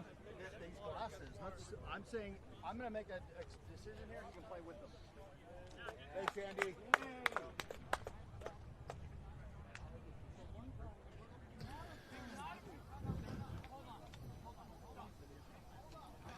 Looks like we're still having a conversation between the coach of Claremont, Ray Egan, with Rocky Sanchez, the referee, and looks like Andy Dukas from the tournament, trying to determine the situation on the glasses. So I guess we've seen it all now. We have seen it all now. A bizarre situation, but they're actually subbing. Comedy of errors here. So now they were subbing him out because he can't see, but now they're reversing the substitution and he's being allowed to wear the glasses. So it looks like Ray Egan won this contest, and sanity is restored. Good kick deep to Fred. Fred offloading to Lasko. See if Lasko can create some space with his feet, which he's very good at. Giving the ball to Mate, good and strong in contact. Good fight at the breakdown, but illegally by the Aztecs. So we got a penalty here to to Claremont. Mate goes fast. Looks like, oh, there's a trip. Intended trip by the Aztecs that didn't happen. They've still got the ball and no call. And Laskowski's making a break again. Looks like he's got good support from Kanoa Parker. What an offload there. And Parker's going to go in untouched under the post, making it 10-7 to Claremont. The last two games, Nick Laskowski's really started to show what he's capable of, which is really good to see. It bodes well for the future for this program.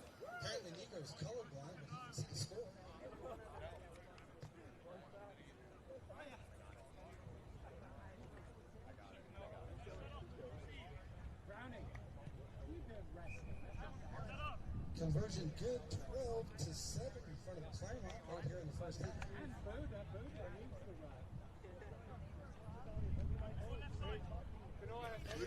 So if you're watching the replay here, really nice break by Laskowski, pop up to Kanoa Parker, who scores under the post, and we now have a 12-7 game with the conversion good. So Mate once again with ball in hand. We're actually at halftime, so we'll have to see what happens with probably the last play. It's a good kick. Go straight into touch there. That gives the Aztecs a free possession with a free kick at halfway. So let's see what they're able to do here. Claremont's got to retreat 10 in order to be able to be onside and see what they can do. We got a knock on there by the Aztecs off a poor pass, and that leads us into the half. So 12-7 Claremont, 7 minutes to come. You know, not a bad first half.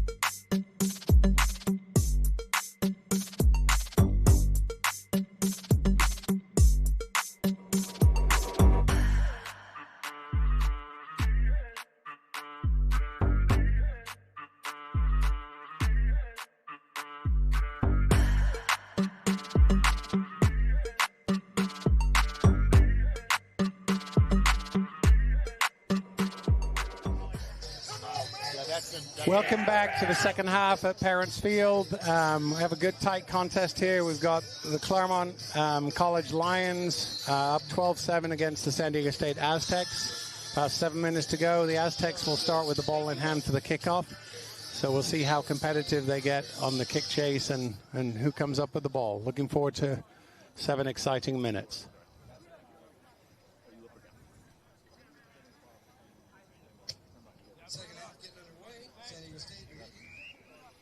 Whistle goes, and we're on. Baden Davis with the kickoff, nice and deep. Fred Zeng with the ball, looking for some opportunity. Got to have a nice strong carry here. Good carry, a little bit, fragile into contact, but good carry. Here goes Laskowski again, who's really caused some problems. Giving the ball out to Nico out wide. Nice fend there by Nico. Again, he's got to be strong with the ball. He's a little bit loose in contact. And actually, we've got a penalty for trying to feed the ball back with the hand. So the Aztecs will have a penalty and opportunity to gain some ground. So it is knocked on. So Sam Brown, who's in the game for the second half, actually sees. And here goes Fred with some opportunity. Looks as though he's going to go untouched under the post. And a nice little swan dive by Fred Zeng. And we have a try to Claremont. So 17-7 with the kick to come.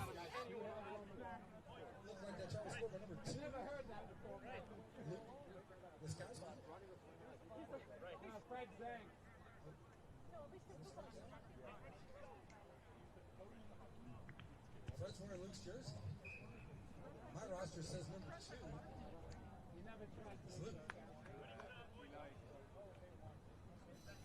So the kick there is good. So we have 19-7 to Claremont. Sam Brown with the conversion. And now Brownie will be kicking off to the Aztecs, who'll be looking for an opportunity. Here's the replay. Good win at the breakdown there by Brown. One offload, then a cutback from Fred. Try and hold the ball, Fred, in 2 hands when you score. It was a nice score, but hold it in 2 hands or Coach Bracken will be on you. And let's see what they can do now. 19-7, Aztecs looking to get back into this game. Ball didn't go 10, so it'll be free kick here, midfield to the Aztecs.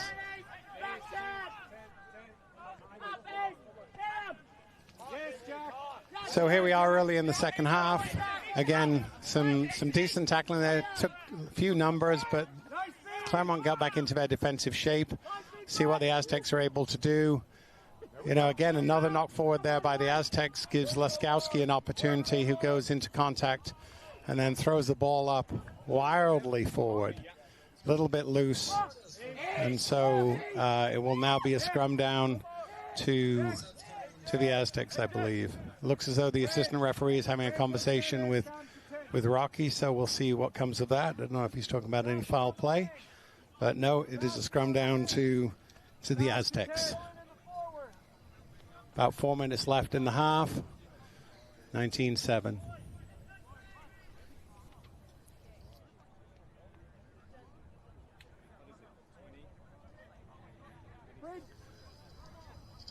We were actually joined a few minutes ago by Rohan Rhodes. He's a freshman at Claremont McKenna College out of Francis Parker High School in San Diego. It's nice to see him out supporting the team, wearing his Nobody Cares Work Harder t-shirt, which I love that motto. So it's always good to see Rohan and his smiling face on campus. So thanks for joining us, Rohan. So scrum is good. Aztecs retain possession, trying to move the ball wide. Good contact there by Fred Zeng in midfield on Harmon from San Diego State, bigger unit, and the Aztecs, take the ball as a result. Some nice offload there. Oh, we've got an obstruction call by Rocky here against Claremont, so a little bit of naivety there, and the Aztecs will retain possession. So moving the ball out wide, opportunity here for good contact out wide there. Nice opportunity for Ezra Ford to show a couple of things, and he did. So credit to him.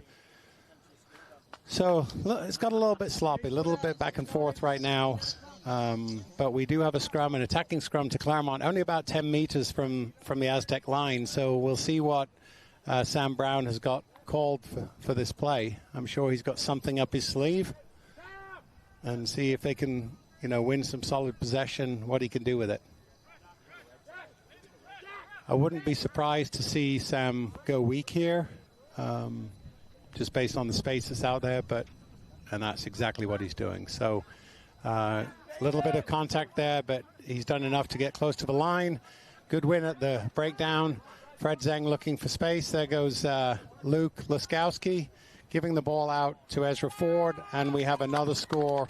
Nice sequence there. Makes it 24-7 with the kick to come, and a really good phase there.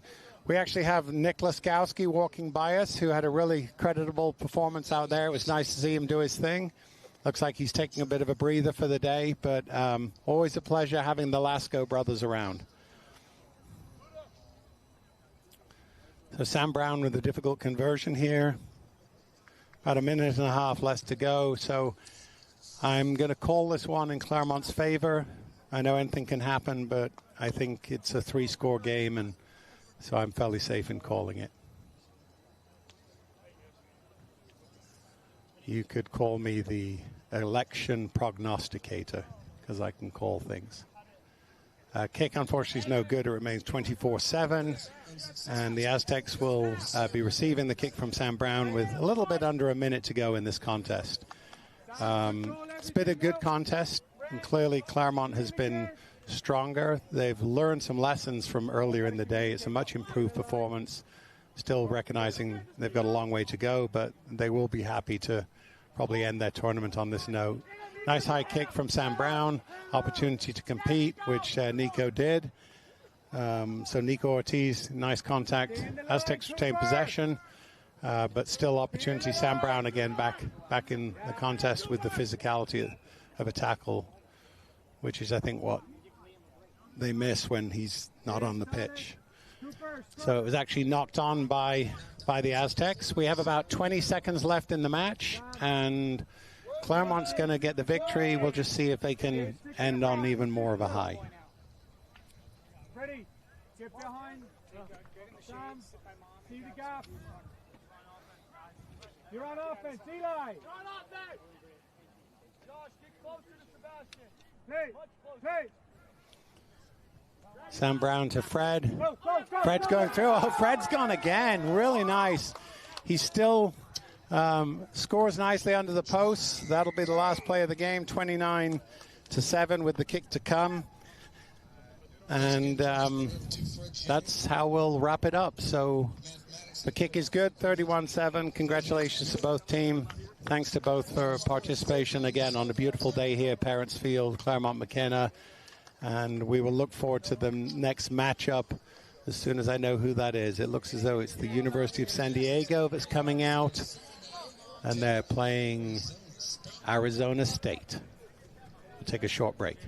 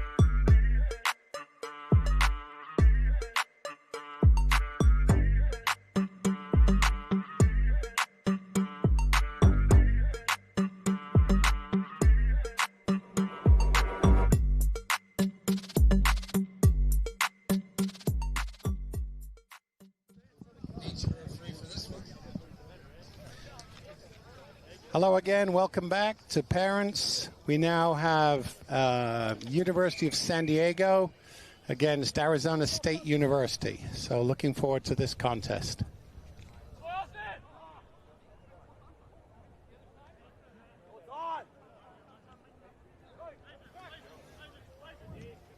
USD in possession. I believe this is USD seconds against ASU. Nice breakout from USD. Oh, poor offload.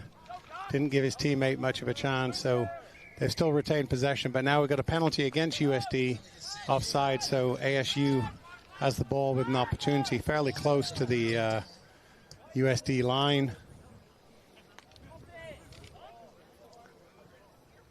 We got an over-the-top pass, but the ref deemed it good, and it looks as though ASU's gone around the corner and scored. Absolutely. Number 7 there, Bo Arend.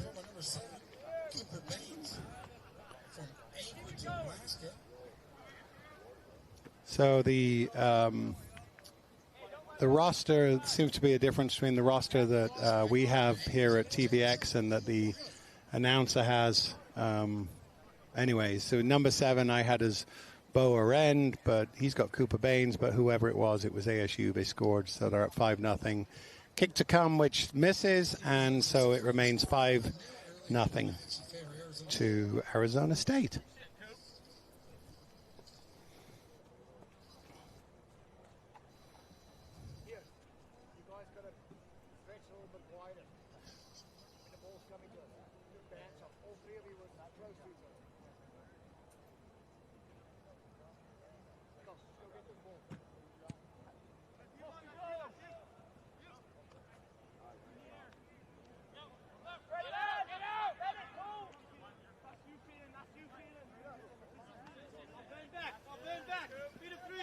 We're back here. USD in possession, looking to break out from their half. Good solid possession there, looking again to move the ball to the edge, get some of their width and speed. Nice tackling by ASU to keep them pinned a little bit deeper. But again, good work at the breakdown by USD to retain possession. And now they see a hole. And we've got number 15 from USD breaking out. They haven't given us a name here. It's reserved, but they called a high tackle, so still retain possession. And now Santiago Arenas looking to move the ball. Unfortunately, it's a knock-on. It'll be come back as a scrum down to ASU. Great run, Kennedy.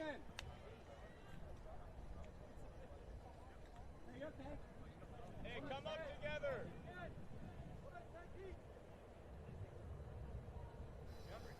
So we have a scrum here to Arizona State in their 22, looking for an opportunity to clear their lines a little bit.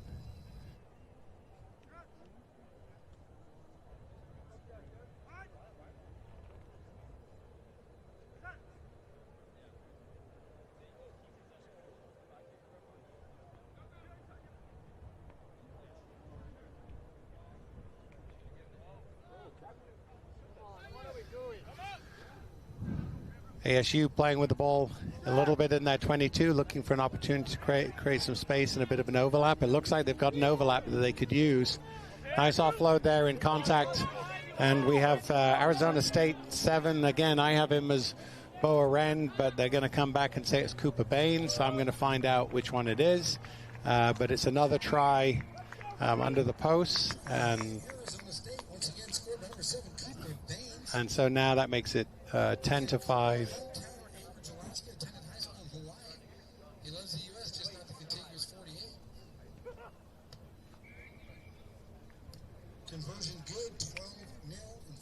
Kick is good. The scoreboard's wrong. It's actually 12-0 to Arizona State. USD hasn't put up any points yet, so I apologize for that. But this happens. It's fluid. And so ASU is taking a little bit of charge here. Still a lot of time, a lot of options for USD to get back into this game.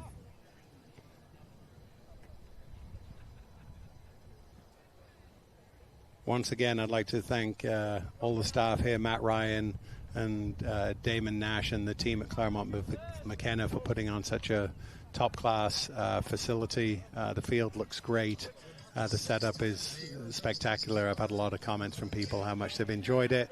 And having said that, I don't think I've enjoyed it or people have enjoyed it as much as number 13, Graham Ferguson there, who goes in with a beautiful weaving try to score the third try of the day for ASU, put them up 17-0 with the kick to come. Hey, ASU, come on. Put the ball at the 50, please. Pardon? Put the ball at the 50. Justy, Kennedy, keep that way. Get up on that side. Conversion good, 19-0. The kick is good. It's 19-0 to ASU. A little bit over a minute to go in the first half. And ASU will be kicking the ball back to the Toreros. We'll be looking to try and get some traction in this game. It's been fairly one-way traffic for the first, 5.5 minutes. Let's see what they can do in the magical minute and a half. Kick is good, contestable.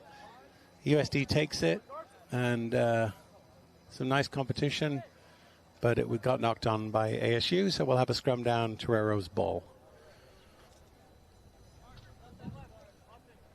Been a long day already out here for these teams. I'm sure that the heat is getting to some of them. It's a beautiful day. There is a little bit of a breeze, but it's still Claremont in October, which can be fairly toasty. And so all credit to the athletes who are giving it their all out there. And to their support staff too. It's not an easy job for them either. So we have a scrum down here in their own half to USD. We've got a free kick, though, against against the Toreros to pull it down, it looks like, at the scrum. So free kick.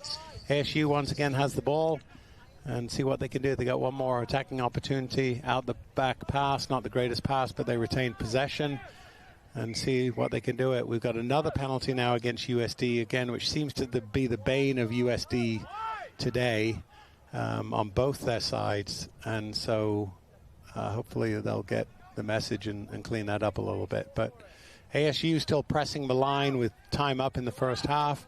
They'll be looking to see an opportunity to try and ship it a little bit into space and see if they can get another nice stepping there. And looks like number 11, Bronson Smith out of Scottsdale, Arizona, puts it in a little bit of a mazy run and puts them up 24-0 with the kick to come. Josh, number 11, Graham Ferguson for Arizona State.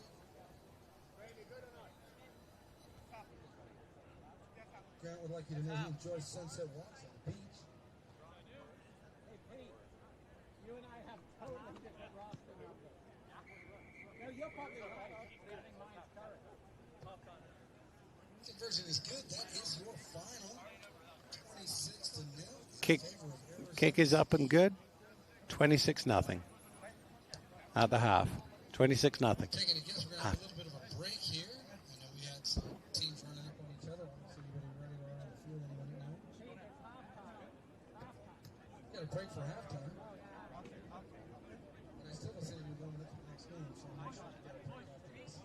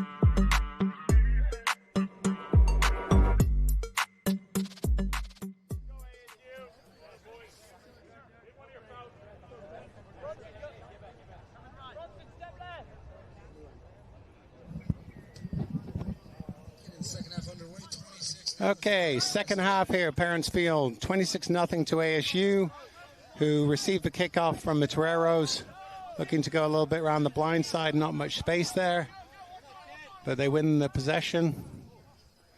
Again, a loose pass, puts them backwards. Always tough when that pass goes behind. Everyone's now in front of the ball. Everyone has to retreat, creates a lot of work, but they managed to secure it, move it into a little bit of space. Again, some nice stepping there by ASU 7.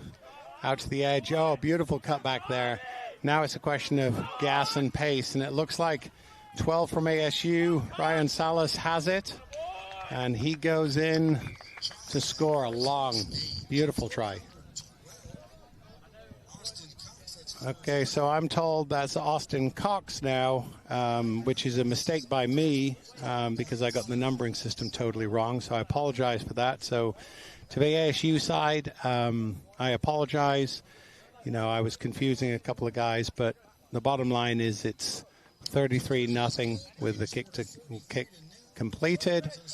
And Austin Cox, beautiful, beautiful run. So apologies to Cooper Baines. I didn't recognize him enough for his efforts. As Pete Smith said, he's from Alaska. Grew up in Hawaii, and now he's on the mainland. So Very one-sided at the moment to ASU. I know USD has still got 5.5 minutes. I'm sure they'll want to, make their mark and really put some points on the board before the end. But so far, dominant by ASU and very impressive.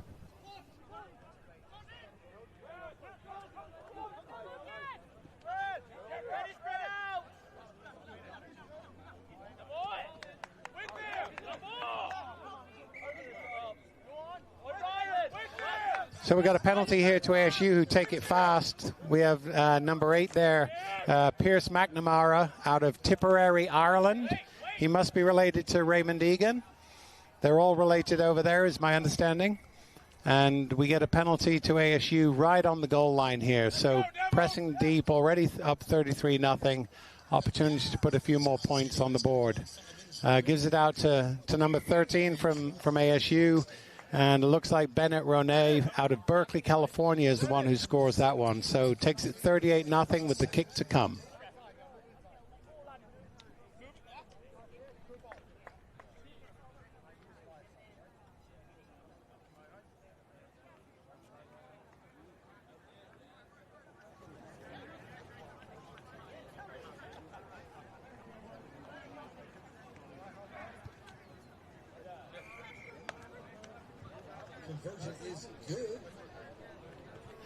The kick is good, makes it 40-0. Here's the tap from quick tap from the penalty out to number 13, Bennett Ronay. Good decision by Pierce McNamara to give him the ball, and so now all of a sudden we have 40-0. And very clever play again by McNamara, 10 meters, and he goes in on his own to. He scored, and yes, he scored. I don't know what the ref didn't make that a solid decision, but it was definitely a score. So it makes it 45-0 with the kick to come, and still over 3 minutes to go. So I'm definitely calling this one early call for ASU in this matchup, and we'll see what the next 3 minutes hold in store. 47-0, Arizona State Sun Devils over again against the USD Toreros.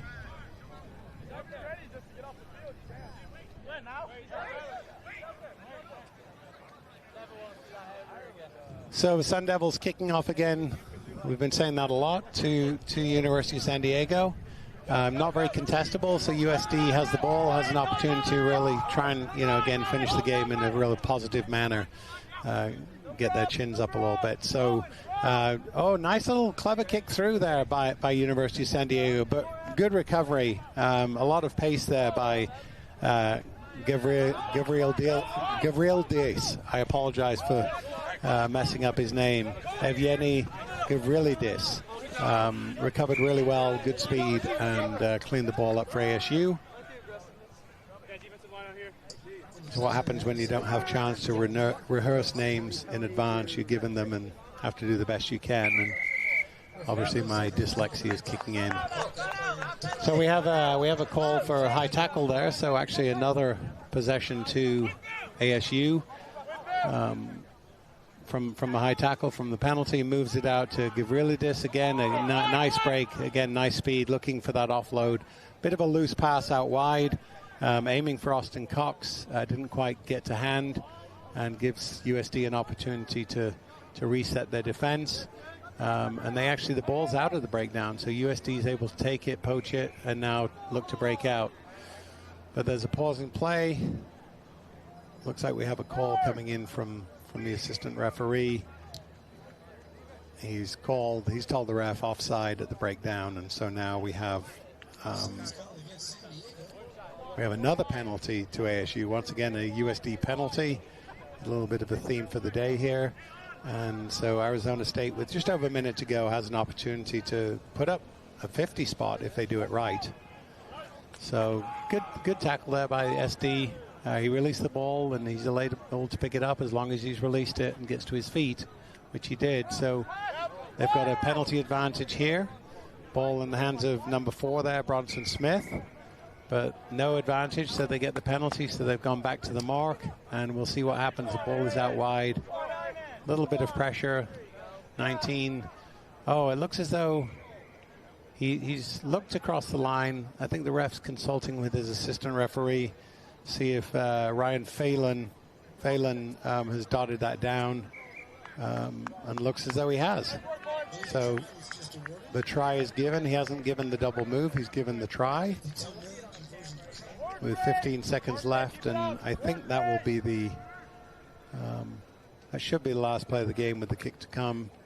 Comfortable win from ASU. Very impressive. They've really improved throughout the day. Good performance. Peter Hugo will be happy with that. The conversion is missed, but 52-0 is nothing to complain about. So congratulations to the Arizona State Sun Devils, and good performance during the day by USD Toreros.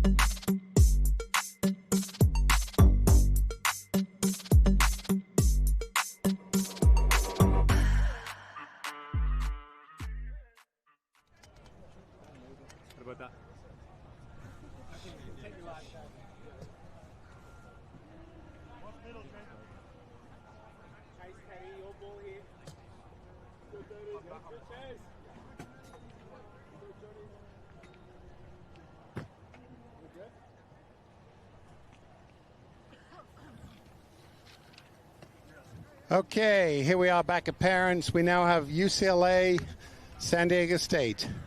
Bruins against the Aztecs.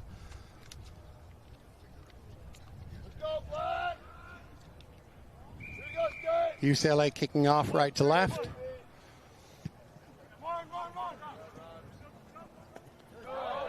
Good clean take by the Aztecs, breaking out.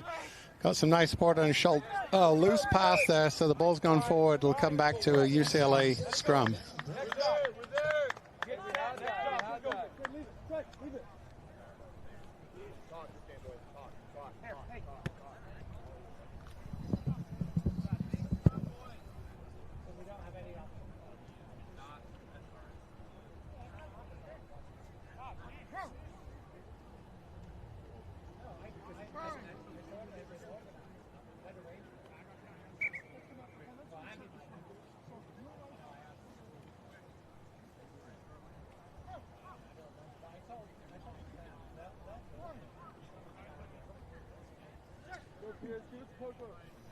Okay, we have a scrum here to UCLA, just beyond halfway. Go. Nice solid scrum by UCLA just before halfway. Good, Jake. Back live here at Parents Field. Turnover's good by the Aztecs. Nice competition to breakdown. Looks as though we're going to be breaking through here. Yeah, very nice. Nice move. Beats the first man, then goes in untouched under the post. Finally dots it down. So nice try, San Diego State. That's a good way to start. I think that was Jake Fromm. Shani Madajan is the one who puts it down. So good beginning for the Aztecs. Conversion to come under the post.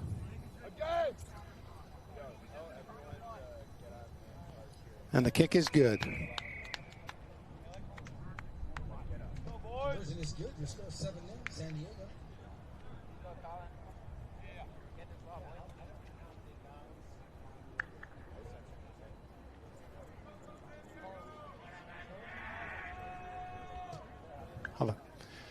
Okay, we're having the kickoff here. San Diego State, up 7-0. It's not going to go 10, so it's going to come back to halfway. Free kick to UCLA midfield. Quick tap in midfield, looking to find some space. Good support on his shoulder right there. The Aztecs are in good defensive shape if they can keep their discipline. Nice carry by UCLA, unfortunately loose with the ball, so it's been thrown into touch, but it's coming back as a UCLA ball. Touch on the far side, apparently off a San Diego State player, so UCLA throw the ball in.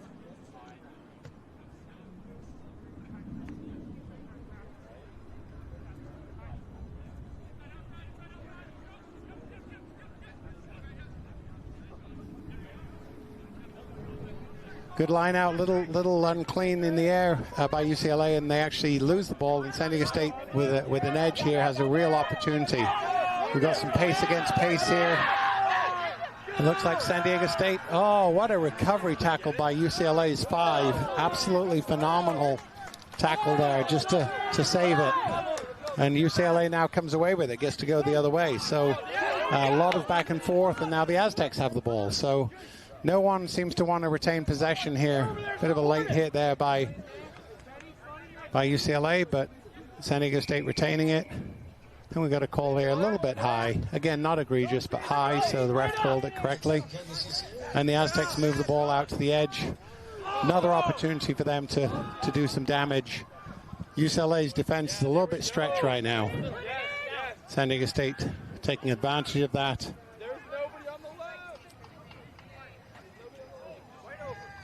We got a scramble there, but from a breakdown, San Diego State's able to jump through and dot the ball down. So credit to them, a couple of really nice phases there. Really good performance by the Aztecs. Puts them up 12-0 with the kick to come.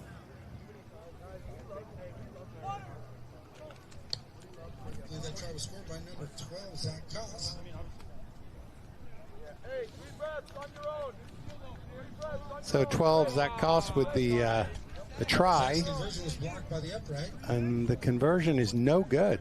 Interesting. So remains 12-0. Favor of San Diego. So the Aztecs are up.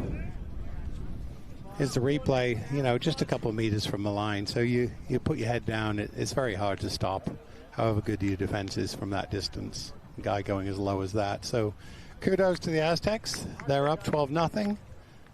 And now they'll be kicking the ball back to UCLA.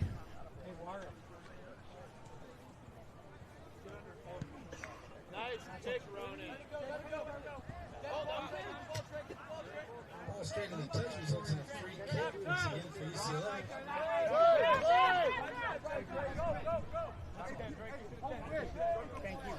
And Jeremy, text and emails. Kickoff goes straight out, so it's a free kick to the Bruins halfway. They're moving with the ball now. Some decent possession just into the San Diego State half. Aztecs really need to hold defensively here. Oh, wow, telegraph pass there. And the Aztecs fully take advantage of that. And the guys, does he have the legs? No, but he's got the support, and they dropped it. Oh, my goodness. Craziness, absolute craziness there. The Aztecs had it. It should have even been, he just puts his head down and go. Quick offload, they're under the post. Instead, there's a knock-on. UCLA caused a bit of disruption, and it is now UCLA possession deep in their half. So good recovery by UCLA, but San Diego State should absolutely have punished them there. They'll be kicking themselves, especially down, up 12-0. They could probably have solidified this match. Anyway, UCLA under pressure by their line. They can't get out. Good solid tackle by the Aztecs. Probably going to be a 5-meter scrum here to see what they've called. Yeah, 5-meter scrum to the Aztecs because the UCLA Bruins started it down in their try zone. So it becomes an attacking 5-meter. So we'll see what they're able to do with this. Closer, directly behind. Aiden, closer. Aiden, closer. Closer. Attacking scrum for the Aztecs. Clean win. Ball out to the left. A little bit of a skip pass. Again, keeping the ball alive. Oh, they've knocked it on once more. They're going to rue that. It looks like we should be at halftime. We are. It's 12-0 San Diego State. 7 minutes to come.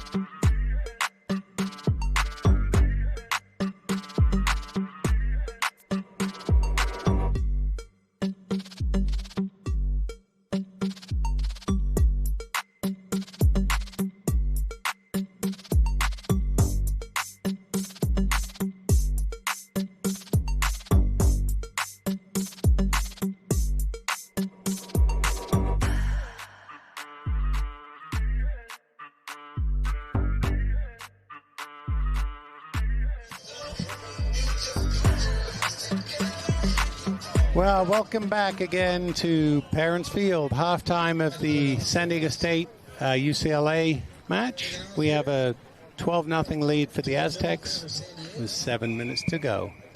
The Aztecs are kicking off here right to left. I think it's overcooked the kick, so it's going to be a free kick to UCLA at midfield. This game is far from over.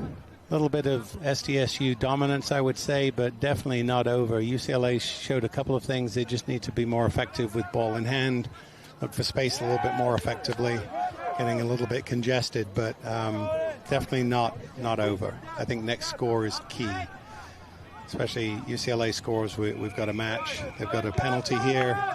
If San Diego State scores, it could be a long way back for UCLA, but really nice run there by the UCLA captain. Some good support, and they're the ones who are actually going to score first, which is phenomenal beginning to the second half for the Bruins. 5-0 kick to come in less than a minute on the clock, and they are right back in this one. Trying to score by number 10, Peter Forsythis. Let's go, UCLA. 1 more to go. Come on, let's go. That was Forsythis watching again here. Just the UCLA captain, really nice breakaway. Forsythis in good support, and he's able to go in just enough momentum to dot it down and make it a very competitive match with the kick to come. The kick is up, and it looks like it's no good. So that'll be a bit disappointing, but still, it's a one-score game now at 12-5.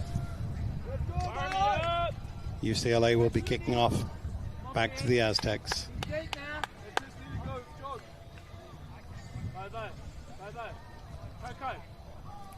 Next up, I believe we have Cal against the University of San Diego Toreros. See both those teams warming up a little bit, so looking forward to that matchup. Aztecs take the kickoff cleanly, look to move the ball, left to right, or right to left, I apologize. Oh, nice pass back inside, and this guy is not going to be stopped. Looks like they've given up on even chasing him, which is probably a smart idea. Save your energy. Try San Diego State.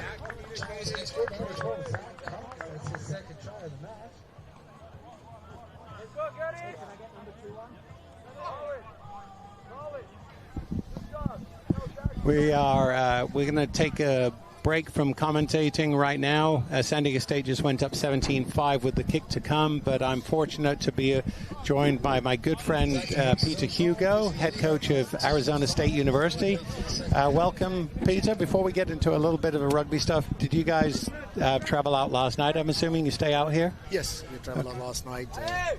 So it's a small group. We brought 13 guys, but we're here. We enjoyed the rugby so far today. It's got good competition.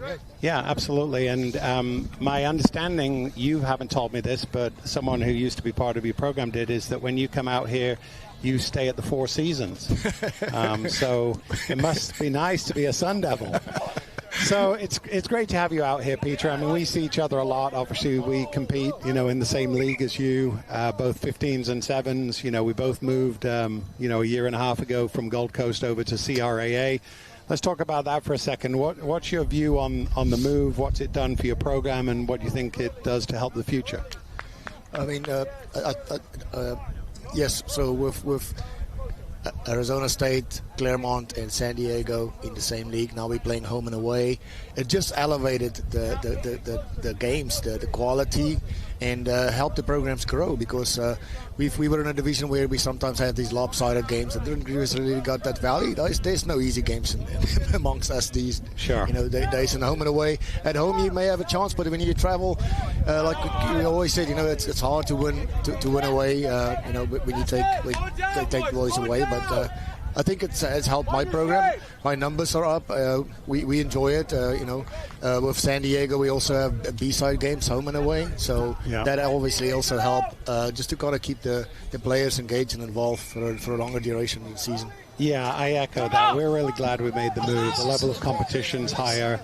This season, we're also fortunate because we're actually going to have some fixtures against the Northern California D1AA teams. So that'll make us even better, and likely gives a second place team in Southern California an opportunity to go into the playoffs rather than just one, which will be good. So I'm sure you and us and USD will all be fighting for 2 spots. So tell me about the West Coast Sevens. What's your thought about it coming back, us hosting it? How's it been? It's great. I mean, the competition has been good. I mean, the facility is great. The fields, I think everything is something that we should build on. I mean, I know in 2 weeks we're going to a tournament in San Diego. We can't unfortunately be there, but we will still definitely be committed next year to do this again. Very supportive of this. It helps a lot of my. I have a lot of players that is first year or second year of playing rugby, and sevens it really exposed them, but it also makes them a lot better as they play against quality teams because they see things differently. Because it's like, oh, I've learned this in this game, coach. So this is an opportunity for from athletes to just excel in development, in my opinion. Yeah, absolutely. And Ray Egan from Claremont said the same thing. Young guys, many brand new at rugby. And until you get onto the pitch and, again, play good teams, you can't replicate it in practice. No. And so you need tournaments like this to see where you are, to baseline yourself and know how much you have to grow. Yeah. So just quickly, San Diego State scored again, as you saw, another well-worked try, 24-5. Conversions up. I'm not sure if it was good or not, but 24-5 right now with just under a minute to go. So, and you can see the replay here from the penalty. So how are you looking for the rest of the semester, Peter? What's your plan? And then getting into the spring, obviously getting ready for Lee. Well, we have in 2 weeks we're playing Arizona down in Tucson, and then we have 2 other mains games that we have scheduled. One against 2 men's teams in men's division in Arizona, and then we also have our second team playing U10 in El Paso.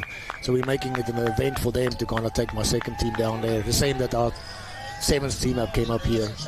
Excellent. Yeah, well, getting these kids exposure to games. You said something very interesting there that I want to ask you about. So you're playing University of Arizona. So that's the first time in a long time. I know there were some issues from several years ago, and I know you and Coach Duffy have, established a relationship. So that rivalry can be back on? Yep. We had a game in February this year. Our B-sides played each other, and we had a conversation. So, yeah, the schedules has to be set so far in advance, so we agreed to that a while back. So, yes, I think our boys is excited about it. Obviously, their program, it's a little bit more deeper than ours, but we got to start somewhere, and we have the numbers now that we think there's an opportunity for us to reestablish that. Good. Well, you run a great program. I'm always impressed by ASU. We had some humdingers last season, your place and our place, right? 2 very tightly contested matches. I'm sure it'll be the same this year. But tell your boys we appreciate you coming out, traveling. I know it's a long way. I know it's a lot of cost, and we definitely look forward to seeing you later on. Yes, excellent. Thanks for your time, and thanks for your friendship. Take care, man. So Peter Hugo from ASU, as you saw, the Aztecs managed to put another score, so they win, fairly comfortably in the end.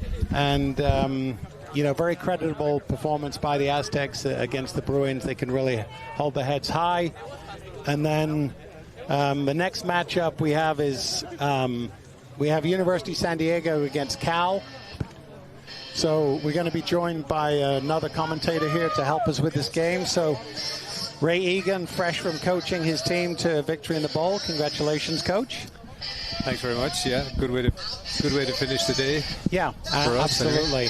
And now we get into to the thick of the playoffs. So we've got USD here against Cal's second team, and I think the other semifinal is going to be Cal against UCLA. So what are your thoughts here, Ray? Just on first impression, I think Cal are going to be the team to beat. USD are a very good side, but they just need to be accurate. That's the one thing with Cal. They kind of punish you when you make mistakes. So let's see how they do. Yeah. So good point. Good clean line out from Cal there, looking to break out from the 22. Again, they have a fairly straightforward structure. They move the ball well. They distribute, as you saw, well. Distribute very well, as you saw there, and it makes it very hard. But USD, I was just going to say, what are your thoughts about USD at the breakdown rate? Because to me, they look very dangerous. They do. They understand the rules really well, and that's where your experience comes in. So just understanding the rules, understanding winning the space over the wall, knowing when you can win, knowing when you've got to leave it alone. They're the little nuances. Yeah, so nice breakout on the edge there by USD. He's a big, strong runner. He's caused a lot of problems for teams today.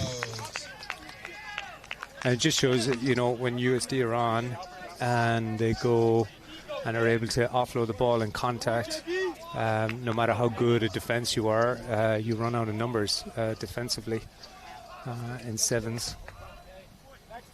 Yeah, I think that's I don't know if that's the first score against Cal too, but I believe it's the first time they've been down. So it'll be interesting, kick to come here. It'll be interesting to see how they respond. But what you said is totally true, and I think that was a good point right there.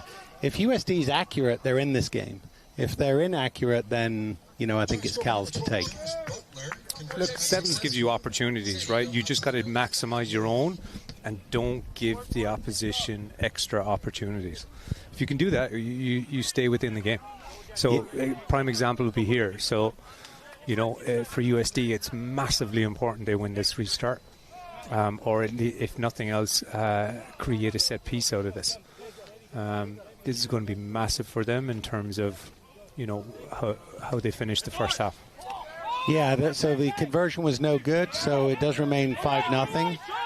Cal does take the kickoff again. USD competing very well at the breakdown there, but Cal retained possession.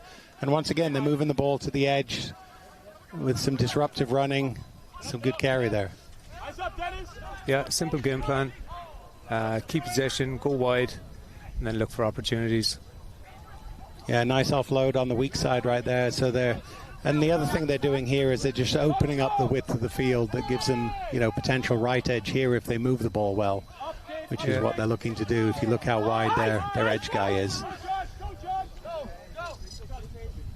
Yeah, good execution there.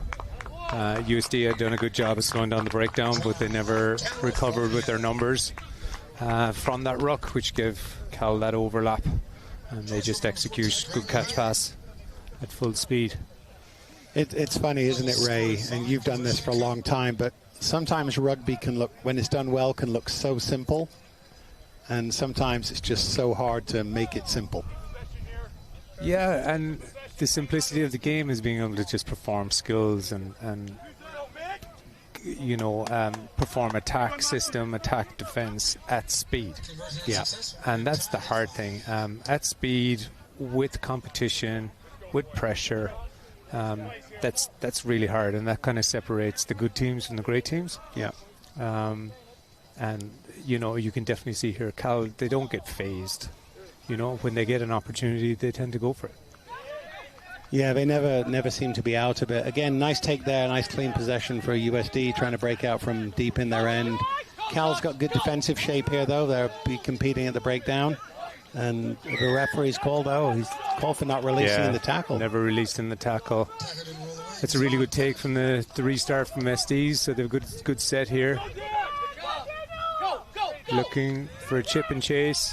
Nice idea, as long as you can break it up. Oh, unlucky. Yeah, knocked on there by USD. A really good chip and chase, just couldn't gather the ball. So Cal has a scrum, but deep in their half. 2.5 minutes to go, and it's a very even contest on the scoreboard and on the pitch. So looking forward to seeing what these teams can do.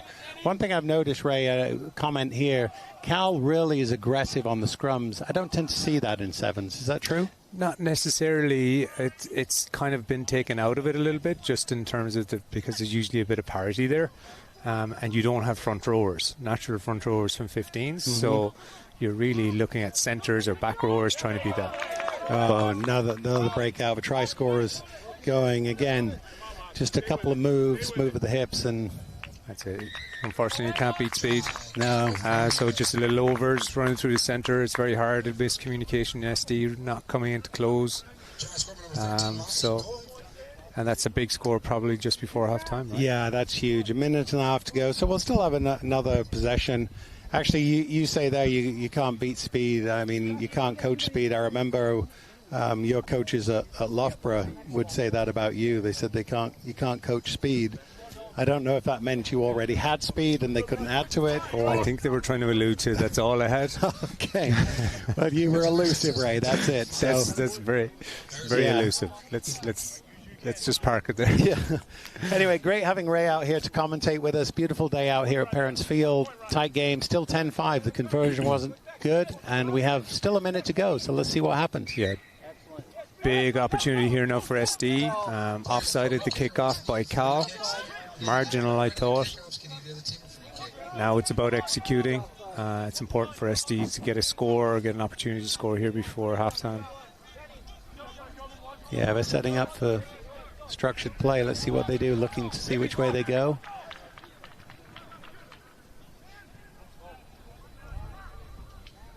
Gone to the foot. Yeah, I don't really think that's what he was looking at doing, but it was probably a chip over the top and let him go. So just a missed opportunity there. Yeah, also, I don't like that, Ray, because you've got 15 seconds left in the half. Now you've given basically a free possession to Cal to try and put one more down. Yeah, it's a big... Great clean line out by Cal. Yeah, Cal just get it to the edge, won't panic, create the 2v1. Oh, forward. Gets away with it for a refereeing decision. Great chop tackle on the outside. Really nice recovery by USD, and they've recovered the ball. Now they just need... Oh, unfortunate there. Knocked it on. I think we're going to be at the half. Yep. But Cal's got the ball, so they do have one more opportunity. Yep. We're into extra time here. The big fella gets through. I think some tired bodies, Ray, on that one. There is, and you can see how close, how fine margins there. SD were away. Probably didn't need to force that offload. If he'd gone to ground, he still had the support. Still probably would have got away. So again, just small moments, right? Yeah, small moments leading to 15-5 with the kick to come, and a lot of USD guys hands on hips right now, and I think it's probably a combination of tiredness and just frustration because they had an opportunity there and they kind of didn't take advantage of it. So we're 17-5 at the half, and 7 good minutes to come with my friend Ray Egan, so stay tight. Favor California. Okay.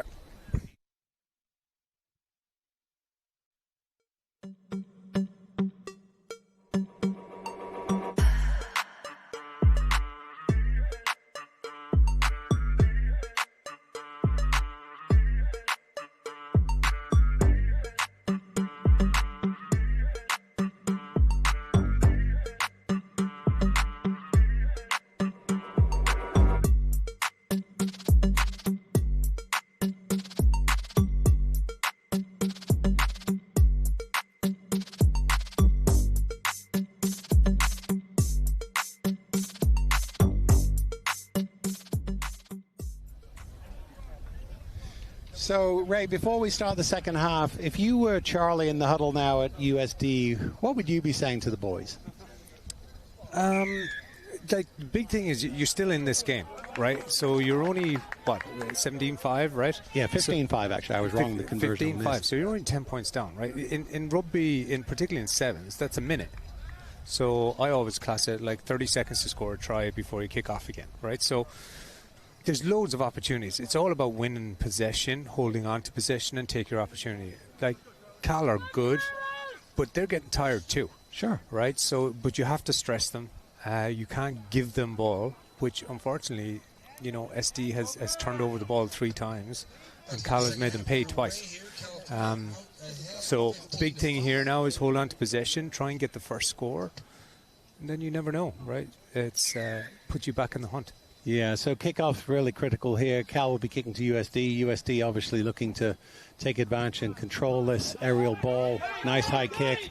Oh, good chase there by the Cal pursuer. Yeah, poor very communication nice there by SD. Just a little bit lazy, I think, there, and again create an opportunity for Cal. Move to the edge. Oh, forward pass before a knock on. So doesn't hurt him. They go back to scrum. So again, SD can't be losing these opportunities, right? So they've got to get into territory, into Cal's territory, and try and force a score. can hear Jack Clark there bellowing out some orders to his boys. So I think he's talking about accuracy, which probably makes sense with that play. So USD needs to win this contest, which they do comfortably, and see what they do. We just get it to the edge. Josh gets a good carry on the edge. We get a good clean out here. That's it, no releasing the tackle. USD asking for a yellow. It's not a yellow, it's just not releasing in the tackle. So see what USD can with this possession. We're getting into the time where they need to do something. A little bit over 5 minutes to go. They can't afford to slip any further behind.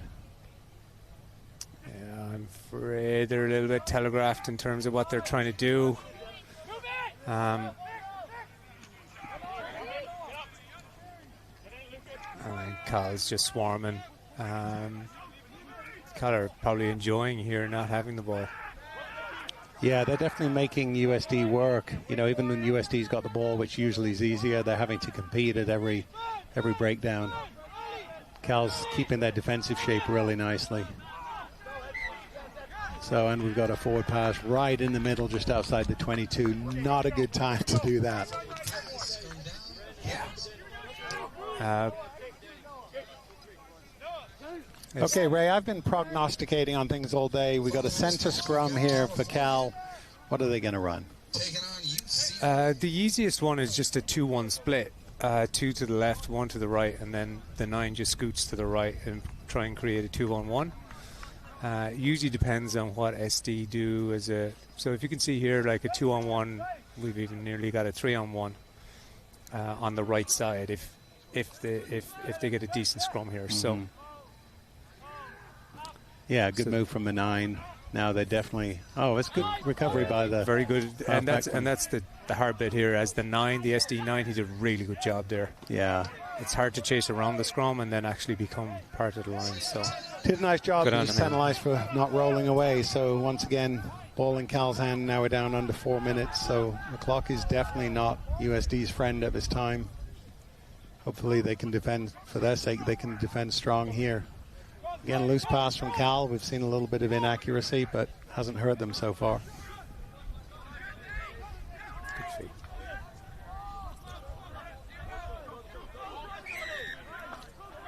Leaving his feet. Oh, coming in from the side, actually. So Charlie Van Tress with the quick tap, looking for his options.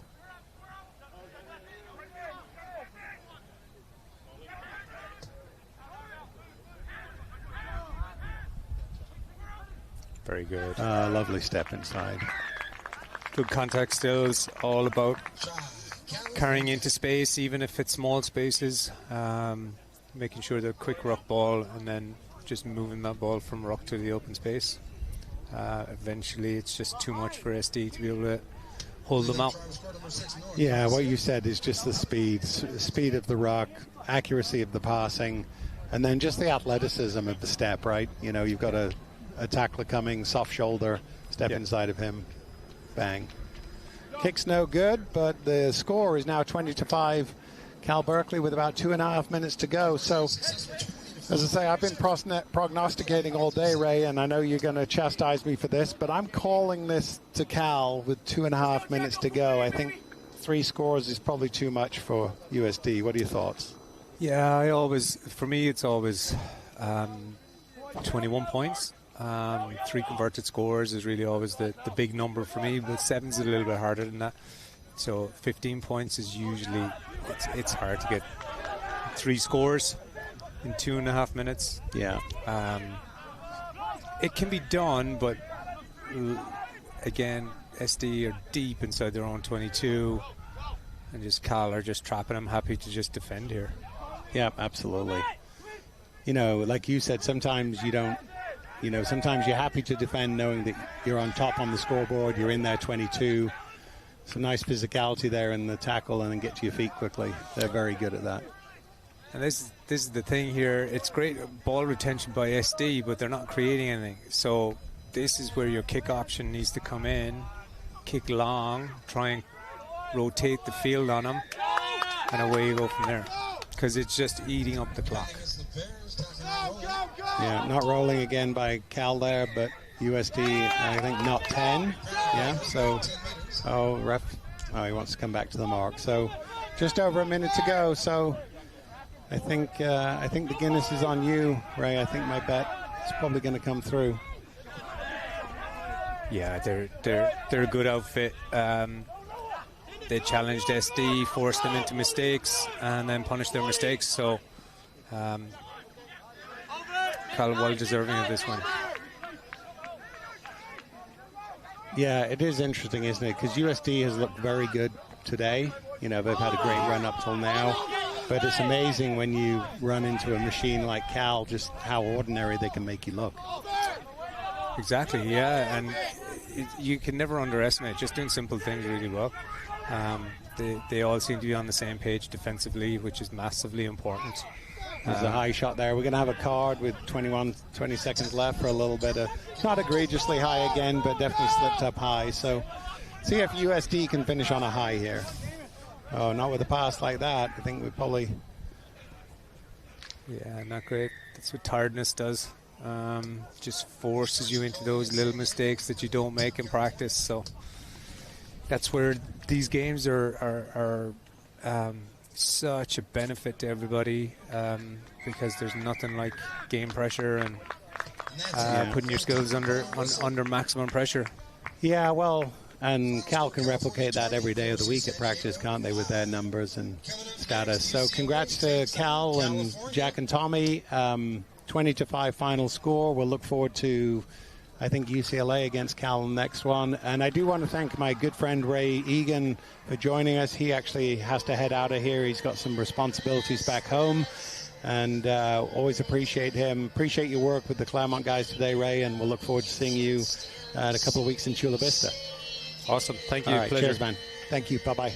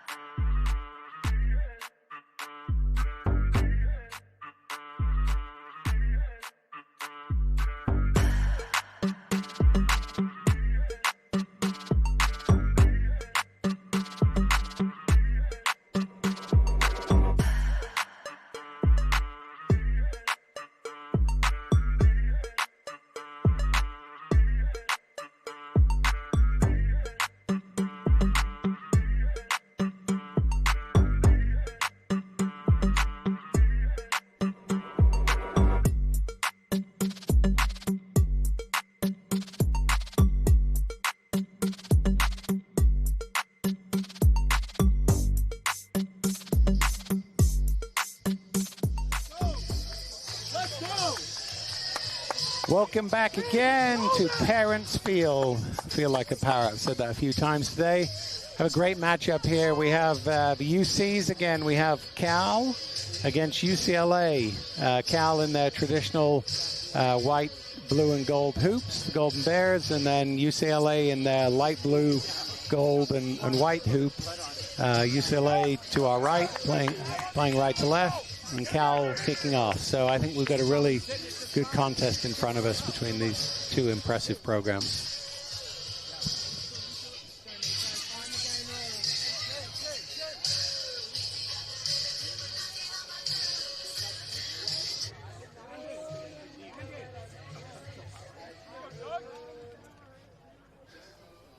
Okay, now we're ready for the start. Just ready for the center ref, blow his whistle, and the game will be underway. And there we have it. Oh, going for a quick, oh my goodness. Wow.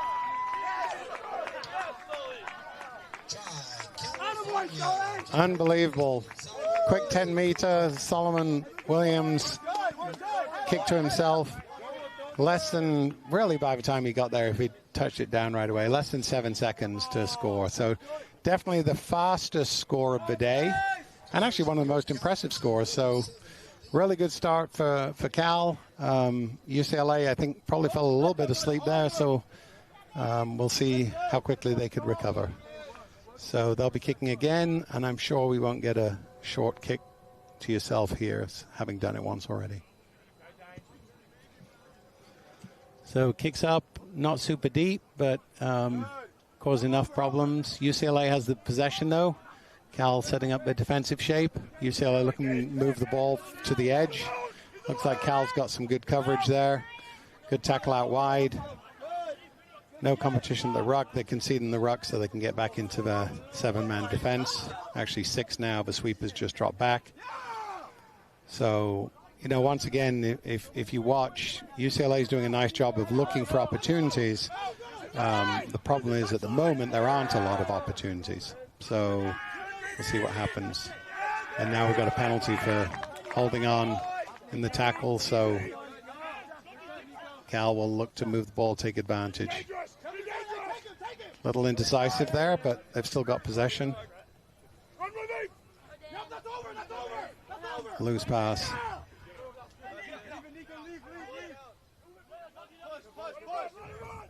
Cal pushing towards the edge, but it was a low pass. Guy couldn't bend and get it up, knocks it on. So we'll stop there. It'll be a scrum down to UCLA. Midfield, close to the halfway line.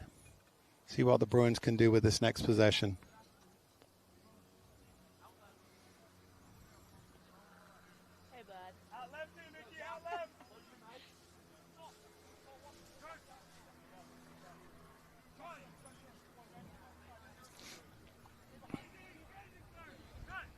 See how competitive this scrum is. Oh, we've got a penalty against UCLA for pulling it down. That's interesting on their put-in. So Cal's looking to strike. They go out wide. And, yeah, just through the hands. Look, a little bit of an intended trip there, but I don't know that he's called it. Ref's having a word with him, but no, he's good. So the try is good. Makes it 12-0 with the kick to come. I will say I've seen that a couple of times today. Guys just sort of putting their foot out late, and I think they have to watch that. It's not part of the game, and we don't want to see anyone yellow carded, worst case red carded for, you know, a moment of silliness. So hopefully they clean that up. Anyway, the kick is up, and it is good. So we're 14-0 to Cal, almost halfway through the first half. Once again, look, the tap from the penalty.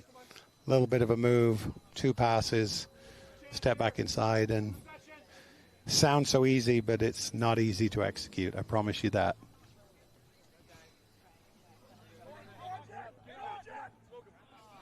Deep kick that couldn't go to hand. They knocked it on and then to a player in front of him, so that becomes a penalty. So once again, a penalty against UCLA, and Solomon Williams now doing his thing and tap and moves through one player and once again scores just to the right of the post. So again, it's fun to watch, and it looks easy, but as Ray was just saying on the last match, it's not easy. It's a lot of hard work goes into perform at this level. A lot of training, a lot of gym work, a lot of running, a lot of skills work, a lot of video, a lot of education, a lot of teamwork, and a lot of competing, you know, in a, you know, high performance environment. And that's why, you know, steel sharpens steel, and that's what you're seeing. So kick is good, and Cal so far in a comfortable position. There's still a long way to go.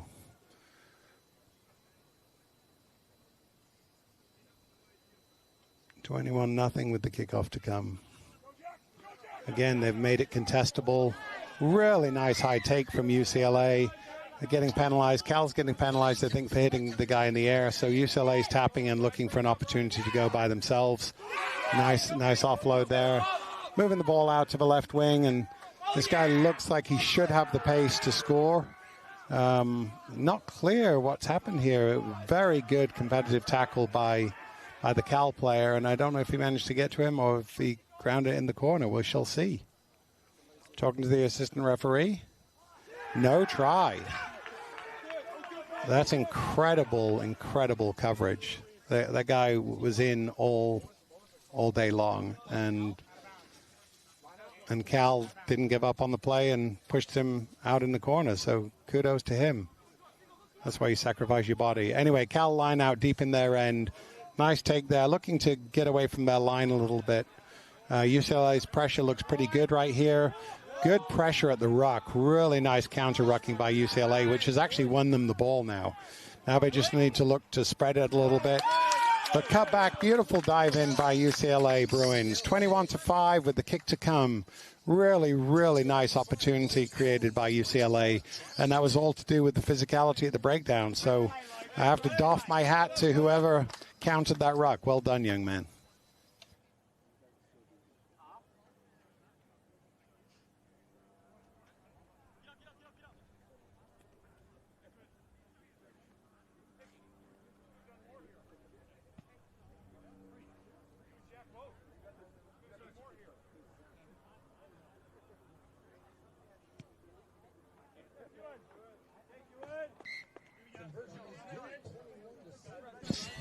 Well, the conversion's good. Great kick by the Bruins. 21-7, so we still very much have a contest here. Bruins have got to feel very good about that right before halftime. They're kicking, and I'm sure they'll be contesting this kick.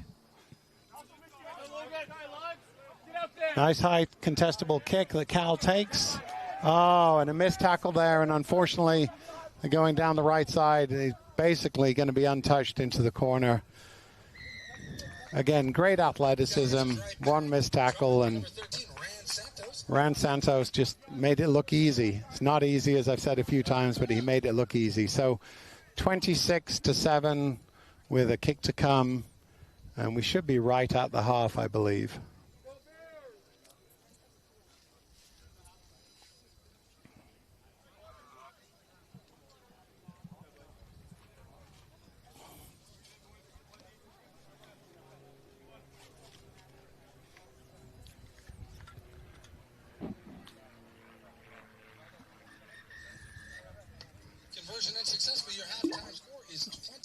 The kick is no good, but Cal's got to be feeling good at 26-7.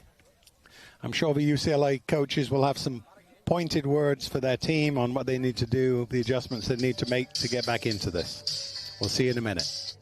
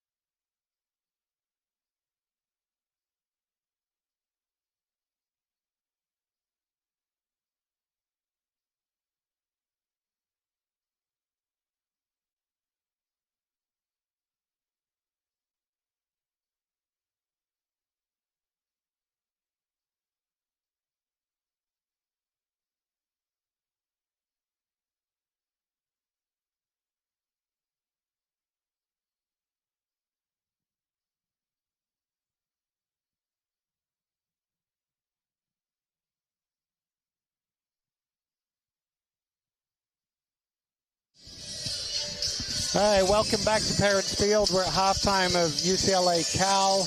Cal's up 26-7 with a fairly dominant first half. Good performances both, but Cal just showed some clinical aspects. I'm blessed to be joined by the one, the only, Ryan Matthias, head coach of San Diego State University. Welcome, Ryan. Thank you for having me, sir. It's a pleasure to be here. Now, you've probably all heard Ryan all over the place because he's kind of everywhere. He's a big deal in a lot of places. You'll recognize Ryan from his success as a multiple. How many caps, Ryan? I don't know. A lot. Around 20-ish. Okay. For the U.S. Sevens team, phenomenal performer. Now, tell us, we're going to hold on the commentary for a second so we can chat with Ryan a bit. So tell us, when did you take over in San Diego State and how did that come about? Yeah, started about officially about 6 weeks ago, but it was a conversation that was had during the spring of last year.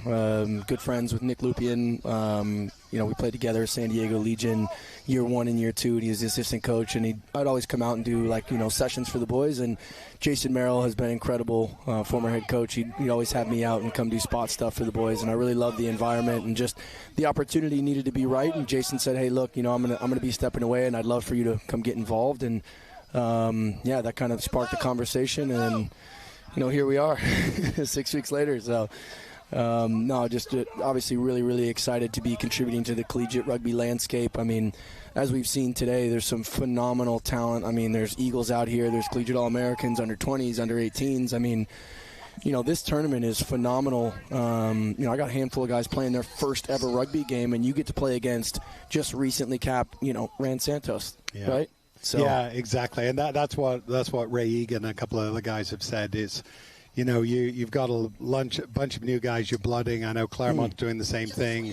I know other programs are as well, and it's exciting to see. So tell me, San Diego State, I'm an alum from there, very proud of being an Aztec, but let's be honest, the journey the last few years has been a tough one. And it's tough, partially because they're competing in D1A against, the Cal Berkeleys and the St. Mary's, perennial national champions.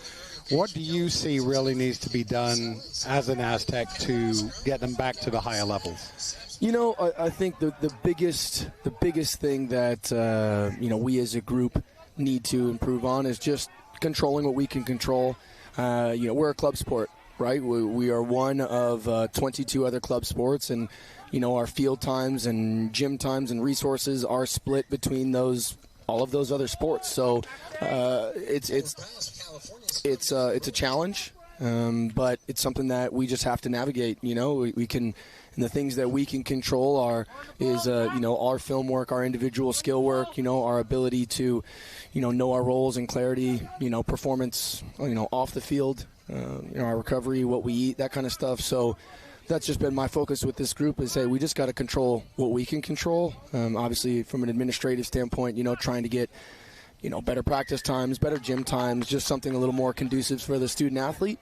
But we have to, we understand that we are one of 22 other club sports. So, the training times we get is what we get. And, I'm just really excited about, the buy-in that I'm getting from this group. Obviously, it's a step up in the level of commitment than we've had kind of recently.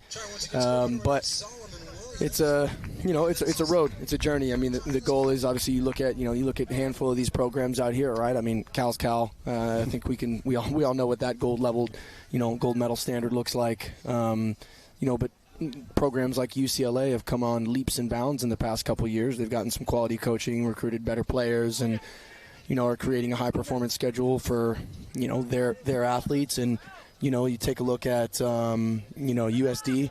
Charlie Purton's done some phenomenal work at USD to help promote and grow the game and bring some more attention and resources to their program and bringing in coaches. And the players see it and buy in. And that's really what we need is just provide the value for the players. And if they can see it and they know and understand, they're going to buy in, right? Yeah, I love that, provide the value for the players. By the way, while Ryan was talking to us, if you're watching, which I'm sure you are, Cal scored again. They're up 31-7. So once again, with my accuracy of prognostication I've been showing all day today, I'm going to award this win to Cal right now. I know we've got 3 minutes.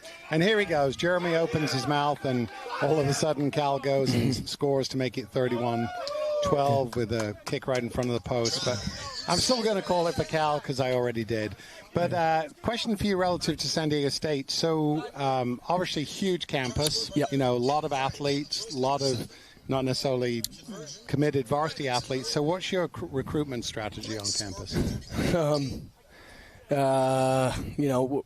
Really we're in competition with the fraternities, to be honest. We need to be able to provide resources and, postgraduate opportunities to athletes. That's why people join fraternities. They want to know that they have a network and a group of people that they can step out of school and into a job. And if we can make that connection and we can show that pathway exists with the rugby connection, as we all know it does, if we can show that to, former athletes of any other sport, well, they may give us a shot. But that's kind of that's kind of it. We gotta make cooler T-shirts than the fraternities.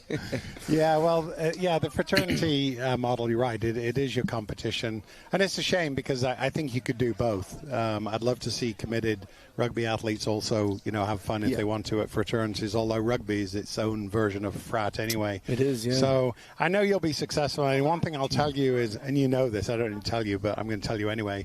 You follow in a great line of coaches from San Diego State. I played there under Steve Gray and Locke Vedder, who were just not only phenomenal coaches, but just great leaders of men. Learned a lot from them in my early days at San Diego State. Made amazing relationships, at San Diego State. Scott Bracken, who's here today, my closest friend in the world, love the guy, and done a lot with him on and off the rugby pitch. But I will tell you, since our wives are probably listening, we won't talk about off the rugby pitch. But, Scott was a coach there under Fabio Camana. Dan Payne came in, did amazing things with the team. Matt Sherman now at Army. Jason Merrill's done some great things. Matt Hawkins, Zach Test, Brad Thompson. I mean, you name it. Yeah. So one of the things I'd say there is, I know Jason's been there for a while, so it'd be nice to have some consistency, get you in there for a few years, turn this program. And I can tell you the alumni are definitely betting on you.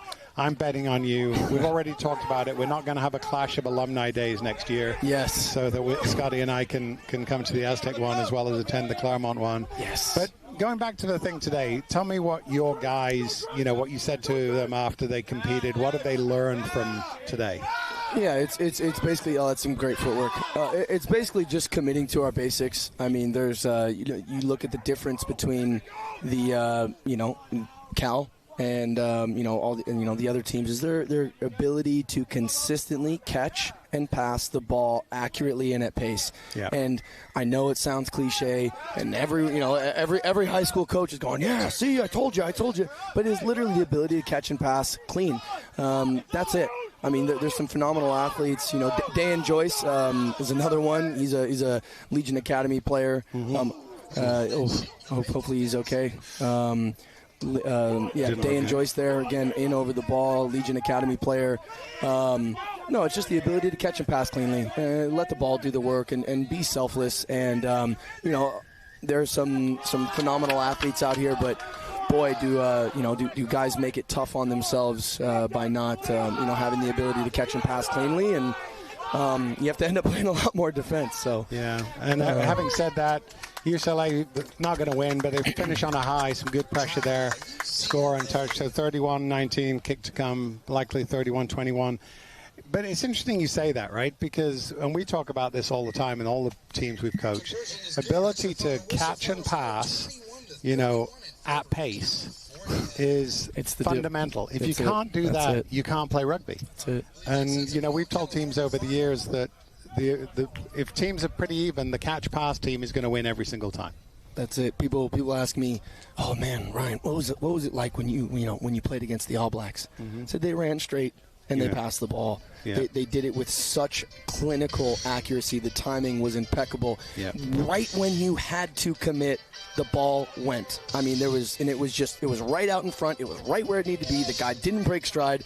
I mean, it's also marking, Will Jordan. Yeah. But again, it was their ability to selflessly run straight and pass the ball. It was incredible. Yeah. So. No, absolutely. And we make it sound simple. I've said that a few times today. I mean, rugby has a lot of complexities to it. But, you talked about Cal. Cal runs well, they pass well, they're strong, they're fit. You can tell they do gym work, they know the laws of the game.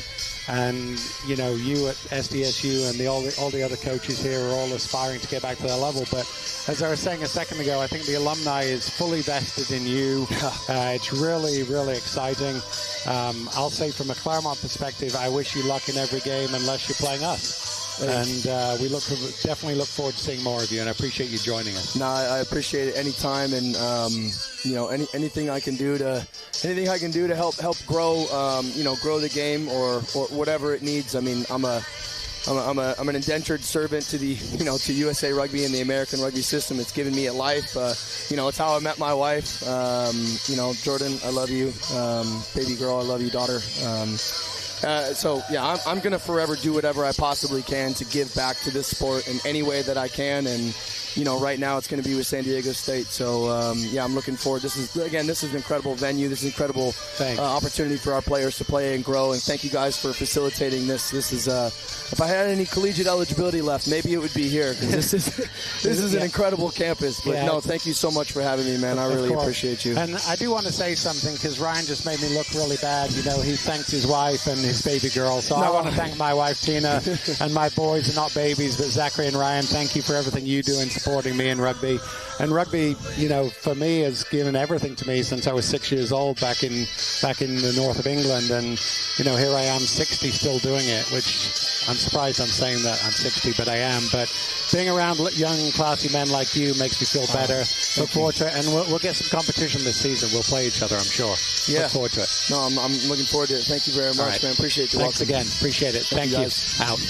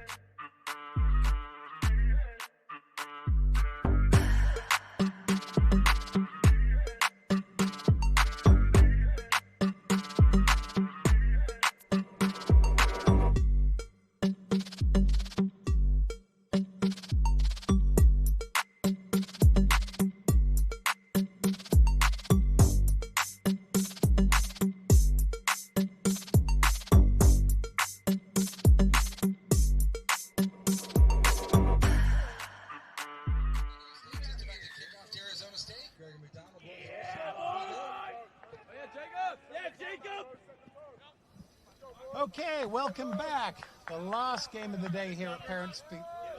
Oh, sorry about that, people. Last game of the day, Parents Field. We have the plate final. Arizona State charging away here to go in under the post right off kickoff. So 20 seconds in, we have a try for the Sun Devils against the Aztecs.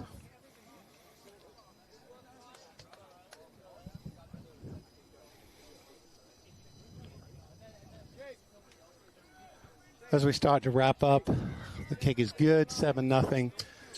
Just a beautiful day. You heard it from a couple of my fellow commentators, but beautiful day out here in Claremont. Again, want to thank Matt Ryan, all the team at CMC for hosting us. Beautiful venue. A lot of hard work went into this. Thanks to Sam Brown and his team for all the hard work they've put into to host as well. West Coast Sevens, see them in a couple of weeks. And then Ted and all his fabulous crew at TVX Video for their work. So it's been a fun day, and we'll have a good last match here to see us off into the evening. So good work of the breakdown by the Aztecs, moving the ball out wide, looking for a bit of an edge there, which he's not going to be able to find. Good tackle. A lot of pressure right now from the Sun Devils against the Aztecs. Oh, but good breakout by San Diego State. Oh, a little bit of showboating there, but it worked. And then a loose pass puts it in ASU's hands out the back, and looks as though they're breaking away again. So good tackle back by the Sun Devils to be able to stop it, but he's in, he's scored. Good work. You know, for everyone who's not here, you have to understand it's been a long day. These teams have been competing since 10, probably starting warming up at 9 o'clock in the morning. It's 4 o'clock in the afternoon here on the West Coast. It's 80-something degrees, not a huge amount of shade. And so credit to all the teams who've participated. But a good start in this plate final for the Arizona State Sun Devils. Kick to come. The kick is no good, so it remains 12-0 in favor of the Sun Devils. Again, we're going to run out of time here, so I do want to thank everyone who's participated. I think we've thanked all the staff and organizations who've helped put this together.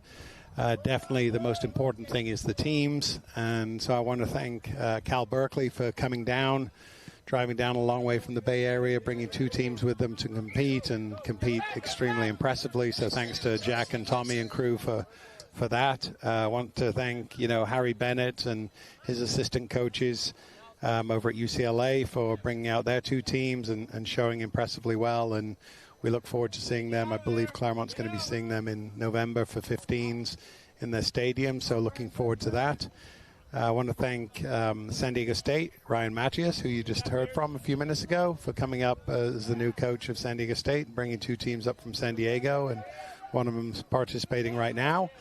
So great to see the Aztecs, getting back, getting some exposure. Looking forward to seeing what Ryan can do with that program. So nice handling right there by the Aztecs. Also, thanks to Peter Hugo at ASU. We talked to him earlier. Great to have him here. As part of this, it's super fun to see ASU coming out from Tempe to participate and compete. Now they're in a tighter match with the Aztecs. 5 points there for the Aztecs with the kicks to come. Hey, let's go, Devils! So Peter, thanks to you and the Sun Devil team for coming out here, and also Charlie Purden, Kevin Eaton, who run the USD Toreros. Thank you to them for coming up with 2 teams and showing so incredibly well. A program that's really been on the rise the last 2 years under their leadership, and fun to see. It's nice to have a really good competition in Southern California, and so my hat's off to the USD Toreros for their contribution to this. So those are the 10 teams that have competed. I think 6 schools, but 10 teams. And we look forward to more competing in a couple of weeks down in Chula Vista for a 2-day tournament.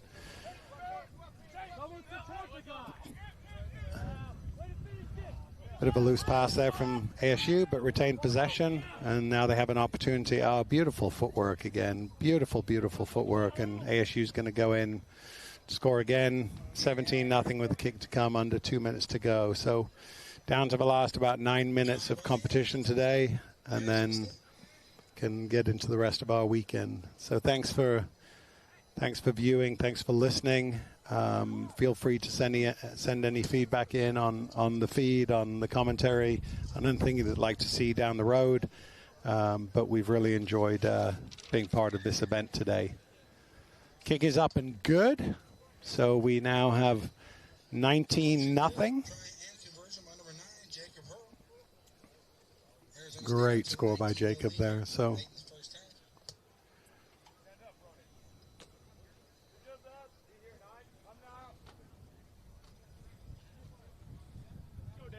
if anyone wants to reach out to me with any comments or questions, I can provide my email address, and feel free to contact me. I'd love to hear from you. Any guidance you have, any thoughts you have, I'd love to hear it. My email is jognall, it's JOGNALL at cmcCharlieMaryCharlie.edu. So feel free to send me anything if you'd like. And yeah, I look forward to hearing from any of you. Some, nice possession for the Aztecs. Very static, though, in attack, and ASU showing sort of pretty easy defense there. Looking for some space. There's not a lot of it. So with about 23 seconds, they've got to find something. It looks like they found a bit of a hole here. He's isolated, though, and now he's penalized for not releasing.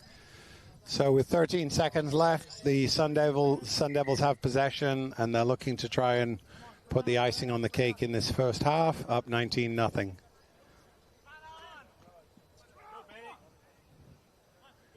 You can see from the tackling, or lack thereof in that case, just the fatigue setting in, which is understandable. Again, nice breakaway from Arizona State. Benarani, 24-0 to the Sun Devils. Kick to come, and we're at halftime. So give us a minute. We'll be back for the last 7 minutes of competition.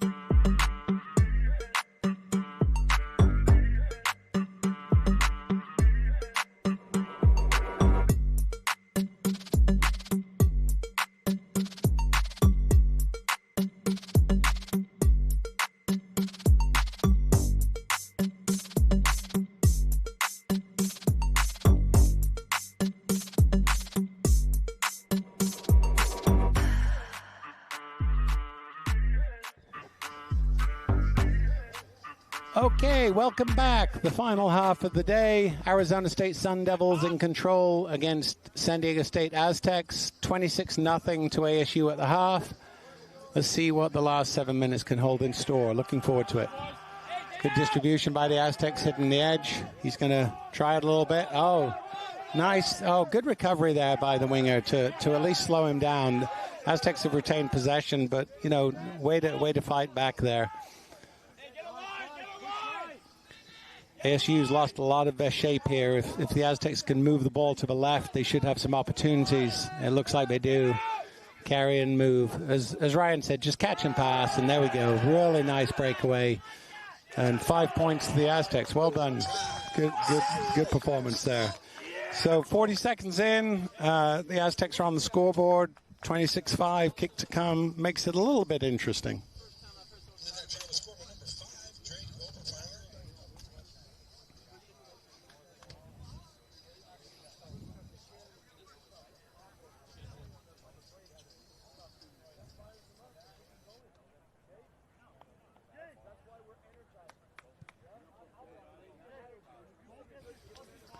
The kick is no good, so it remains 26-5.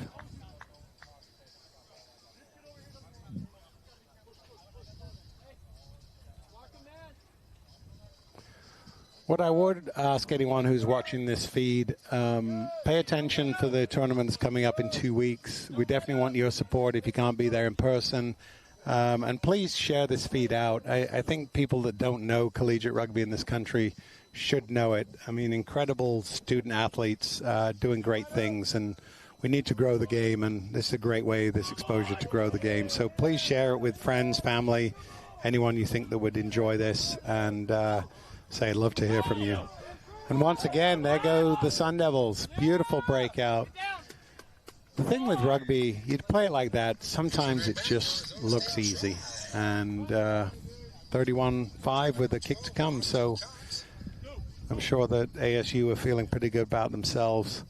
And since it is the last game of the day, I'm going to put my reputation on the line here with 5 minutes to go and say my prognostication is that the Arizona State Sun Devils are going to win this match. So that's it.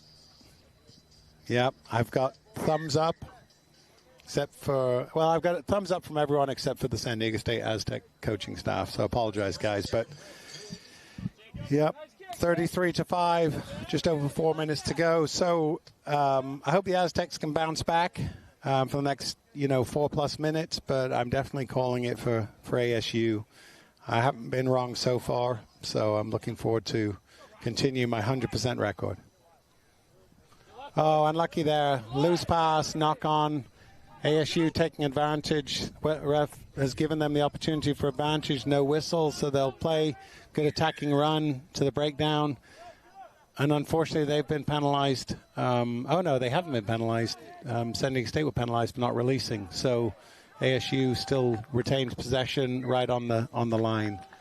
Knocked the ball on. So the Aztecs survive another minute, but they're literally 3 meters from their line.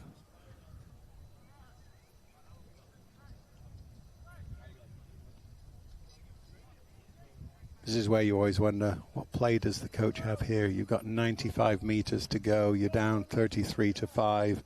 What are you going to run to get back in the game? Which is probably why I'm not coaching anymore.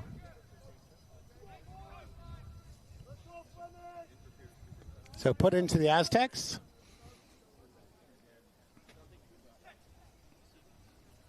Bit of an early push there from Sun Devils. Yeah, they've been called on it. It's a free kick. On the scrum, you have to engage on the ref's call. If you go early, you're going to be penalized. And that's what happened to ASU. So San Diego State can break out from their line a little bit here. Get outside the 22. A really nice run and step. He just needs some support. Some good support there. Very impressive. Again, great cover tackling, though, by the Sun Devils. Really great commitment. And they've shown that all day. Even when it looks like they're getting beaten in a phase, they seem to bounce back. And unfortunately, 2 minutes, 16 seconds left. That guy's day is done. 2-minute yellow card. We got 7-on-6 for the last 2 minutes of the match. But I still feel comfortable with my prediction. Aztecs need to go fast here. The referee needs to let them go fast, so couldn't happen. So tap penalty opportunity, and away we go.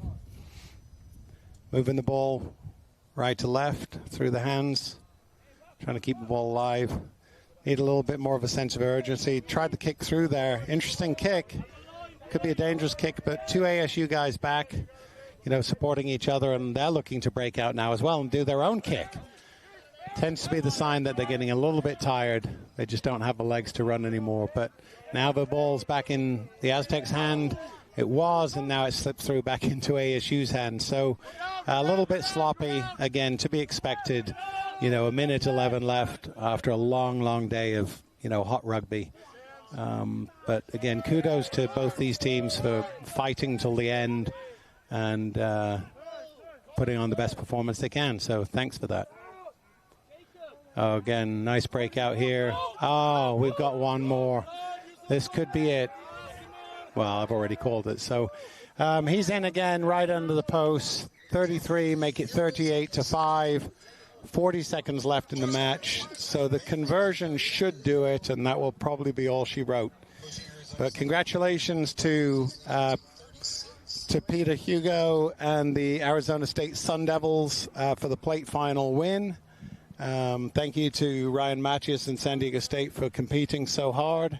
And we will look forward to seeing these teams in 2 weeks down in Chula Vista. So there's the final whistle by Rocky.